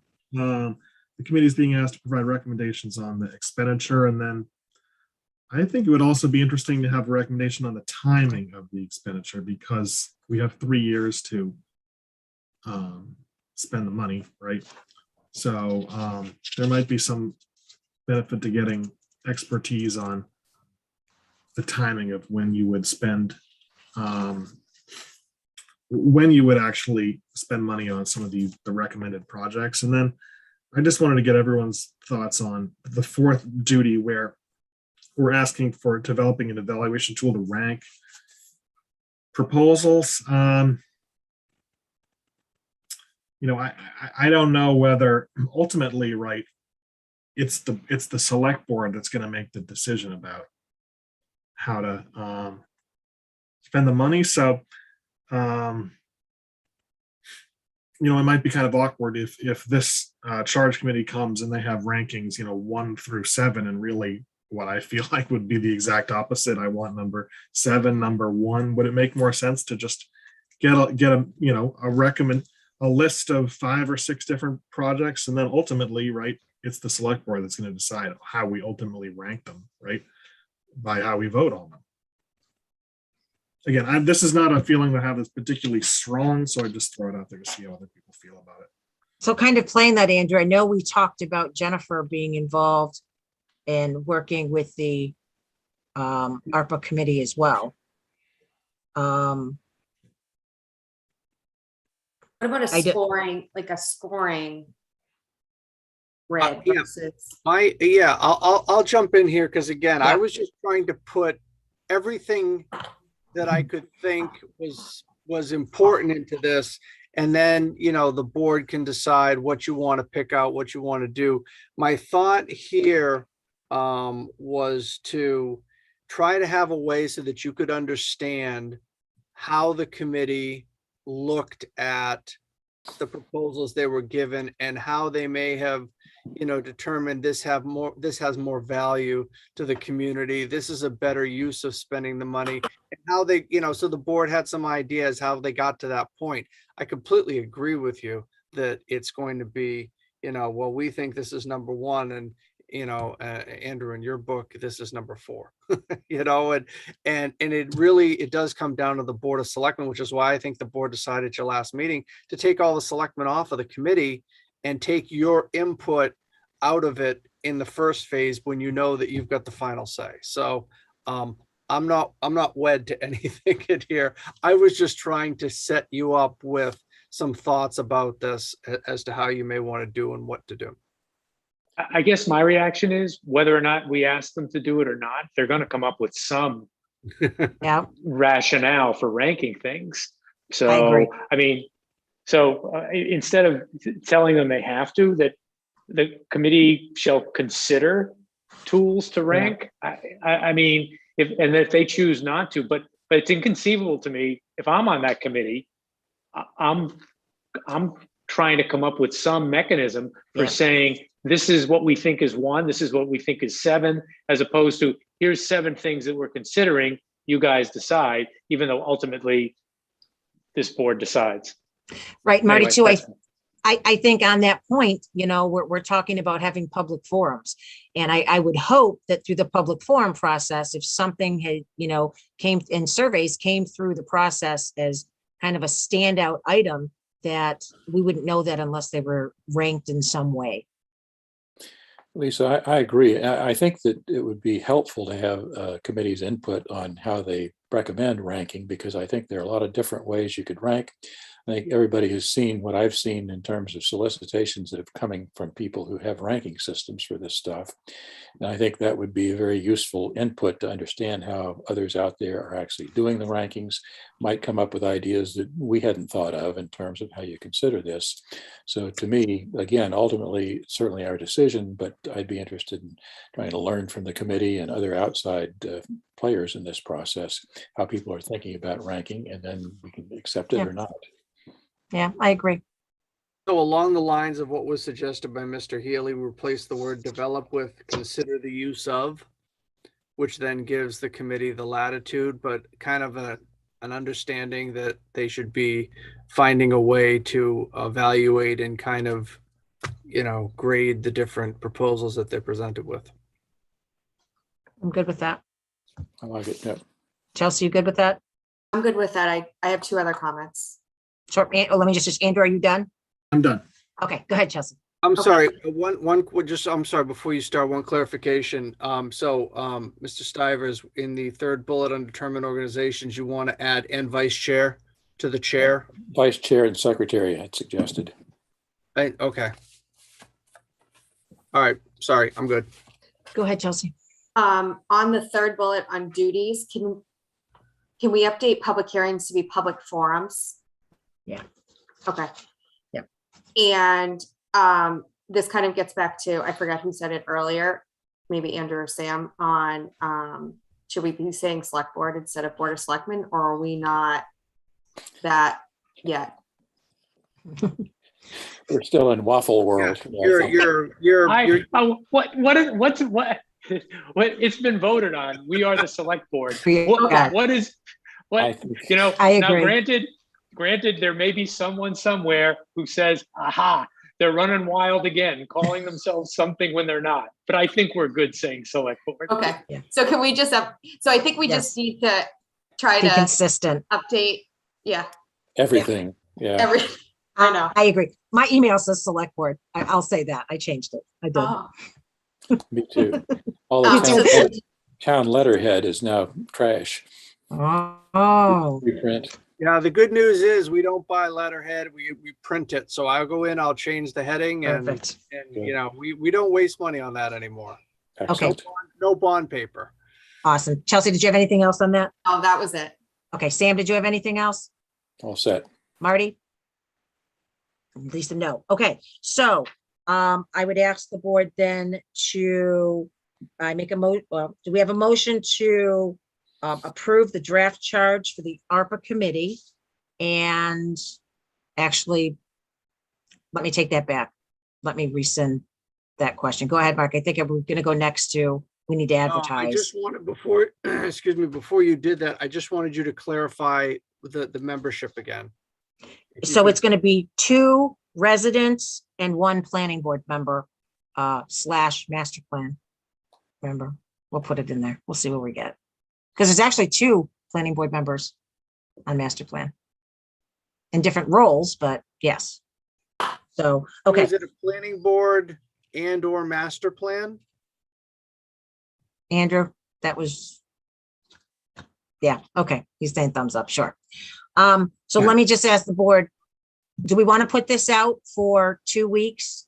So we can get them going and get started? We can put the advertisement out tomorrow. We're good with that? Okay.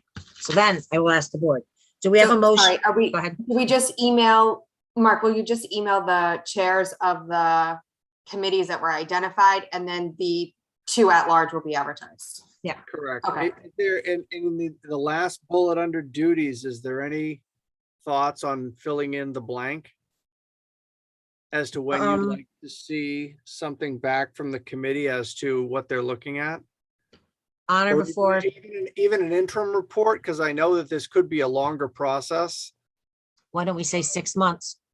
That gives them time with the holidays and trying to get forums done.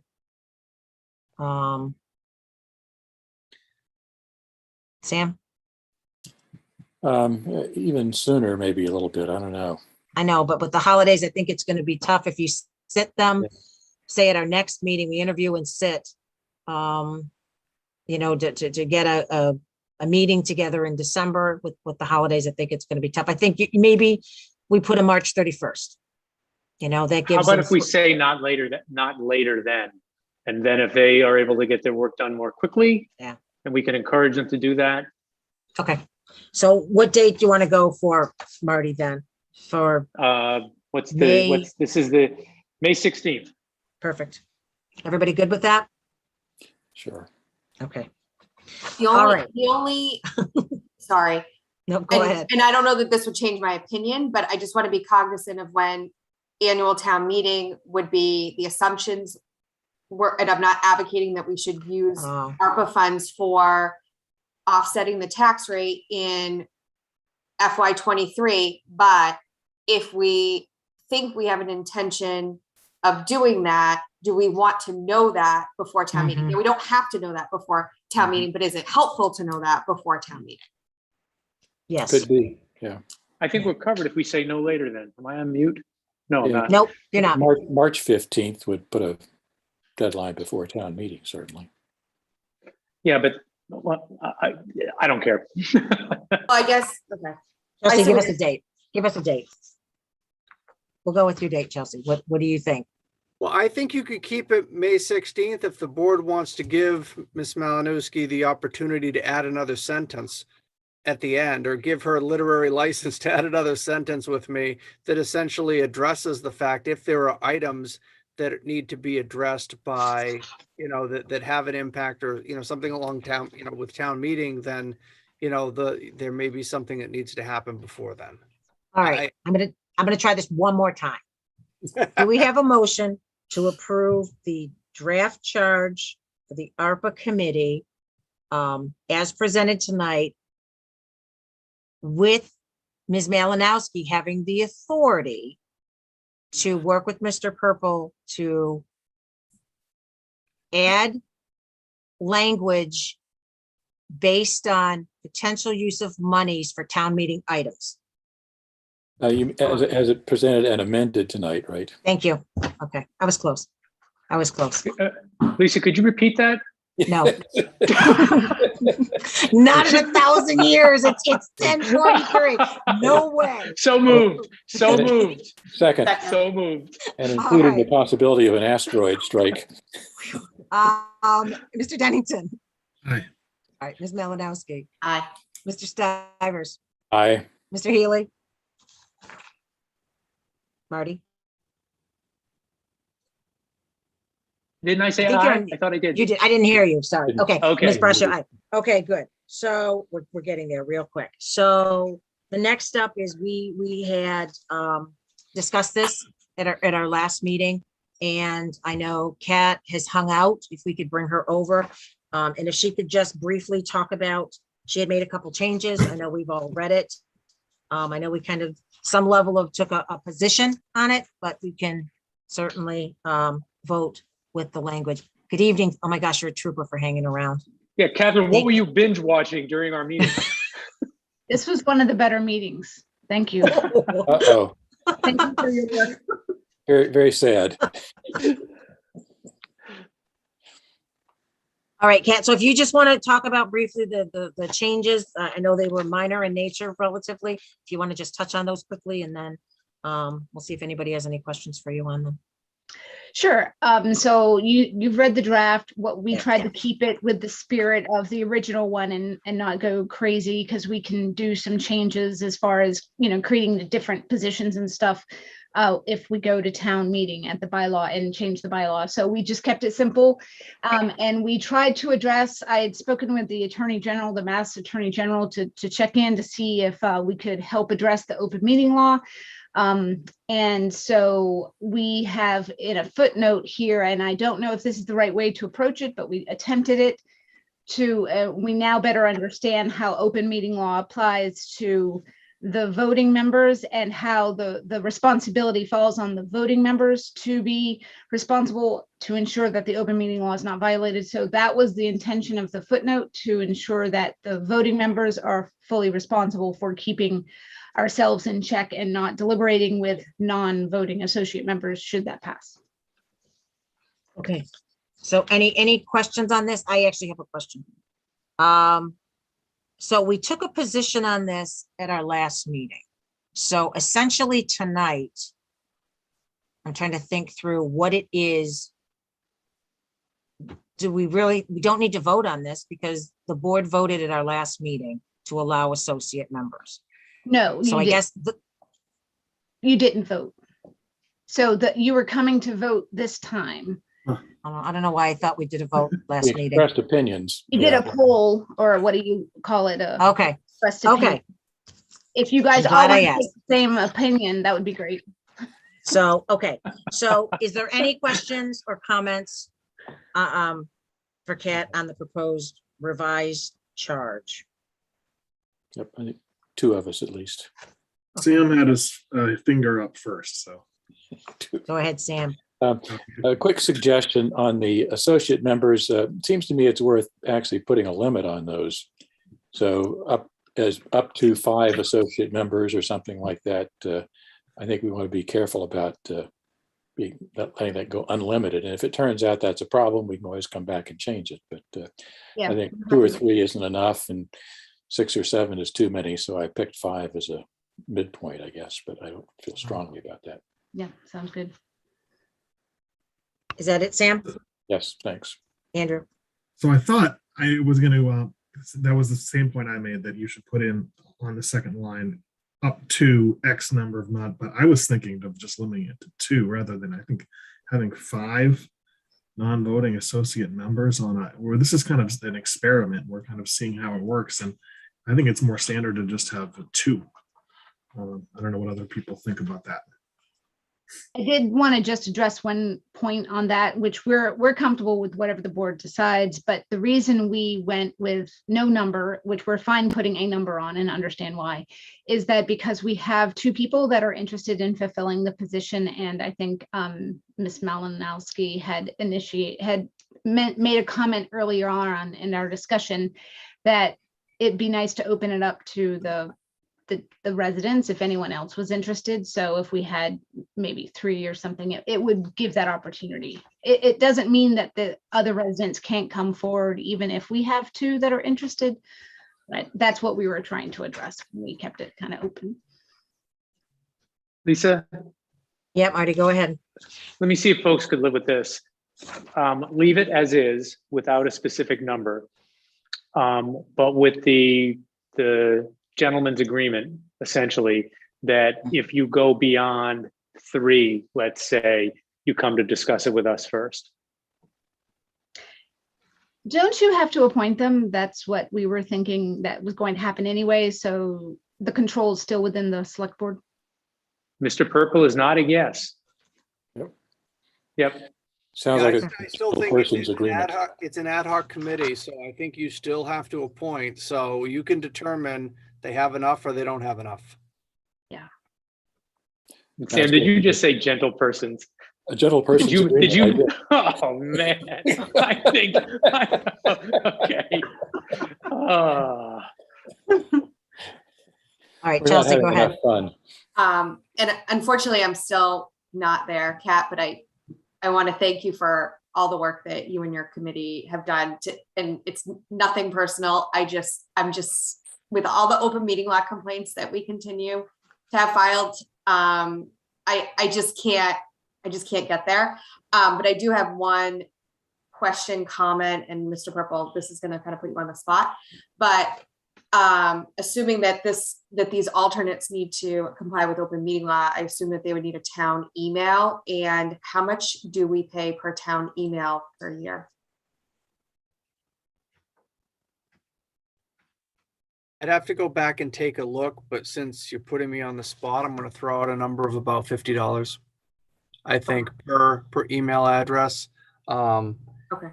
And Is that per year, Mr. Purple? yes. Yeah. Yeah, I And does think that come out of- I think it's I'd have to go back and check with Okay. Mr. Montijo and just make sure. And is that what is that inclusive of? So, but I think it's somewhere in that range. All right. And I assume that's in his budget, in Jay's budget. I don't think he's accommodated for associate members. I'm sorry. I didn't mean that he budgeted for it. I meant that he pays for email addresses out of his budget in general. He does. Okay. There are various levels of the licensing, and I do know that we're pretty tapped out on the licenses that we'd be talking about giving the associate members. So, we're going to have to buy a whole nother set. And I don't know how many a set includes, but I'm going to say 5 or 10, at a time. So. Okay. You could take it out of our budget. Just kidding. I know, I was to say, wait a minute. You could have an initiation fee for the, for the associate members. That would take care of it. I could ask for donations.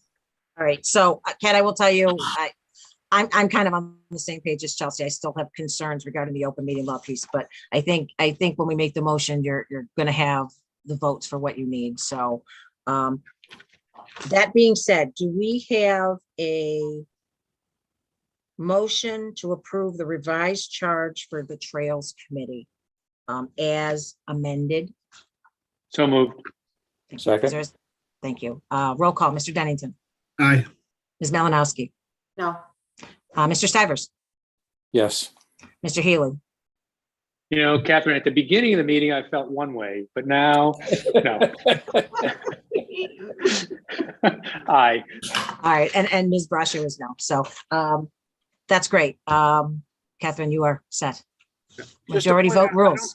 I don't think you amended. I don't think you amended what she provided. You talked about it, and I don't think you made a change. You're correct. We didn't.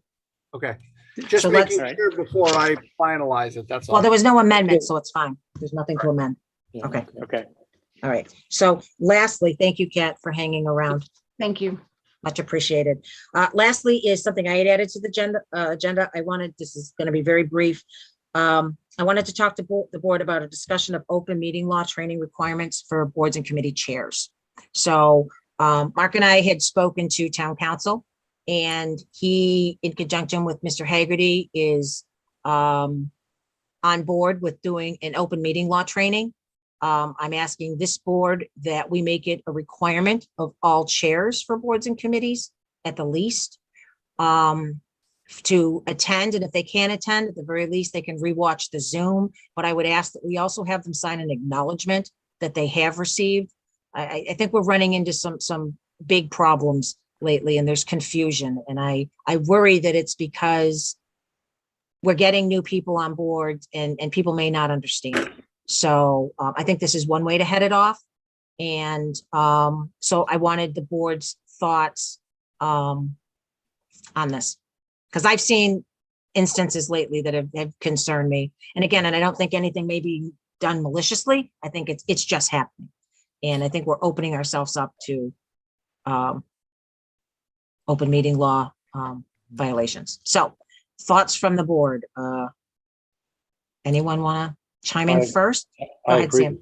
I agree, Lisa. I think, again, people aren't being malicious, but I watch a lot of meetings and I see a number of committees missing on some of the technical aspects in terms of doing roll call votes and making motions correctly and those kind of things. So I think there's a value in reinforcing sort of procedurally how committees need to operate, and then also resensitizing people to the other requirements of open meeting law, deliberation, et cetera, doesn't hurt. Yeah, and I think even understanding, serial emails, this just helps that along. So Marty, thoughts? No, I think it's a good idea. It also, you don't want to think about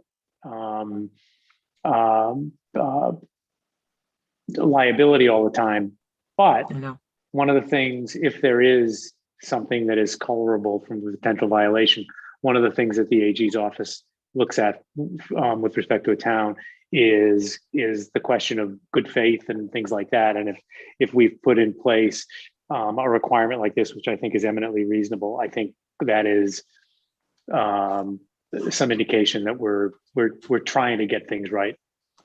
Okay, thank you, Andrew. Just one additional thought that I had. I think it's a good idea that the training should also include the requirements and whatever additional requirements are in our town bylaws. So, for example, because I believe there's some provisions in our town bylaws, and Jim Haggerty was familiar with this, that are in ways more demanding than what the open meeting law says in terms of frequency of when minutes have to be approved and things like that. So that's another thing that can help us. Okay, we can certainly add that because Jim is going to be involved in this process anyway. Chelsea? I think it's a great idea. 2 comments. Are you going to, so the acknowledgement will be required of chairs, but are you going to open it up to anyone that serves on a board or committee? So we can, certainly it would be open, but the requirement is absolutely that for the chair, and the acknowledgement is for the chair, but it's certainly open to everyone. Yes. Okay. And then my second comment is, I think it would be helpful if we included what you need to do in a Zoom environment that you don't need to do in an in-person meeting, because I think that is confusing. Well, got it. I think it's unclear, I think, to sometimes, so if we can just make sure we have that differentiation. Okay. Yep. Nope. That's fine. So we'll work with Jim and town council to get that set. So, okay. So that's that. Public comment. One last time. If you have a comment, please raise your hand. I see none. Thank you all for hanging around to the end. That being said, the board will be entering into executive session for MGL Chapter 38, Section 21, and will not be returning to open session to conduct strategy sessions in preparation for negotiations with collective bargaining personnel exemption 2. Do we have a motion to enter into executive session? So move. Do we have a second? Second. Okay, roll call vote. Ms. Malinowski? Aye. Mr. Stivers? Aye. Mr. Healy? Aye. Mr. Dennington? Aye. And Ms. Braccio? Aye. All right, we will enter into executive session. Vanessa, you'll let us know when the room is locked. Yep, just a minute. Thank you.